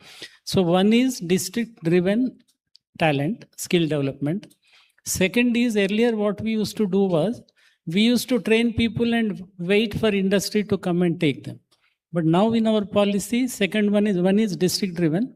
Second is industry driven skilling. So we are not giving skilled people and say what you take. Instead of that, based on the demand of the industry, we now want to have the skilling. That is the second change. Third change is, we have given, this panel itself will represent that industry is there, academia is there, and government is there. If all three come together only, we can change the landscape of skilling ecosystem. So a lot of importance is given in our skilling policy for the industry, academia, and government cooperation. Next one is, we have said evidence-based skilling, not that you keep on skilling, but you create an evidence, digital infrastructure by which you suggest what policy changes needs to be done and what skilling needs to be done. So main 4 things, because I wanted to be brief: district driven, industry driven, and the integration of the ecosystem, all 3 partners to be together, and also demand the evidence-based skilling. These are the main highlights of our policy, and these will definitely help the regional development of talent in different regions of the state. I was expecting a lot of applause when we heard Sir say, today Bangalore is because of Mysore. So Mysore can obviously go much beyond Bangalore. Now can we hear a round of applause, please? Thank you. Well said, sir. District-driven initiative, industry-driven initiative, demand, and how we kind of provide the supply, right? Along with integration of the ecosystem. A quick touch as to what changes are already underway through the, Karnataka Skill Development Association. The biggest change is mindset change. What we were doing was, over the years, we went on producing degrees. So all our colleges were degree producing factories. Ultimately, when they came out, there is a study which says 85% of our engineering graduates are unemployable. That means what they studied in the college, they have knowledge, but they don't have skills. So now the topic is knowledge versus skill. So what we have done is, now we are trying to embed the skilling into the education itself, formal education itself. Earlier, formal education was separate, vocational education and skilling was separate. Vocational education, technical skilling, only those people went who were dropouts or who didn't get seats in the formal education. Now we have, my organization, Karnataka Skill Development Authority, has developed a framework which we have given it to the higher education department. The previous higher education department has approved the framework. It was also launched on May 15th of this year. So there are 3 different types of pathways. I don't want to go into details, but by which in the higher education system itself, we will embed the skilling so that ultimately people who come out of the higher education institutions will be employable. So that change is already happening. All other things were important, but talent was also important. But now talent is part of the core decision making. It is not the only decision making pointer, but it is definitely a part of the core decision making. One of the influencing factors. Thank you so much, Dr. Ramana Reddy, sir. Now we head to Dr. B. Suresh. Companies today can choose to invest almost anywhere beyond tax incentives. What role does local talent play in investment decisions? I would say it plays a very, very important role, because tax benefits and ease of doing business can bring the industry to a particular place or bring it to the doorstep of that city. But for talent to come in, imported means from other cities, not necessarily overseas, to come in. Always the person who is coming here to a tier city or a smaller city than where he has previously been in, he always compares himself with the workplace, life and other things and the family requirements which are there. And he tends to look that, okay, I'll be here for 2 years, I'll be here for 3 years, and I will then go back to where I was. And in fact, one leg always will be there in the other place. But what we want is people who want to move in, come with a mindset that they want to be here with the organization, continue to work with it, and be a part of the growth that is taking place. And for that, the mindset of the people who are coming in or the locally available should also have equal opportunities to grow there. So the first innovation infrastructure there and many other institutes came around that, and today a lot of pharmaceutical industries, biotech industries grow there. Same way, if you look at even overseas, if you look in US, they are regionally divided depending upon the strengths. Let us Silicon Valley looks at IT, ITES type of innovation, computer science. If you come to Boston, the innovation is again in biotech, pharma tech, because the Harvard Medical School and those ecosystems that existed there brought out such innovation and thinking process into the thing. I think this comes back to the question that talent and the institution where they are coming it out from, they are there in the region. Lot of innovation, lot of original ideas can come into the industry also. So it is very important, along with the ideas which are there, there is a need for having an institutions, either academic or research driven or both combined, to be present in the region for the growth of that industry and further taking further. That's what I would like to say. Certainly. I'm sure a lot of us are employers here, right? While Suresh sir mentioned about retaining beyond 3 years, Gen Zs have been a real challenge, although it's not in the question to be asked, but impromptu. What's your view about Gen Z's retention? See, Gen Zs, many people blame Gen Zs, they are not stable, they move away, they are very short, but I am not, I am with the Gen Zs always. Maybe Gen Zs should give a clap for me for that. See, we have to understand what they want. In fact, in my LinkedIn posts, I talk a lot about Gen Zs, because always it's very easy to blame the Gen Z. They are not focused. They are not interested. Why they are not interested? Because we are not giving ammunition to them to get interested in that matter. So we think in a conventional way. We have to give them the way they understand. I think they are more enthusiastic, more energetic, and do a lot of innovative things. In fact, in my group of institutions, wherever I have, whether the head of the institution has the authority to walk in my room or not, but any student is welcome to walk in my room. They know that, and they walk in with their suggestions or questions, and they want to do. I think it's very important that Gen Z are looking for something exciting. They want to do something fast, and they want to see that how overall their vision is getting realized in the process. I think if we fulfill this, I am sure they would contribute very, very strongly, focusedly, and they are ready to work. You give them the work, they will work 24 hours. The next 24 hours, they say, you let me go. I want to do what I want to do. I think we have to understand that. Certainly. Let's catch up with the pace now with Gen Zs. So if you had to identify one reason why a company should choose Mysore over Bangalore, would talent be that reason? We've already touched it, but what kind of talent ecosystem would make that possible? See, there are two major industries that are growing across the world. I mean, one is the health sciences, health tech, healthcare is one thing which is not going to go out of business anywhere in the world. They are growing and they continue to grow as the people are aging. They need additional care. Today, longevity has increased. All those things bring focus to that. Health care has to go on expanding. And next is technology. And technology with the AI coming in is progressing very, making everything faster. Like if I took 10 years to discover a drug earlier, with AI, I can complete the whole process of bringing it to the market within 2 years. So I think this is moving at a different pace. So the technology and healthcare are going to get very closely aligned and move forward. So I think what I would like to make an appeal to the industry here in Mysore is we have to look at two things whenever we are looking at developing our infrastructure or projects here. What does the nation need? I think that's one of the things. Quite often we are comfortable with something and we want to promote that. And second thing is what the world needs. And if you want to become a global provider of services, I think you have to look what the world wants. And I think our focus should be there. And we have to go domain specific now. I think that is another point. Like if you only technology alone is not going to bring business to, say, to the industry. Now, how they are able to apply that technology to specific domains, maybe healthcare, maybe agriculture, maybe space research, maybe in so many other areas.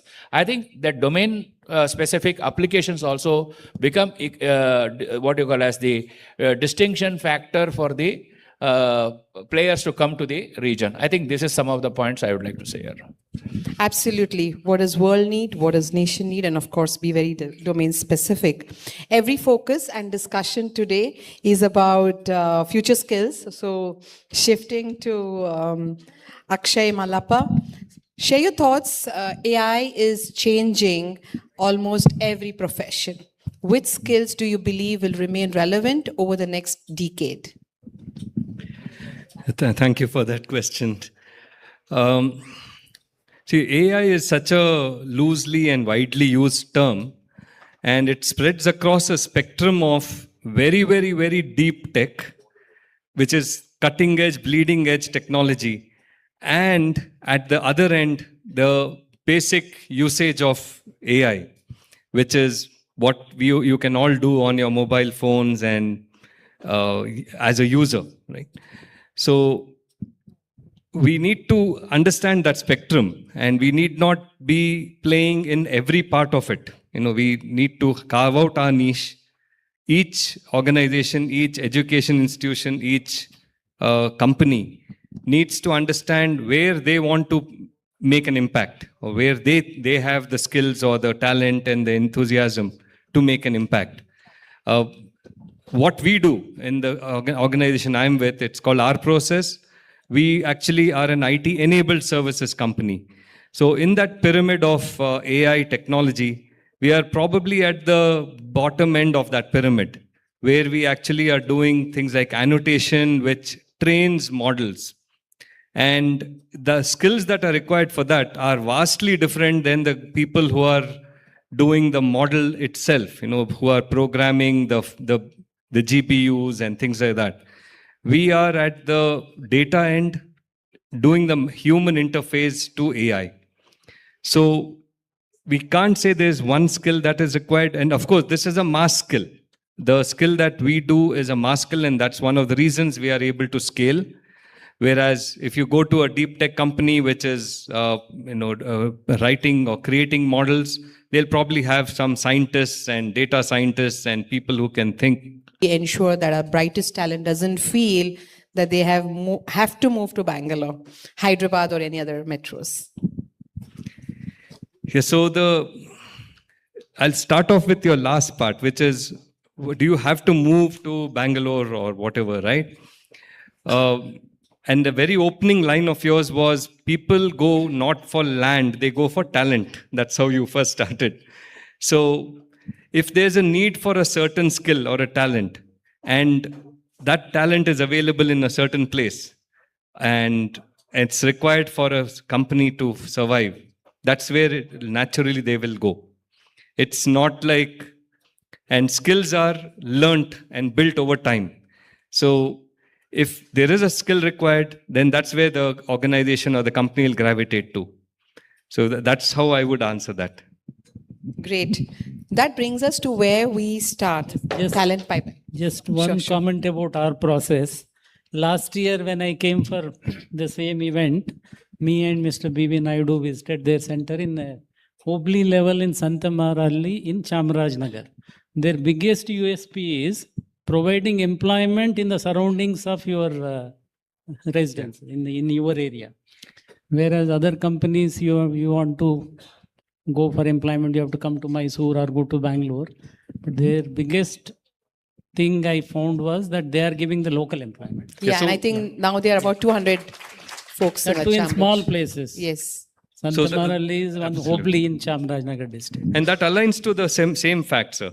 We take the work where the people are rather than the other way around. And we are able to do that because the work allows us to do it. Yes. If we needed data scientists or we needed high-end programmers, we probably wouldn't find them in the same town. And it would break the model. So it is matching the requirement of skill with the work that you have. Yeah, certainly. Then it goes back to the carving niche, and then we accordingly plan our way of action. All right. So that brings us to where the talent pipeline, begins, the classroom, academia. So, Dr. Sadashiv Gowda, please share your views on colleges have traditionally focused on degrees, industries increasingly asking for competencies. How is higher education responding to the shift? That's a very relevant question. In fact, traditionally, every institute in the higher education space used to produce degrees. Dr. Ramana Reddy mentioned that. But now, industry wants competencies. How do you produce a competent engineer, a competent graduate from higher educational institutions across Karnataka, perhaps in the city of Mysore? After the advent of national education policy in the year 2020, a lot of transformations have happened in the higher education space, in particular, engineering.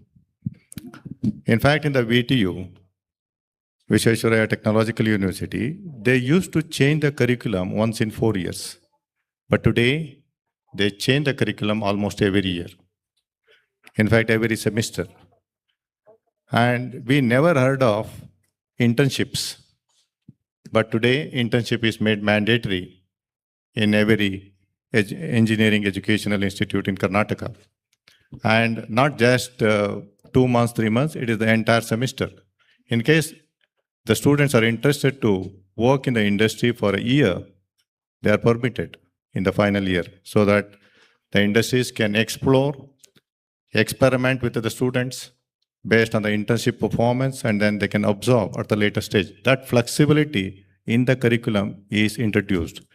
In addition, if we never used to have industry experts on the board of studies, but today it is made mandatory in every educational institute that we must have the industry experts on the board of studies to design the curriculum that is relevant to the industries.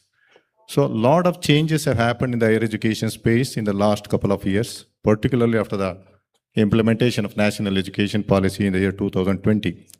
In addition, not just the curriculum, we're also looking at how you can deliver the curriculum so that it meets the industry standards.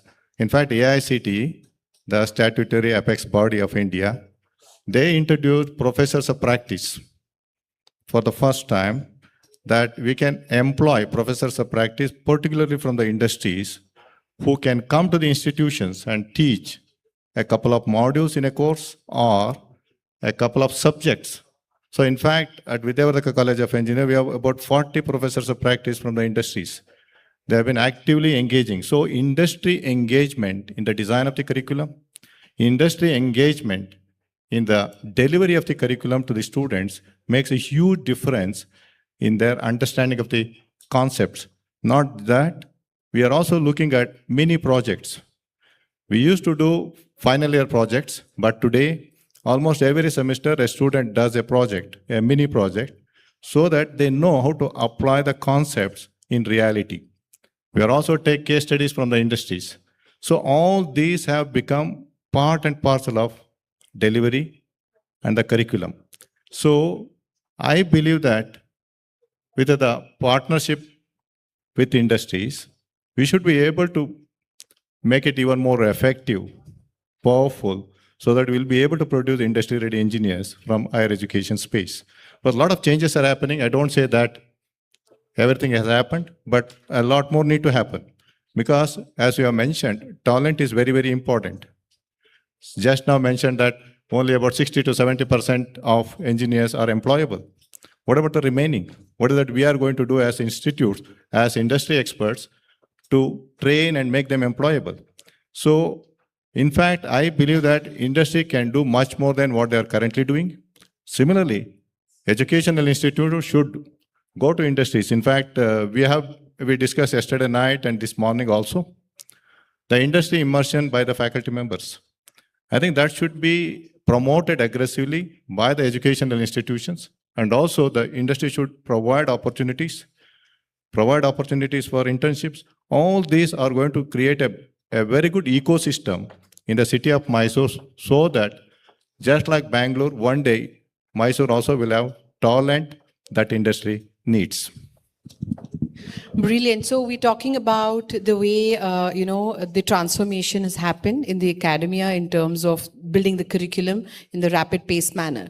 Question dwells me around how are we making sure the faculty upskilling is happening as much as, students and industries getting connected, but are our faculties getting rapidly, trained?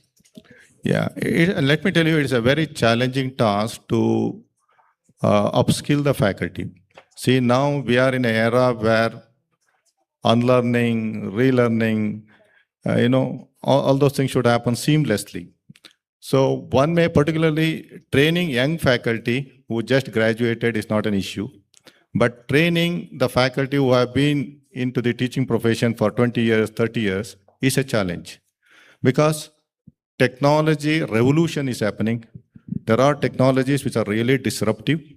So how do you inculcate the culture of upskilling of faculty members continuously? One of them is faculty development programs. In fact, the government of Karnataka, the AICT mandates that every faculty member must undergo at least a week of faculty development program in a semester or in a year. And in fact, we can also send the faculty member from tier 2, one is to the industries.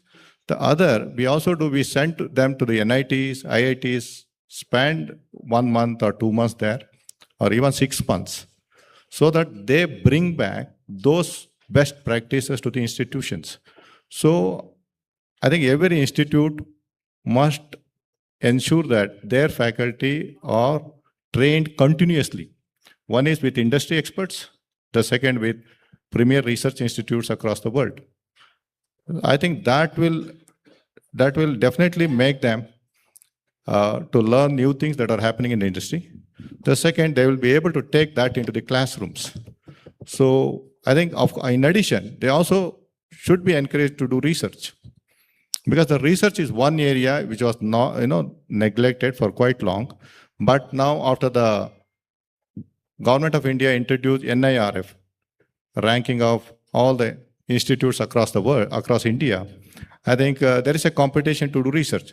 But what is happening? We publish papers, but do we publish quality papers? So it is very important that we publish quality papers. And then not only that, we should also involve the undergraduate students to publish papers. So when you do that, I think, let me tell you, there will be a significant change in the learning process. Now, we are teaching the student from the examination perspective. Now, we should move away from that. We should teach the students from the job perspective, skills perspective. For example, very recently, the VTU has introduced skill labs. It was not there earlier. From the next academic year, there will be skill labs, 5 skill labs. There is a 5-credit skill labs, which has been introduced in Karnataka for the first time. So all these things will help the faculty to get trained, improve their performance, and also transfer that knowledge to the student community. You want to please go ahead. I just want to add to what you said, sir. Fully agree that the education is not transforming or keeping up with the way the technology is changing. In industry, we are forced to reinvent ourselves every 3, 5 years, 7 years once when there's transformation happening. But the education, as you said, the teachers, they want to do what they were doing 20 years ago. And that is very critical because the output of your institution is the input for us. And we have to do that bridging. We are forced to do the bridging because we have to survive. We can't hide anywhere. Industry, if it doesn't keep up with times, it's nowhere. It becomes irrelevant. So we end up having to do these bridging, the training courses. We run them ourselves. We ourselves have trained in the last 1 year 600 plus people just to bridge them into the training that we require for our skills.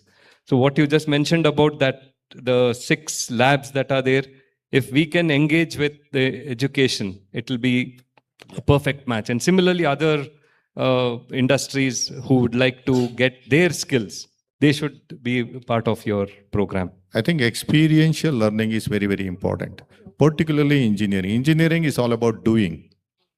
So when it is all about doing, assume that we don't give opportunities for students to do and experiment. Then only if you give them the theoretical knowledge, it is not going to help. And it will not going to make them industry ready. So more experiential labs should be introduced in the engineering. And that is happening already. Certainly. So in ASA's language, anybody who solves problems is an engineer. So let's have more problem solvers. We've heard it from 4 important perspectives: the government, the industry, and then the future skills and academia. But then do we often work in silos? Let's make sure it's not happening in silos. For that, one question to all of you all. If we could change just one thing in the next 12 months to strengthen Mysore's talent ecosystem, what would that one action be? Each one of you all have like 45 seconds. Like I expect Ramana Reddy sir to talk about one policy action, followed by one industry and academic action, one innovation startup action, and then Dr. Gowda, one academic action. Okay. Before that, you must have thought I just said IASC was a game changer just to please you because I am in Mysore. I will give you examples. When TI came, Texas Instruments came in 1984 or 85 to Bangalore, it was a small presence. But slowly it changed the roadmap of Bangalore, because when TI came, all other industries, MNCs felt we can also go.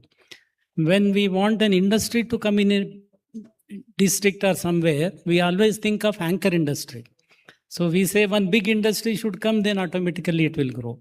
In fact, when we have written in 2000, the first IT policy of the country, the caption was TI brought in IT revolution in Karnataka. So why I said IASC was a game changer is, after that, nowhere in the country it happened. The private sector came forward to set up higher education institutions all over the state, especially Bangalore. Kasturba Medical College came in 1953 in private sector. Then RV College, BMS College, PS College. So 50, 60 JSS colleges, all 50, 60, 70-year-old institutions have come. That has changed the landscape. That's what I meant. So coming back to one policy initiative. So I will just give one statistics. The unemployment rate in this country in the uneducated sector is 3%. Unemployment rate in educated youth in this country is 30%. So we educate them and make unemployed. And unemployment in degree holders in Karnataka, this is a study conducted by Azim Premji University. They do it every year. You will be surprised, is 40%. And this is there for the last 10 years. Last 10 years they are doing the survey. Every year there is no change, 35 to 40, 45%. So why it happened? Same as Professor mentioned, theory, degree, You get highest marks, you will be happy, you will get gold medal, but you can't do anything. So biggest change we thought in the policy, as I said, district-led skilling, industry-led skilling, but all these will work only when Dr. Sadashiva Gowda said that happens. Industry and academia have to work together. Then only he is doing it in one college. But we want it to change and we have made already a framework policy to change it in the entire state. It may take 1 or 2 years, but we are making a beginning that industry and academia will work together and the skilling will be embedded in higher education. Got that. And one industry action, probably in healthcare. I'll just split this into 2 parts. One is when we talk of employability and talent, we always talk about what the student has learned today, and then by that time technology is moved on. So we declare them they are unemployable. Because you have trained them on certain skills and they are there, but the skills have changed, the employment or the scenery has changed. So they are not ready for that and we classify them as unemployable. So what is more important is train students who even after 10 years of their knowledge, what they have acquired now, are able to move on with the newer skill that has come. I think that mindset and that training is required when we talk of creating talent for our country, not for today. That talent should be 10 years later also, he should be able to adapt and move on with the newer thinking process. That is the first important factor. Now, when we talk of industry institution interaction, we keep talking about this, but particularly in health sector, because you talked about health sector to me, I think it is not interaction or meetings that are important. Industry institution convergence should take place. How many industries are willing to come and set up their facility inside a educational institution so they can benefit from the research scholars, benefit from this has taken place. They are immediately, that scientist, the student, everyone is approached and they are told, okay, we would like to commercialize what you have done. How do we move forward? I think this type of convergence is required, not interactions, workshops, meetings, seminars is not. They have to come and live in the academic institutions and have that. And that ecosystem is something which we are planning and creating. Got that. So industry institution convergence will be led. All right. Point noted. One innovation or the startup action, Akshay, if you could. Sure. In terms of the next big innovation or the unicorn that could come out of a Mysore type of place is, I would say it would be in agrotech or agri-tech.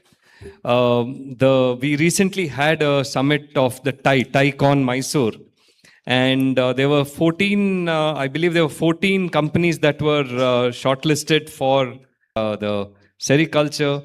It has the right talent and the mindset, the education mindset is here. And it also has just another example which I could steal from, which was shared by Mr. Sudhir of KDEM, who's the champion of KDEM. Mysore grows tobacco. I'm not sure how many of you know this. It's growing tobacco which is world class. It is what they call the Cuban grade tobacco, which is that world class tobacco. And the size of that market is 6,000 crores. Just one of the things that happens in Mysore, which probably is one of the secrets. But imagine that the businesses that can come out of it. We'd immediately think it's a bad thing, right, to grow tobacco. But to your point, sir, tobacco is a huge resource for medical extracts, right? So there's potential in so many different aspects. And I would think it would be a med tech or an agri-tech company that would succeed. So you will take the lead to get that started, because we are talking about actions in 12 months. We have many doyens of industry here. We should make them rise, and maybe the Gen Z that you were talking about. But will be led by you. We are happy to. We are also we volunteered. A group of us have volunteered based on Mr. Mohandas Pai's charge or command to us yesterday that Mysore should have a group of leaders who come together to establish the vision for Mysore, I have volunteered and I'm proud to be with a host of others, some of whom are right here on the dais with us. We hope to enable, we would like to be enablers and make it happen and make it happen for others. Thank you. One academic action. One academic action that I would like to do is that to establish an AI factory in our institute. Basically, it is already almost done. And we want to train not just the students of Vidyavardhaka College of Engineering, all the students of Mysore region in the AI domain. And also we want to collaborate with AI companies in the city of Mysore and Bangalore so that we can reach out to maximum number of students so that we can make them industry ready. Let's do it the MYSORE way is what you're calling it. Nice. All right. Last one, it's a fill in the blank. By 2030, Mysore should be known for its world-class education and research. Bangalore is known for talent and it has outgrown itself. So by 2030, I feel that Mysore should be known for talent in Karnataka. Yeah, I agree with that. Mysore should be known for world-class talents and also educational institutions. I feel Mysore should be known for a great life. Let's enjoy the life. The real opportunity for Mysore and the beyond Bangalore is therefore not supportive and being part of this important conversation. As I said, let's do it the Mysore way. Have a cheerful day ahead. Thank you so much. Request all of you to kindly stay back because we have a milestone moment for Karnataka's emerging technology. Well, ladies and gentlemen, two major initiatives going to be launched jointly by the Cyber Security Authority, CSA, and Karnataka Digital Economy Mission, KEDAM. So what we are going to do is, first of all, we'll have a video about the faculty development program, and thereafter the release will happen. Let's have the video, please. Kindly stay back, sir. We have to release the... Here, I think all three screens it will come. And Cyber Global. Please put the video on all three screens educators so that everyone will see. with industry-led cybersecurity knowledge. Together, KDEM and Cyber Global are bridging industry and academia, transforming expertise into meaningful social impact. Hosted at MIT College of Engineering, 71 faculty members were trained in cybercrime basics, cybersecurity fundamentals, and AI security, preparing them to become trainers and change makers. Their knowledge will now reach rural institutions across the Mysore cluster, Ramanagara, Mandya, Mysore, and Chamarajanagar, empowering the next generation with cybersecurity awareness. Together, we are creating awareness, building resilience, and empowering communities to protect themselves from cyber threats. One initiative, many educators, countless lives empowered. Together, we're building a cyber-aware Karnataka.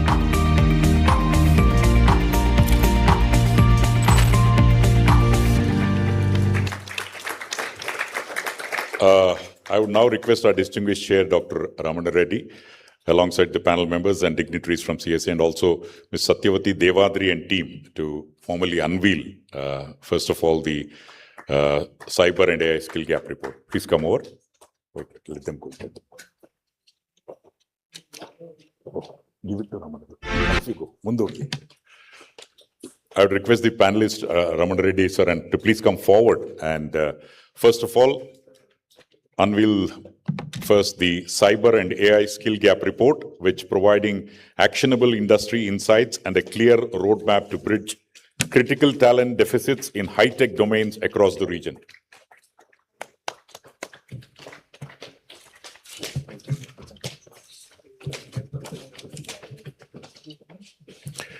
The Cyber and AI Skill Gap Report.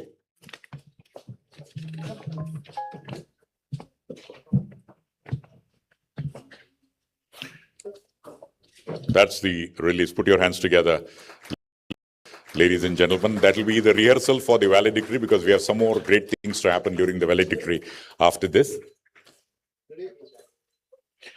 Thank you.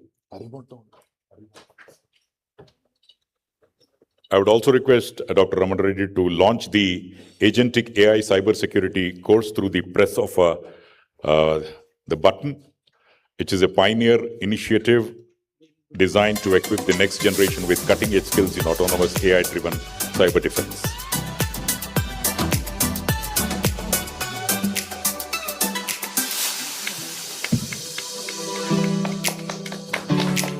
Round of applause, ladies and gentlemen.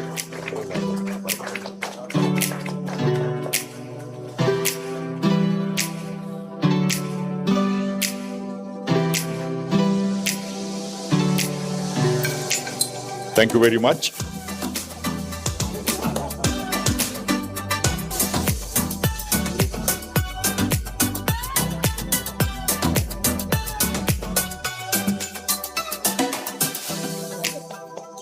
The panelists will receive mementos from Mr. Sanjeev Gupta,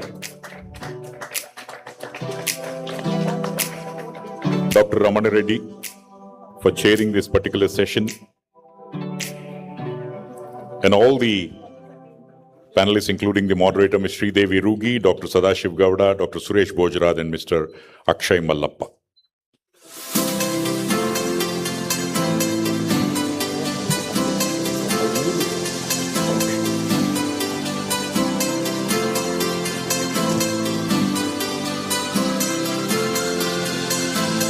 Thank you, Dr. E.V. Ramana Reddy, and all the panelists and guests for joining us for this insightful panel and momentous launch. Request all of you to kindly get back to your seats, please, after the photograph. Will the photographer say yes? Hogboda? Ella photo tegidra? Okay.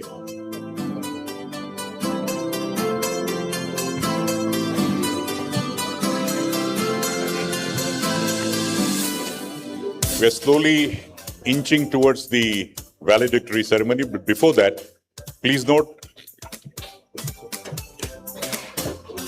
that in Bengaluru on November 3rd, 4th and 5th, 2026, we have the Bengaluru Skill Summit after this panelist photograph.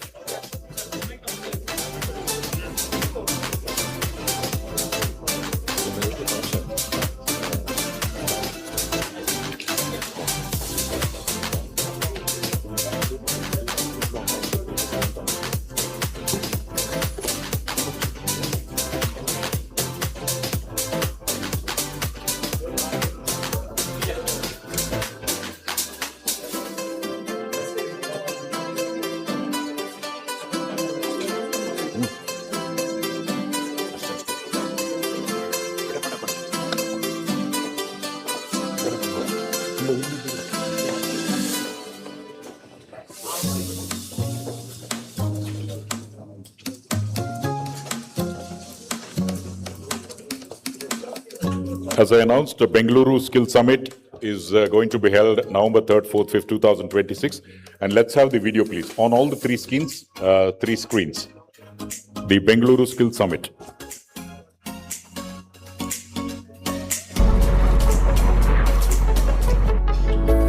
The Bengaluru Skill Summit, actually, it's a convergence of all the bright minds in the skill sector. It's a very fantastic response, and I see a lot of different type of companies. Fantastic initiative, bringing in industry, the technical partners. Always I tell this, join together is the beginning, discussing together is the progress, working together is the success. We are open for any ideas, we are open for collaboration, and also we are conducting one international job fair. Education is no longer important. Skilling and what you can do is important tomorrow.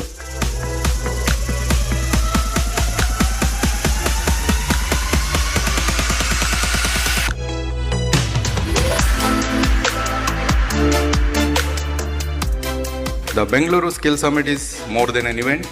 It's a movement towards building a resilient, globally competitive and inclusive workforce for 2030 and beyond. I would like to start by thanking the government of Karnataka for inviting Germany to be the country partner for this fantastic summit. This is just the beginning. We look forward to welcoming more bright minds from India in the years to come. ChatGPT may be able to give you 10 ideas for your marketing campaign in 10 minutes, but you still need a human to decide which of these ideas is good and which of these are nonsense. You need context and you need that judgment. It gave me great pleasure to witness an historical moment, the first summit organized by... I'm really happy that Karnataka government is thinking big time about recognition to skilled workers.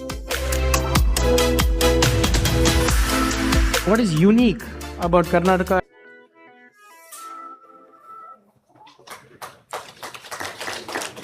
The sound of the clapping says that you're going to block your dates on November 3rd, 4th, and 5th. Nice to know that.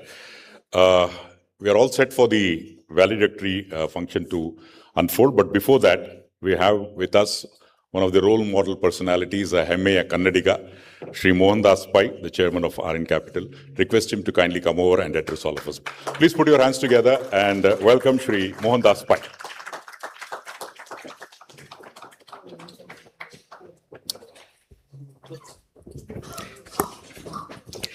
Folks, I'm very happy to be here today, extremely happy, because for us living in Bangalore, Mysore is extremely important. Mysore has been the capital of Karnataka, and the previous nomenclature of Mysore. It's been a model state in India. It set up universities, colleges, and many other infrastructure much ahead of any state in this country. And Mysore has been a leader, a global brand. Bangalore has become the capital of Karnataka. Bangalore has done extremely well. And living in Bangalore, we always want Mysore to do well, exceed its past glory.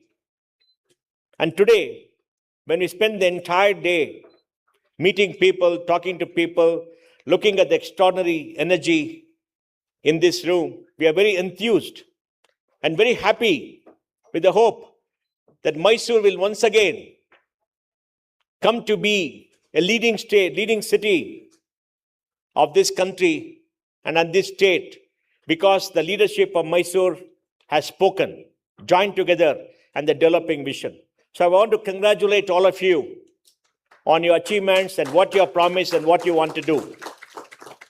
I would urge all of you to come together and develop a vision for Mysore and work to achieve the vision. Go to your political leaders and demand the kind of infrastructure that you need. Democracy is a system of competitive lobbies. We need a lobby for Mysore. We need a lobby, and Mysore citizens have to join together. It was such an extraordinary place. When I came here yesterday, I was going around. I saw the old Bangalore, white streets, lovely trees, fresh air. Yeah, this is a nice part of the year, not too hot, and not much traffic yet. Of course, you're going to have more traffic. All of you are going to buy 2 cars, 3 cars, 4 cars, 5 cars, and all that is going to happen. But such good people. A Kannadiga is a wonderful person, always welcoming, a bit too welcoming, I guess. We got everybody coming to Bangalore, and I'm sure they're going to come here. But what is important for you to accept your future as belonging to you, coming together, working for it, and planning. In 1997, B.V. Naidu set a group of people, which included Kiran Mazumdar Shah and me, and we drafted the first set up IT.com. We set up the triple IT coming out of the policy. Then for the next 25, 30 years, we all worked together. 4 or 5 people to work with the government, create the brand, write the policy, and spend a lot of time creating community, getting people together. Avinash is a part of that. So many of you are a part of that. And we all brought together because we wanted this dream of developing our city. Now, all of you should work together to develop the team. And that's the only thing that will happen. And don't wait for some messiah to come from outside and tell you what to do and to make it work for you, because it's not going to happen. What will happen is local leadership has to come together. And I'm very happy today that local leadership has to come together. And everybody is here. Ramana Reddy, B.V. Naidu, Sanjeev, they're all going to help you. They're all going to be your ambassadors in Bangalore. 20% of your time for community. Please spend 20% of your time for the community. Because the community develops, all of us develop. And this will be your legacy. You're all business leaders. 10 years later, you should ask yourself, what have you done with your life? You've been successful. You made a lot of money, right? All of you have made a lot of money. But what about your town? What about your community? And the biggest challenge for all of us living in India is, where are the jobs for our young people?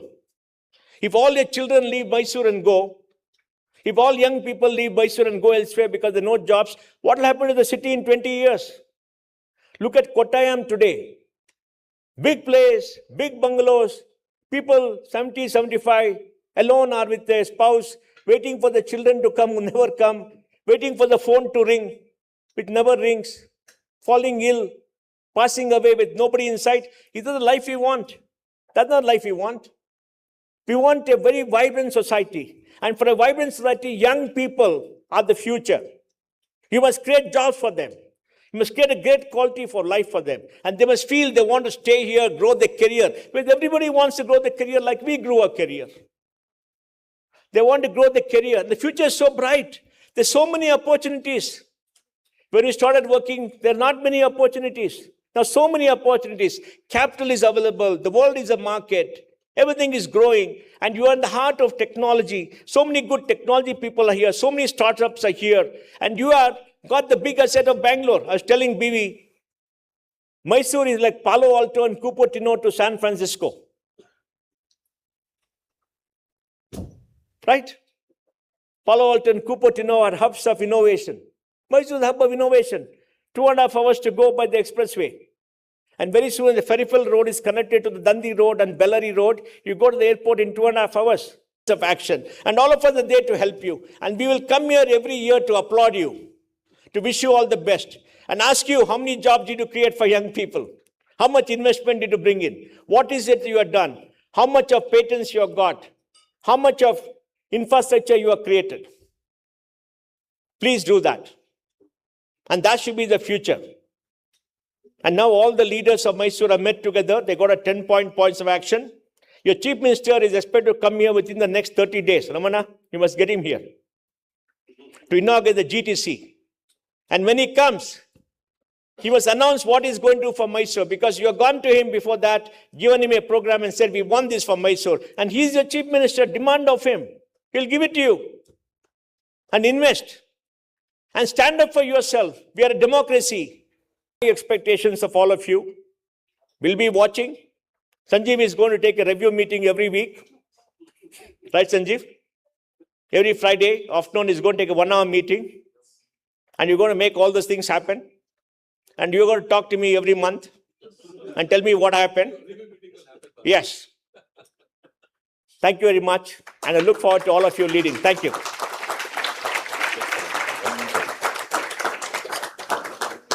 Thank you, sir.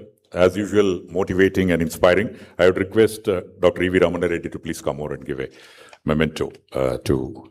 It's a memento with you. Yeah. Ramana is our IT secretary, a wonderful man. Always friendly, always helpful, always there for us, treating us with a smile and helping us. Thank you, Ramana. Sir, goes to... The name says it all, Ramana Reddy. So give a round of applause, and thank you, Shri Mohan Das.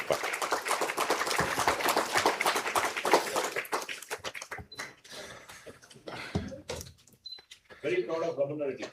Thank you. Thank you, sir. Thank you once again. We now straight away head towards the final leg of the action-packed day. It is time to reflect on the key outcomes, partnerships, and milestones achieved across our various sessions. It's my pleasure to welcome the dignitaries on stage. I would request Dr. E.V. Ramana Reddy to please come back, Chairman, Karnataka Skill Development Authority. Mr. Peter Winter Schmidt, Consul General of Denmark in Bengaluru. Mr. Peter, hearty welcome to you, sir. Mr. Bhaskar Verma, Regional Director of NASCOM. Mr. B.V. Naidu, Chairman of KEDEM. Mr. Sanjeev Gupta, the CEO of KEDEM, and also Mr. Vinayak Hegde, the host, the VP and delivery head of Infosys. Put your hands together, ladies and gentlemen, for all the dignitaries.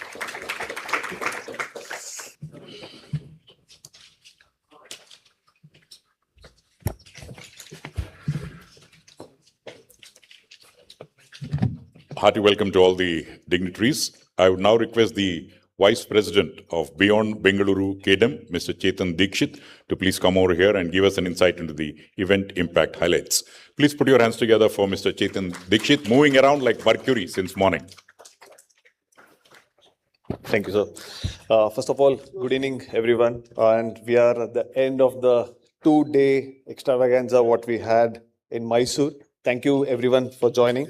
I'll not take much of the time, but it's important for us to also say what we have achieved in the last 2 days. And it's, it's so heartening to see all of you coming across the different places on the country, and also the local Mysore leaders who owned up and delivered and supported us. So it's been a fantastic 2 days journey for KDM.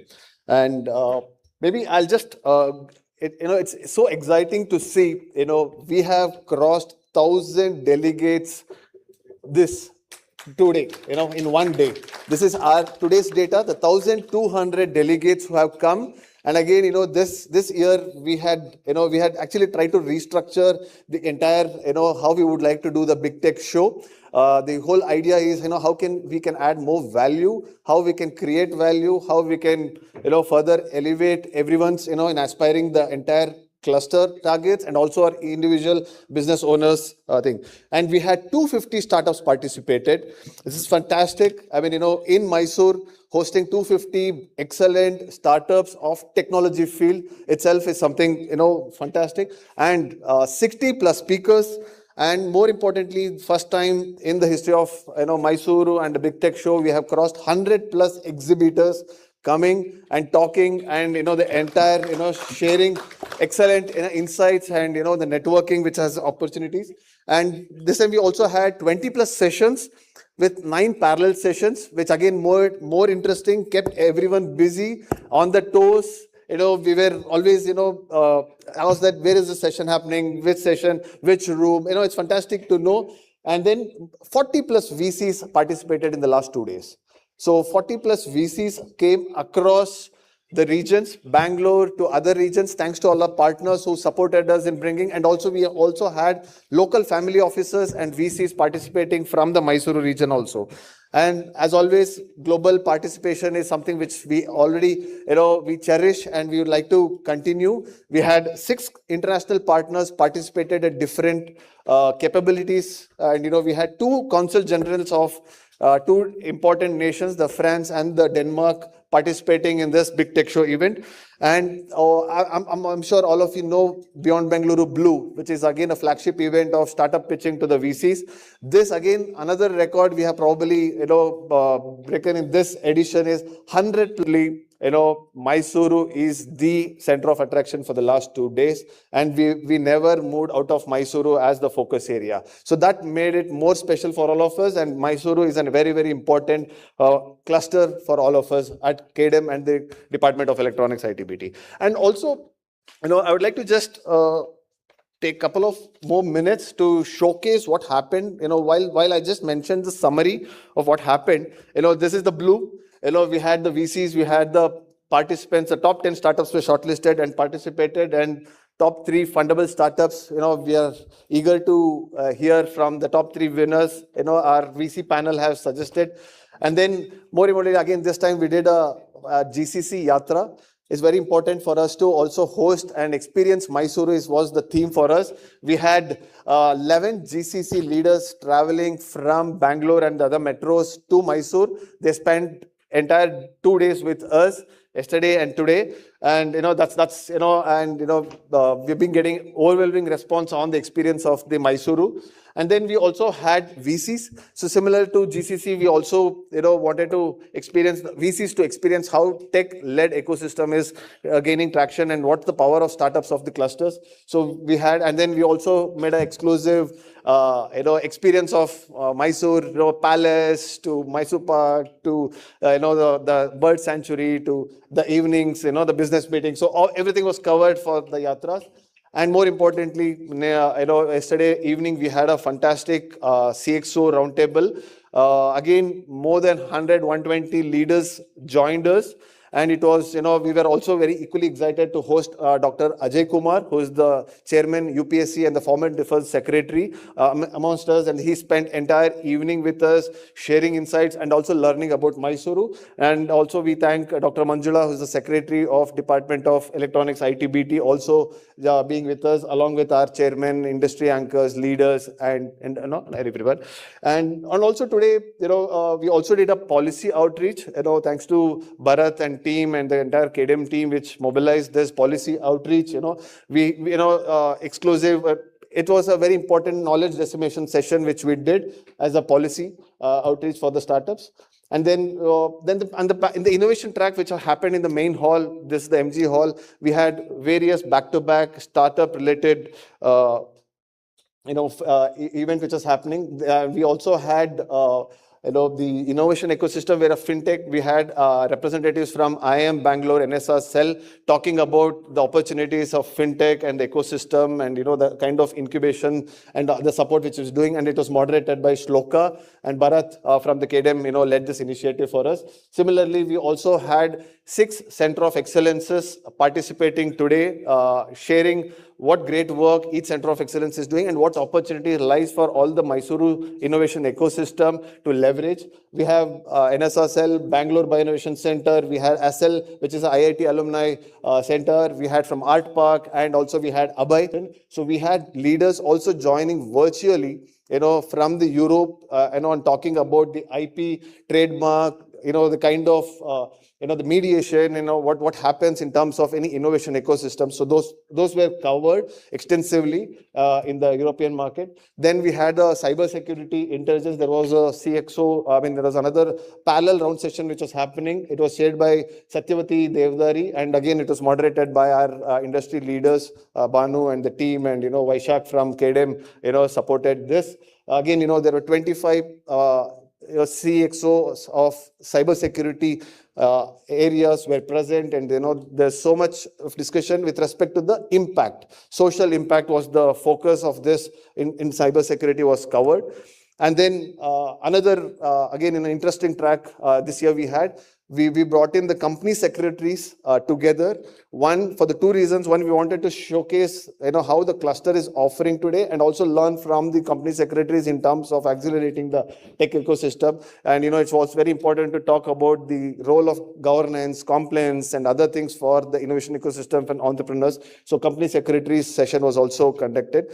And then we had the CHRO roundtable. It was chaired by Dr. Ramana Reddy sir, and again, Shubho Mehta from the KDM supported, coordinated, along with 45 to 50 participants participated today. And in fact, this was so overwhelming, we had to change the venue at the last minute. That's the kind of, impact, the sessions have given for all of us.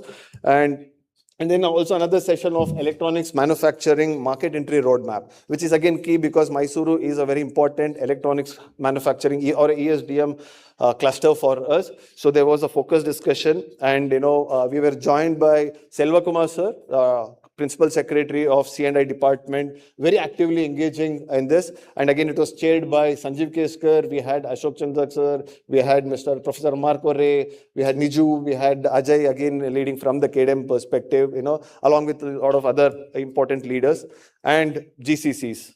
It's again, one of our theme of yesterday's conversation was how can we make MYSORE a GCC hub. So we continued our focus and conversation from last evening to again, today, this afternoon.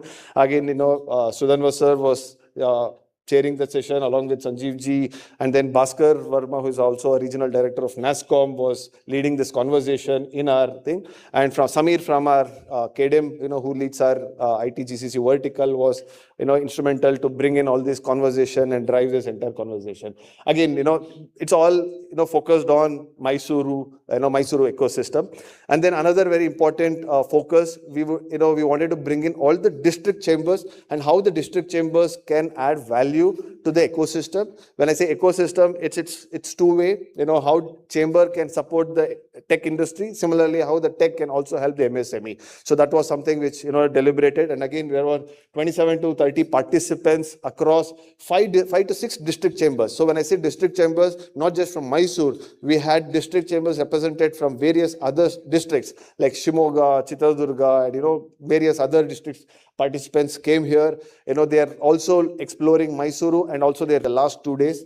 Local to global, there was another Netherlands, France, and the Denmark. There were various opportunities which was explored, and the knowledge was shared in terms of how our ecosystem can leverage these local to global as a concept. And again, it was chaired by Mr. Bhaskar Kalale, moderated by Vasant Shetty, and Sudhir from KDM was looking after to this session. And this is something which we did. And more importantly, listening from a masterclass from Mr. Mohandas Pai, understanding, and speaking, expending almost an hour or more time only with Mysuru industry leaders, talking about how Mysuru and what should be our responsibility, what should we give back. That's the kind of what are the possibilities? These were the participate in each of our sessions, making it enriching, and we have taken up notes and homework for all of us at KDM and all the the local industry ecosystem. And we would like to come back, and we are always here to support any ecosystem for anything for this Mysuru cluster. So thank you, Manila.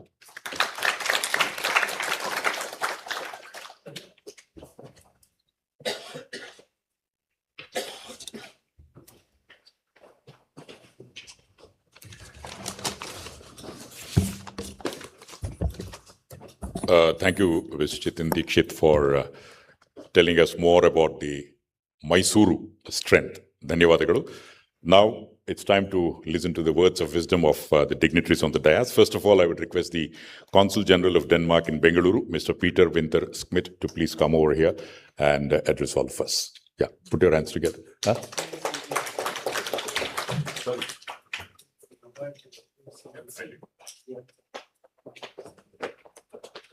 Before he takes over, I would request Sri Munna Prasad Thakur, Chief General Manager, Network 4, Commercial Clients Group, CCG. So please put your hands together. Munna Prasad Thakur ji, swagat. He has come with his team, which we'll call them later, but right now you come over, sir. It's over to you, sir.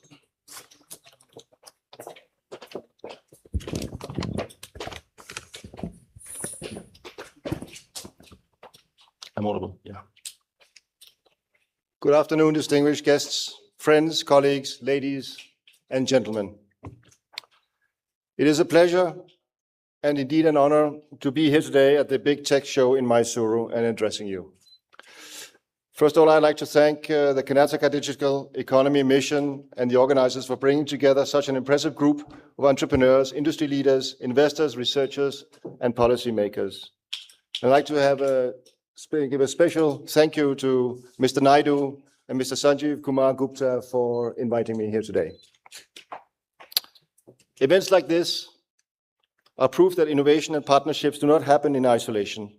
They happen when people come together, when ideas meet expertise, when research meets entrepreneurship, and when ambition meets opportunity. And that is exactly what we are seeing here in Mysuru. Denmark's relationship with India, in fact, did not begin with software or startups. It began almost 400 years ago, in 1620, when Danish traders established a small settlement in Tranquebar on the Tamil Nadu coast and built Fort Dansborg.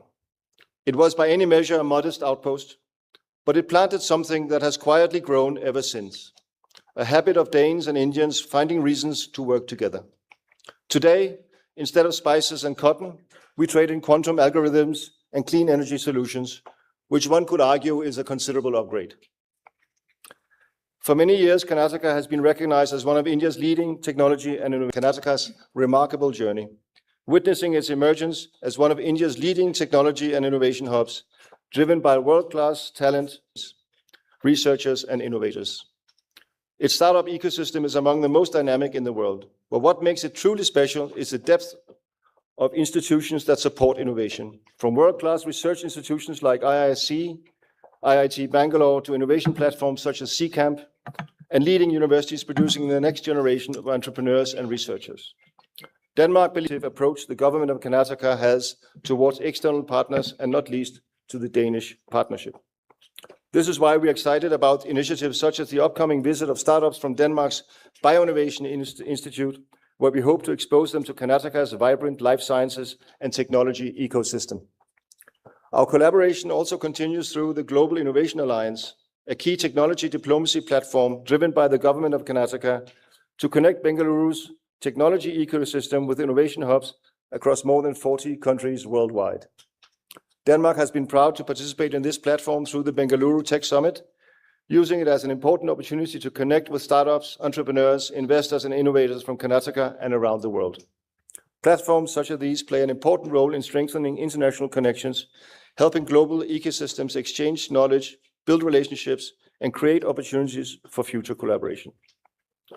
Another important bridge that we have been building is through our partnership with Tech Barbecue, Denmark's largest tech summit, where we support an initiative called the Nordic India Startup Summit. Last year, Karnataka made history with its first ever pavilion at Tech Barbecue in Copenhagen, where the Information Tech and Biotech Ministry, ITBT, brought a delegation of 10 startups from the state. This year, we are looking forward to an even stronger Karnataka presence, with more than 25 startups expected to participate, creating opportunities for investment, partnerships, and market access in Denmark and across the Nordic region. But there can be no innovation without some important elements. Innovation requires more than ideas. It requires capital, mentorship, and access to networks. One area where we see enormous potential is building stronger bridges between Danish and Indian investors.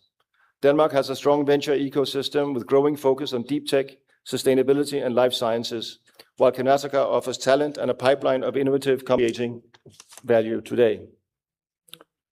As mentioned before, there are about 200 Danish companies in South India, of which 40 have an established presence in Karnataka, contributing to areas such as advanced manufacturing, healthcare, engineering, logistics, and sustainable technologies.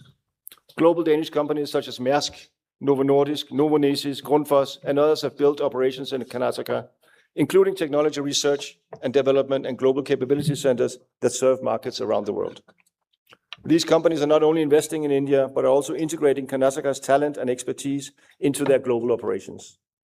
Beyond Bengaluru, Danish companies are also finding opportunities. Companies such as EG, which has established a presence in Karnataka through its largest offshore center in Mangalore, demonstrate the growing potential for Danish businesses to engage with the emerging innovation ecosystems beyond the traditional technology centers.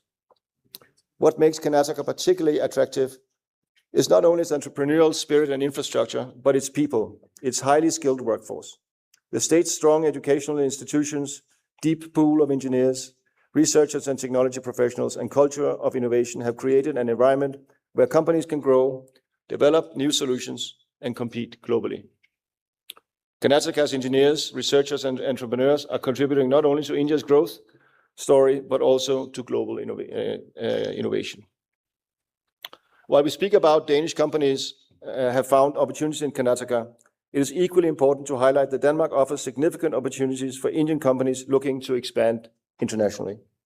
Denmark may be a small country with a population of just about 6 million people, but our size has always encouraged us to look outward and collaborate globally. Today, Denmark is one of the most competitive and innovative economies in the world. In the International Institute for Management Development, the IMD, competitive ranking of 2026, Denmark is ranked among the top economies globally, including the first place in business efficiency and among the highest ranking for infrastructure and government efficiency. Oh, and by the way, we are also the happiest nation in the world. For Indian companies looking to expand internationally, Denmark offers a stable, transparent, and innovative-driven business environment. As part of the European Union, Denmark provides a gateway to European markets supported by strong infrastructure, world-class research institutions, and a highly skilled workforce. Denmark's economy is built around areas where we see strong synergies with Karnataka, including AI, life sciences, healthcare, clean technologies, quantum, advanced manufacturing, and logistics. Our innovation ecosystem is supported by leading universities, strong research environments, and close collaboration between industry and academia. But beyond rankings and statistics, what makes Denmark attractive is the way we work. We combine a highly educated workforce with a culture built on trust, collaboration, and innovation. This creates an environment where companies can develop new technologies, attract global talent, and build solutions with international impact. For Karnataka startups, scale-ups, and companies looking towards Europe, Denmark can serve as a strategic entry point, not only to access the Nordic region, but to connect with the wider European ecosystem. In conclusion, the future will belong to ecosystems that know how to collaborate. Denmark and Karnataka may be different in size and geography, but we share the same belief that innovation happens when people, ideas, and opportunities come together. We know that the biggest challenges of our time cannot be solved by one sector or by one country alone. Whether we are talking about AI, digital transformation, climate solutions, healthcare innovation, or advanced manufacturing, the solutions of tomorrow will require international collaboration. And this is where I believe that the relationship between Denmark and India, in particular between Denmark and Karnataka, has enormous potential. 400 years ago, that relationship began with a small fort on the Tamil coast. Today, it is quantum computers, clean tech, and startup pavilions in Copenhagen. I look forward to continuing this journey together and seeing where the future takes us. Thank you very much.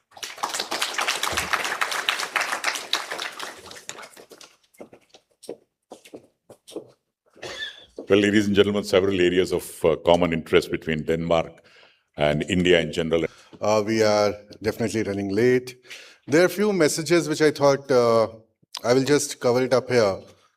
I don't know how many of you have noticed there's a hashtag, Do It Mysore Way.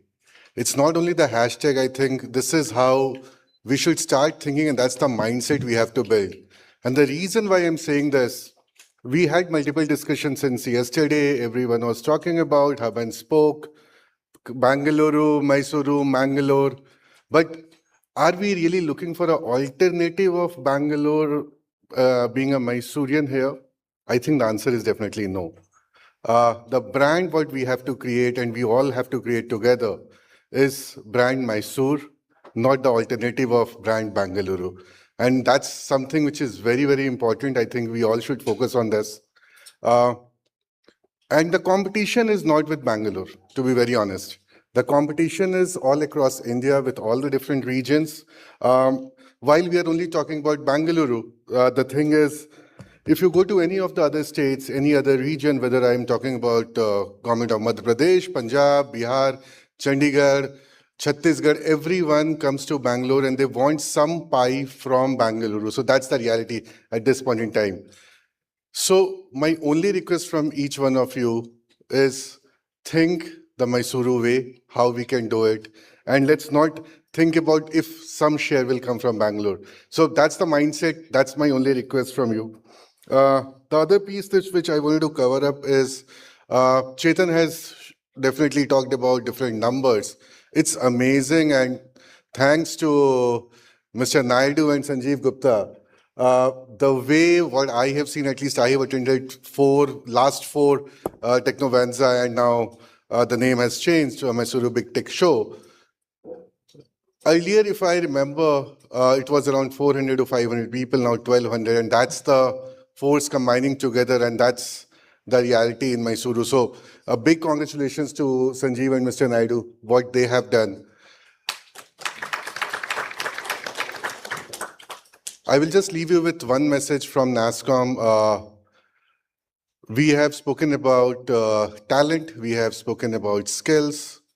There are platforms wherein NASSCOM is working very closely with MITI on Future Skill Platform. It's a completely free platform to each and every citizen. Please go and look at it. And the last piece, because this is very important, I thought I will just share this while we are working it internally with KDEM. Everyone has spoken about awareness, the best kept secret of Mysore. Very soon, and Sanjeev, this is what we have discussed, within few weeks, that secret will be in public in terms of creating the awareness. Already KDM has done a fantastic job. All the numbers are there, but putting it together, packaging it together, and put it and publish it for everyone to create the awareness. So that's what we are working on. All the best. And I'm sure we will do it in the Mysore way. Thank you very much.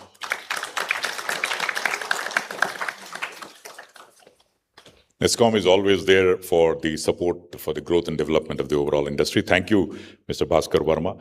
Well, you would all agree with me that Infosys has always been a great host. And we have the head here, VP and Delivery Head, Mr. Vinayak Hegde. I would request Mr. Vinayak Hegde to tell us more about the host, how was the experience and things like that. So a little bit of Zara Hatke. So put your hands together for Mr. Vinayak Hegde.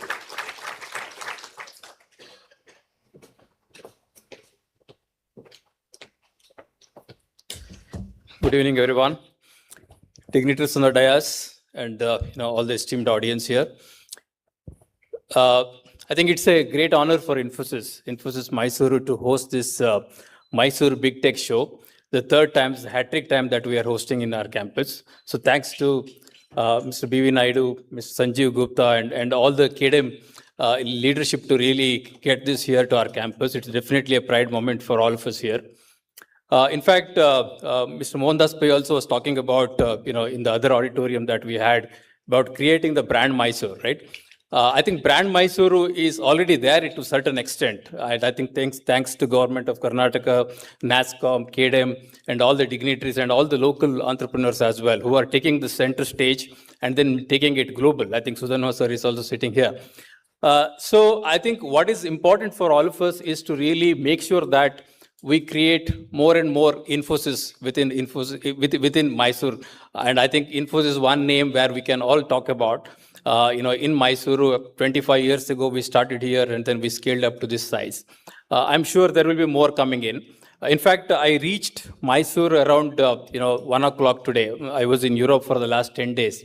Before traveling to Europe, I asked my client, I'm coming to Europe, a few countries that I visited there. Then I asked my client, I'm coming here, and what do you want from Mysore? What do you want me to pick up?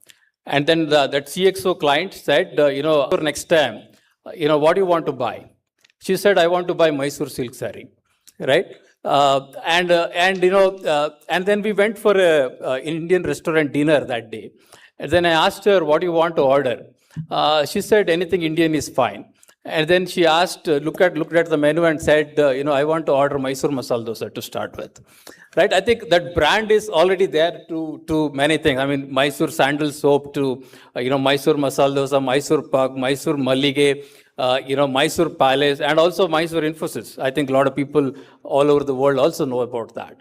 I think what is important for all of us is, creating brands together to bring together a storyline and narrative, what really makes Mysore very special. I think in the other auditorium, we talked about, 10 different things that we would do for Mysore, retaining the talent, bringing the talent, and, creating the ecosystem where companies come here and start, and all of that. I think KDM definitely is taking a very large, very big initiative here to make this happen.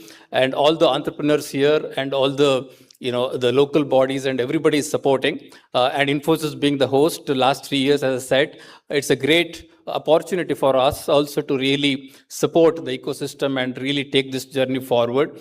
Special thanks to, Mr. Sanjeev for, heading this KDM and, driving this very effectively for growing Mysore. I asked him actually which other cluster is doing better, and he told me the answer, but I am sure the next year, if I ask the same question to him, I'm sure he will tell me that Mysore cluster is doing the best. I think that's something that we all look forward to. Even we, all of us, have some selfish interest as well. If Mysore does well in starting up more companies, growing more companies here, all of us will benefit, right? A lot of advantages in Mysore. In Bangalore or in any other tier 1 cities, when we look at it, you take a lot of time to commute and all of that. Here it is, everything is 5 to 15 minutes. Your children's school is 15 minutes, or office is 15 minutes, not more than 15 minutes. All of that. I think there are several advantages: great infrastructure, good weather, And why not? I think, it can be the back office for a lot of GCCs who are in Bangalore. Definitely, I think the effort is on. I take this opportunity to really wish all of us very well in growing Mysore ecosystem. Next time around, I was telling Sanjeev that next time around, I think today itself, this auditorium is full. MG auditorium with the capacity of more than 400 is full. I'm sure when next time, I think he was telling me that totally about 1,400, including all the KDM staff and everywhere this year. Next year, I'm sure it will be around 2,000 figure. So this auditorium is not enough. And we will have another bigger auditorium for KDM and this event to get organized, and wish you all the very best for next year as well. Thank you very much thanks for coming to Mysore Infosys and really making this event very, very successful. Thank you. Mr. Vinayak Hegde was mentioning about Mysuru Mallige, Mysuru Peta. 5,000 koti, 5,000 crores earmarked specifically for the ESDM electronic system design and manufacturing sector to fuel tech innovation and regional enterprise growth. To mark this landmark alliance, we request the leadership of SBI and KDM to step forward for the official MOU exchange between SBI and KDM. I would also like to call upon Shri Munna Prasad Thakurji is already here. I would like to call upon Shri Chi Venkatagiri, General Manager, CCG Regional Office, Bengaluru, Shri NVR Prasad, Deputy General Manager, Commercial Branch, Bengaluru, Shri Neeraj Kumar, Assistant General Manager, Commercial Branch, Bengaluru, and Shri Ashu Saxena, Assistant General Manager, Commercial Branch, Bengaluru. Wait.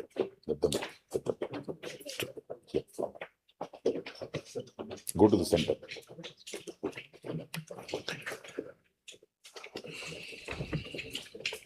A big round of applause, ladies and gentlemen, for this transformative partnership that directly empowers our tech and electronics ecosystem.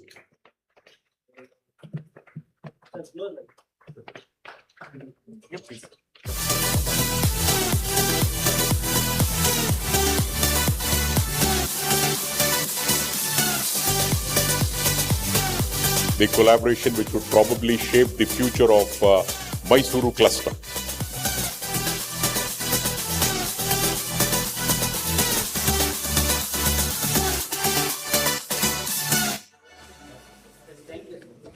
Thank you very much.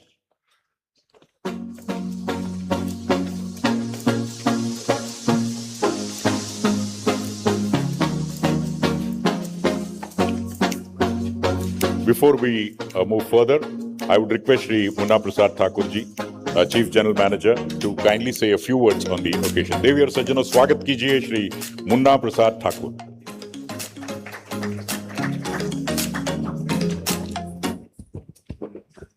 Good evening, all. In the industry which you are actively involved in, we have done in the past, we are currently also doing and will continue to do in future as well.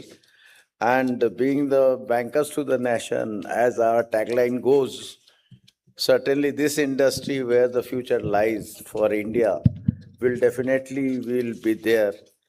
5,000 crore, as has been reported, is the beginning only.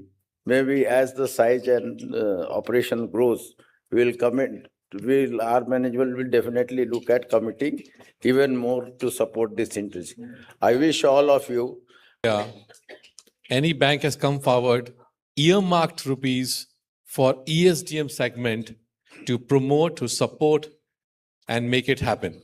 This is the first time, and I wish SBI partnership more stronger with us, not only for the ESDM, we have many miles to go forward onto this. So thank you so much and congratulations once again. Thank you.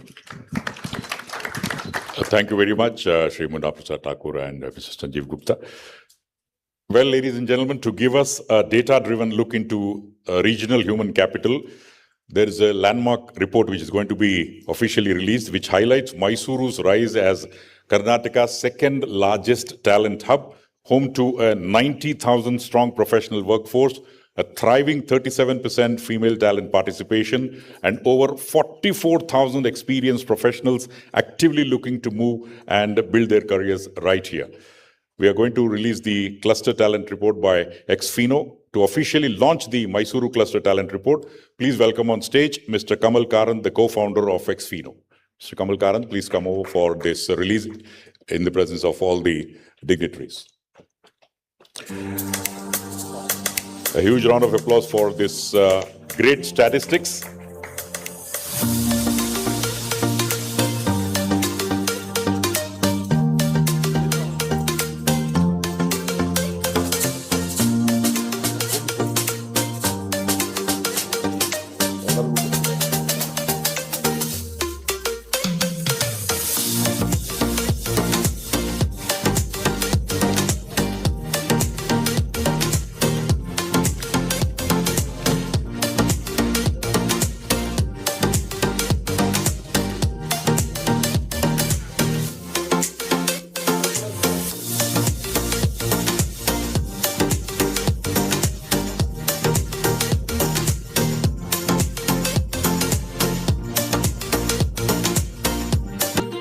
Well, ladies and gentlemen, we now move on to the felicitations, some of the awards which will be given away.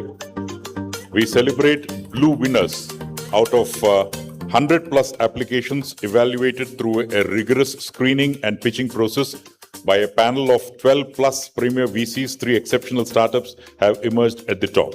I'm going to call the 3 names now. First name which I'm going to call is Mrs. Deshila Research Private Limited. Please come over and receive the certificate. I would request the dignitaries to kindly do the honors. Deshila Research Private Limited.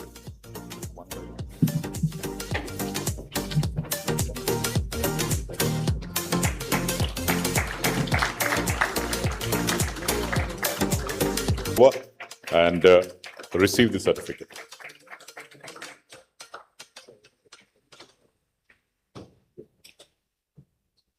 Two winners congratulating one another. One has got the certificate, the other one is going to get some. Congratulations to Malmead Research Foundation.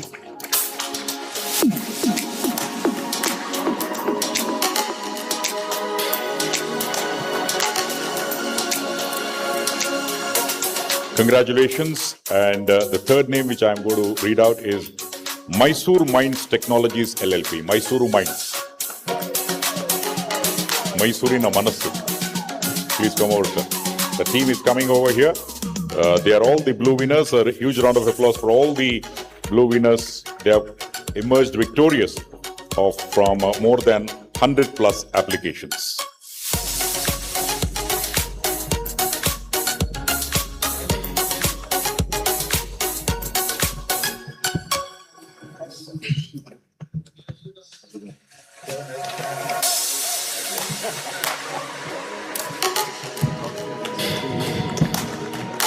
Thank you very much, and congratulations to all the winners.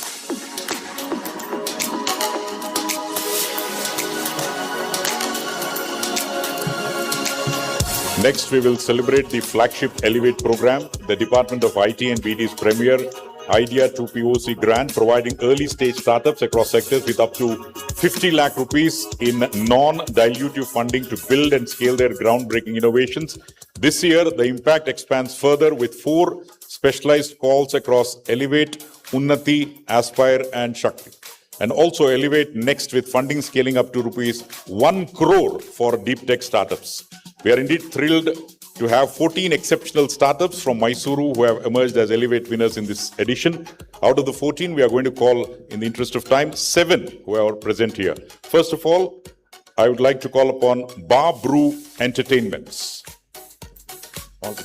All the 7 I'm going to call in the interest of time. Bar Brew Entertainments, CMX Organics Private Limited, but nobody is clapping when I'm calling out the names. DX Biotics, Igya Earth Private Limited, Kalpavrushti Cocoa Foods, Q-Axis Motors, and Vruksh Innovations. Elevate, probably they're accessible today, and maybe a few years down the line, you may have to take appointments to meet all these guys. Please come over. Put your hands together for Bar Brew Entertainments, CMX Organics Private Limited, DX Biotics, Igya Earth Private Limited, Kalpavrushti Cocoa Foods, Q-Axis Motors, and Vruksh Innovations.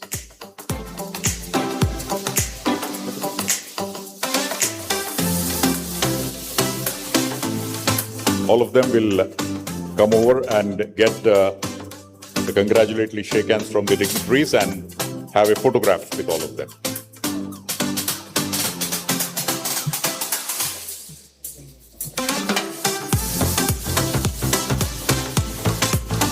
Bani Bega Bani.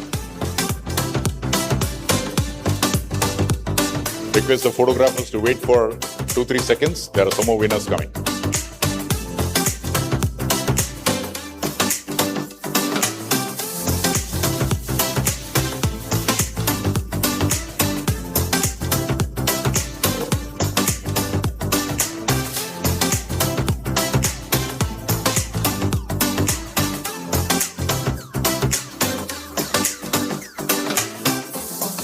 Thank you very much. We request the Elevate winners, Babru Entertainments, CMX Organics Private Limited, DX Biotics, Igya Earth Private Limited, Kalpa Vrishti, Coco Foods, Q Axis Motors and Brooks Innovations to get back to the seats. Thank you very much. Dhanyavadagal. Request all the dignitaries to please be seated for a moment.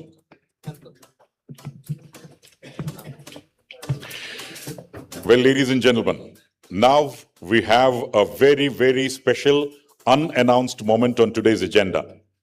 You would all agree with me that excellence often happens quietly behind the scenes, but today we want to bring extraordinary effort into the spotlight. We have a special recognition award to honor an individual whose leadership, vision, and dedication have made an indelible mark on our ecosystem. To reveal the identity of this distinguished recipient and the special award, I request Mr. Sanjeev Gupta, the CEO of KDM, to please come over here and take the stage and announce the winner. Mr. Sanjeev Gupta.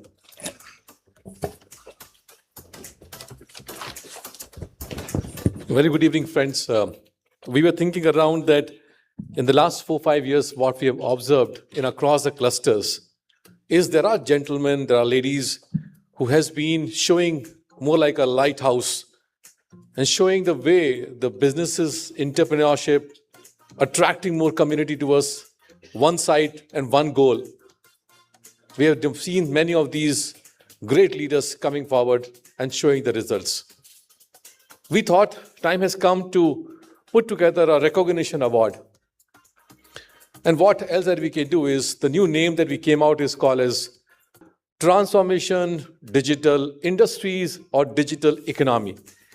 And I think the one who we're looking at is very well deserved. Let my colleague Sudhir share details on that.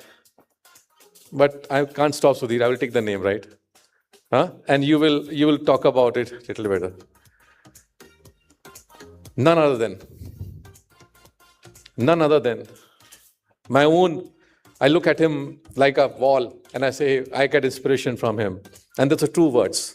He always says, Sanjeev ji, aap kuch zyada bol dete ho. But the fact is, it still remains as my heart. None other than the greatest leader that we have seen here, Mr. Sudhanwa ji. Most welcome, most awarded, most prestigious, most lightning, most energetic, and our lighthouse. We welcome you on the stage, sir. Bachelor degree in Instrumentation Technology Engineering from the University of Mysore, a Master of Science in Computer Engineering from Worcester Polytechnic Institute, USA, and a Master's degree in Engineering Management from the University of Mysore. Early in his career, he worked with Worcester Polytechnic Institute and MIT's Lincoln Laboratory before returning to India to work with Kirloskar Electric and Wipro Infotech. He founded ExcelSoft, a global leader in technology-enabled education, learning, and assessment solutions. Under the leadership, ExcelSoft Technologies Limited has built a strong international presence with over 1,100 professionals across Mysore, Noida, and Hyderabad, and operates over 20 countries, including India, USA, and UK, and Singapore. ExcelSoft is one of the few companies from Mysore who have been listed in the stock market. Very recently, they had a very successful IPO, and Shri Sudhanwa has also served as the senior consultant to World Bank and advised UNICEF, as well as multiple World Bank funded infrastructure and governance projects, particularly in MIS and GIS driven decision support systems. Passionate about K-12 education, he founded Excel Public School, known for its constructivist, experimental, and innovation-driven learning model. An active industry leader and a mentor, he has held key positions in CII, TIE, the Institute of Engineers, the Computer Society of India, the Mysore IT Forum. He has served on governing councils and academic and technology boards of several universities and institutions, including JSS Institution, the NIE Society, and the University of Mysore, amongst others.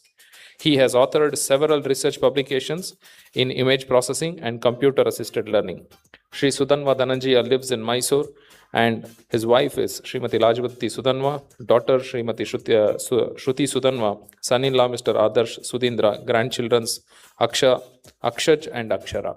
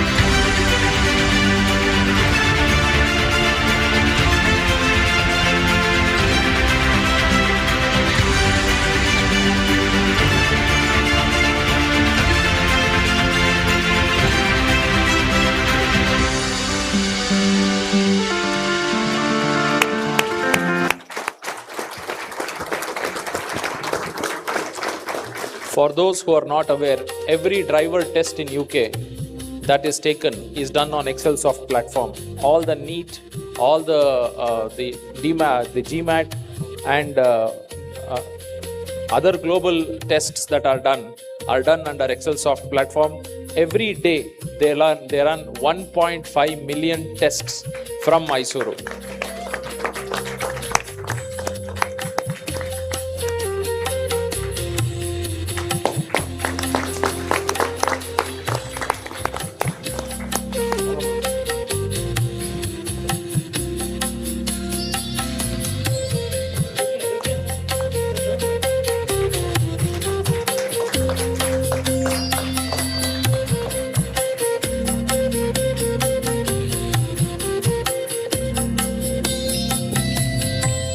Digital Titan 2026 Mysore cluster. I think we should all give a standing ovation. Please, all of you stand up, and they fully deserves a standing ovation.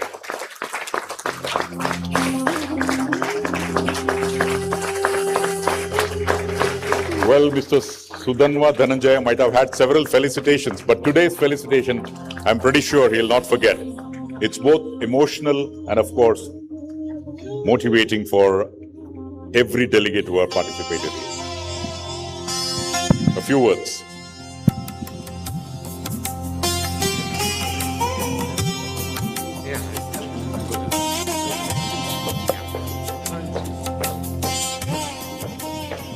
Irli sir, Mysore Peta jotene matadi. Mokshagundam Vishweshwaraya is known for that, and that Peta also suits you, sir.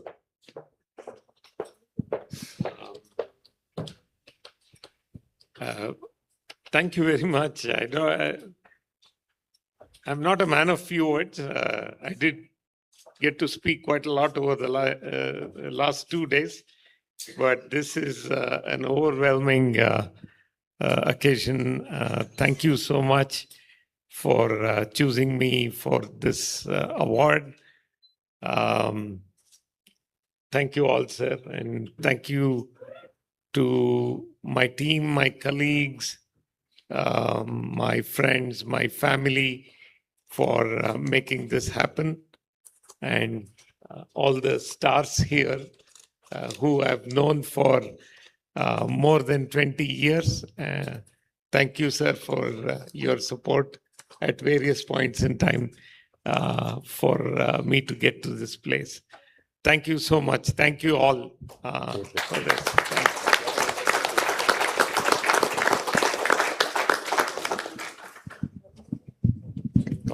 Thank you, sir. Thank you. Thank you.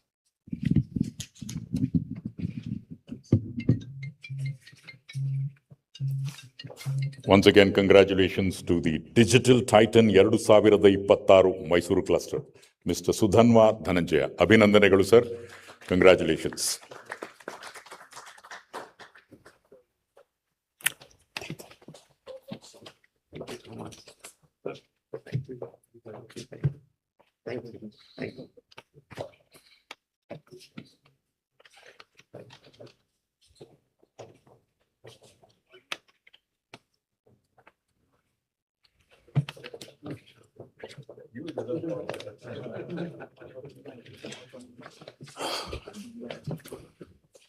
Thank you, sir.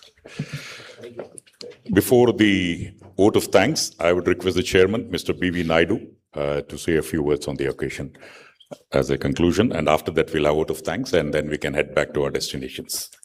Mr. Naidu. Good evening, ladies and gentlemen. See, at the end of the great event, we have, I must tell you that a lot of sense of satisfaction.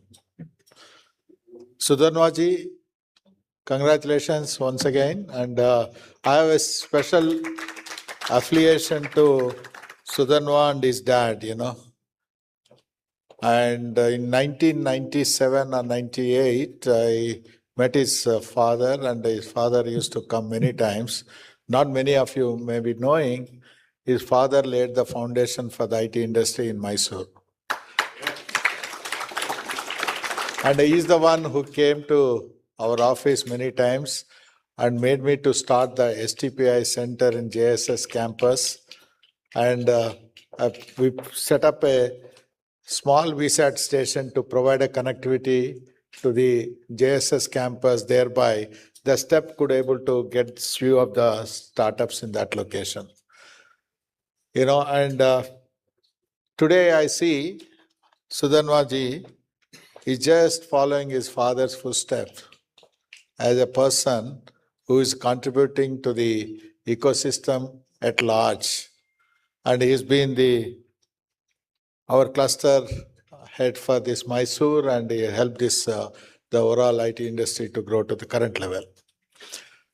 And you know, this time we have been doing this last evening I told you, and few years back just 20 people came for a CXO roundtable. Yesterday I saw 250 people are on the the roundtable.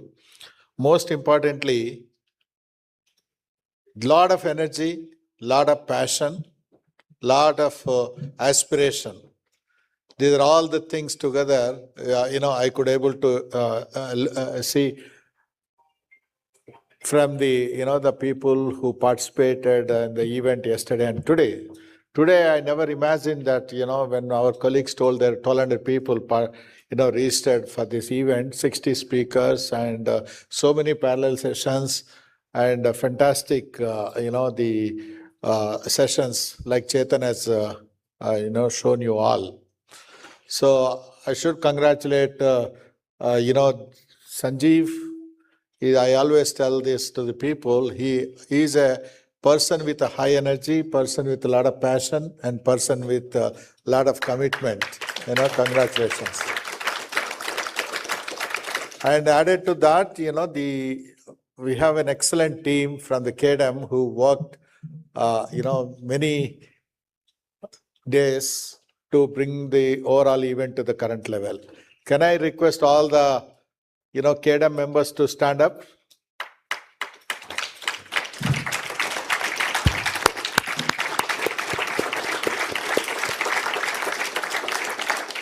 Only last year, we made Chetan as the head of the vice president for the Beyond Bangalore cluster. And in a short span of the time, you have shown the difference. Cluster events in all the places. I always tell him that his hand is a golden hand. And keep it up, Dr. Ramana Reddy.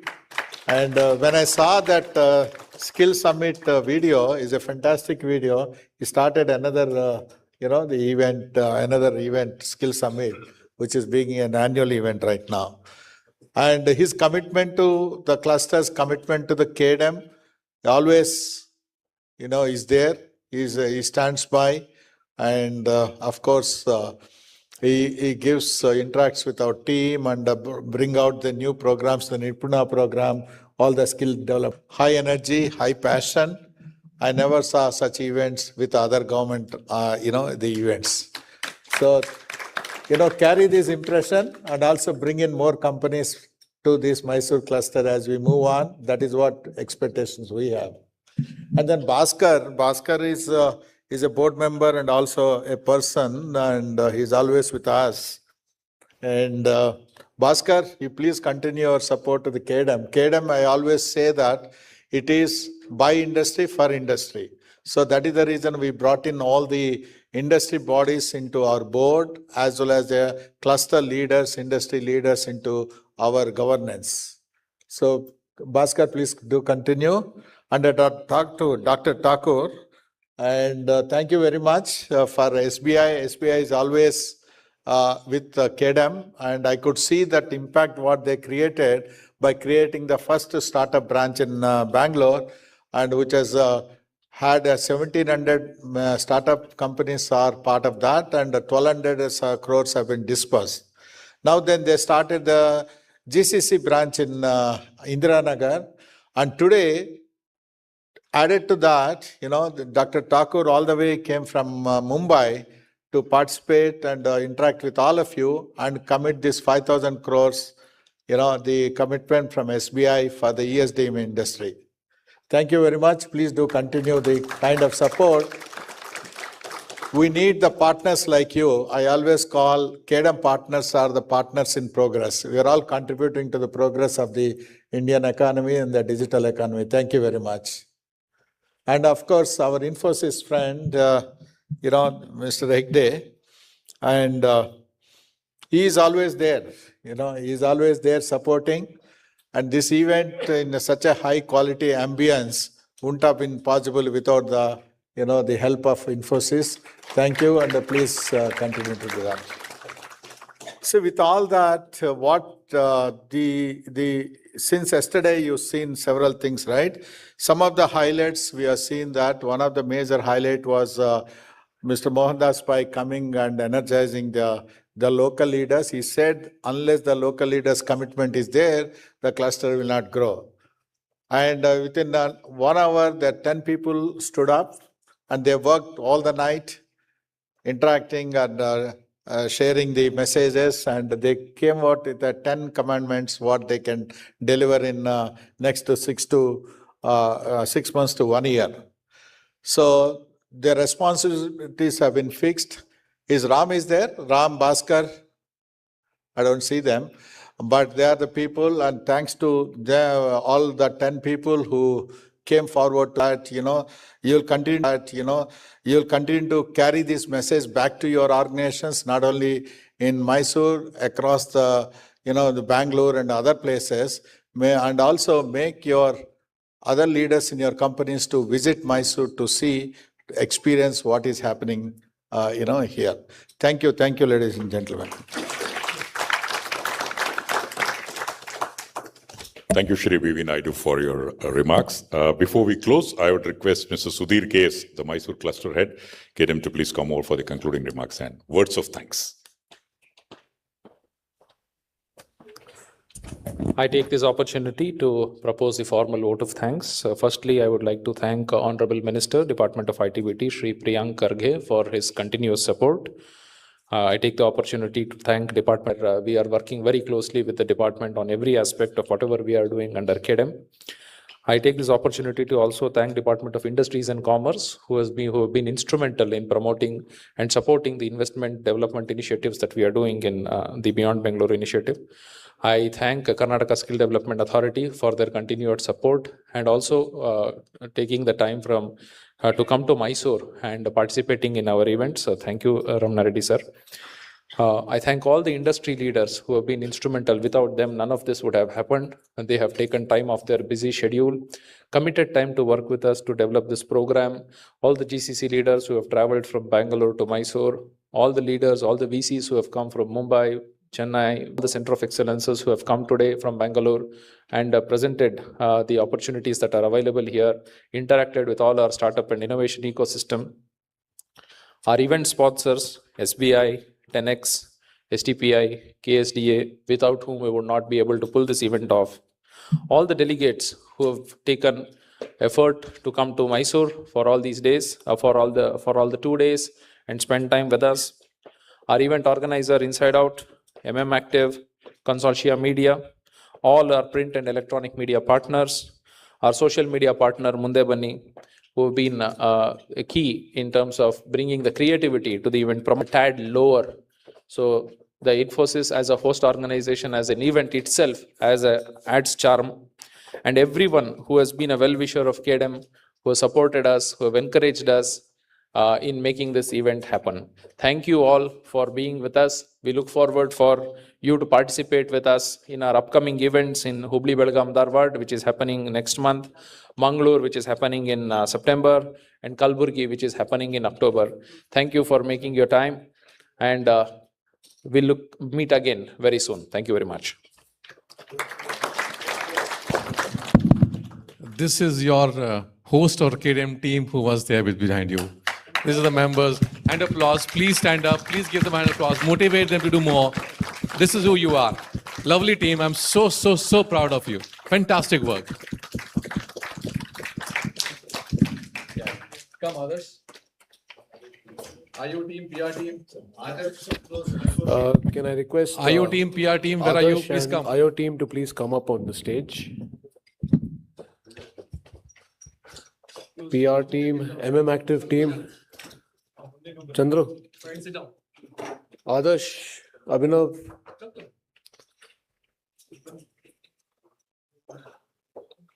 Volunteers. Please come, guys. Come.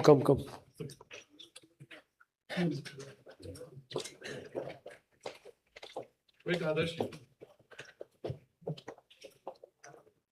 SP.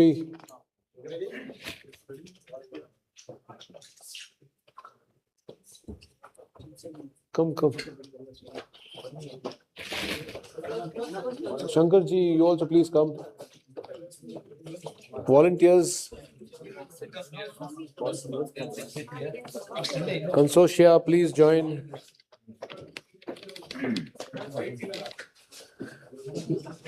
Ladies and gentlemen, this is just the front line. There's also a back line who has worked day and night to make this happen. So a big round of applause to the entire team and the effort.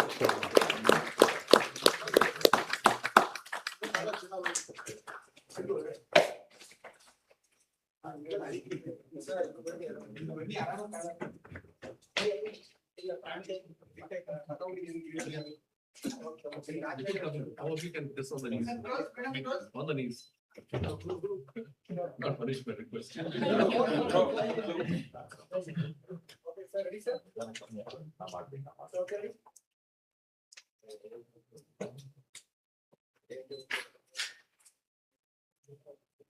Okay, one thumbs up for KDM.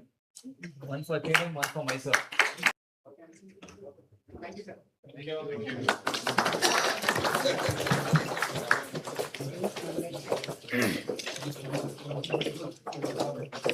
Thank you.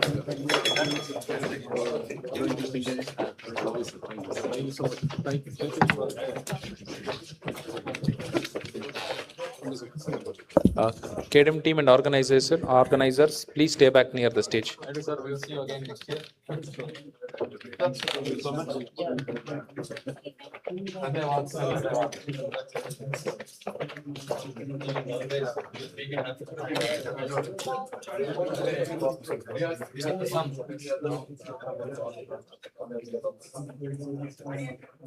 Let's move it.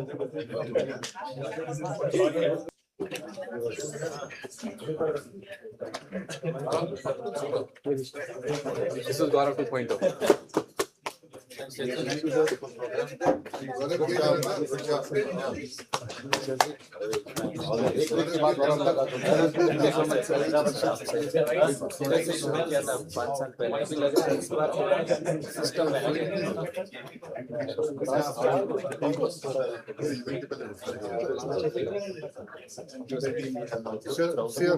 कल फिर मिलते हैं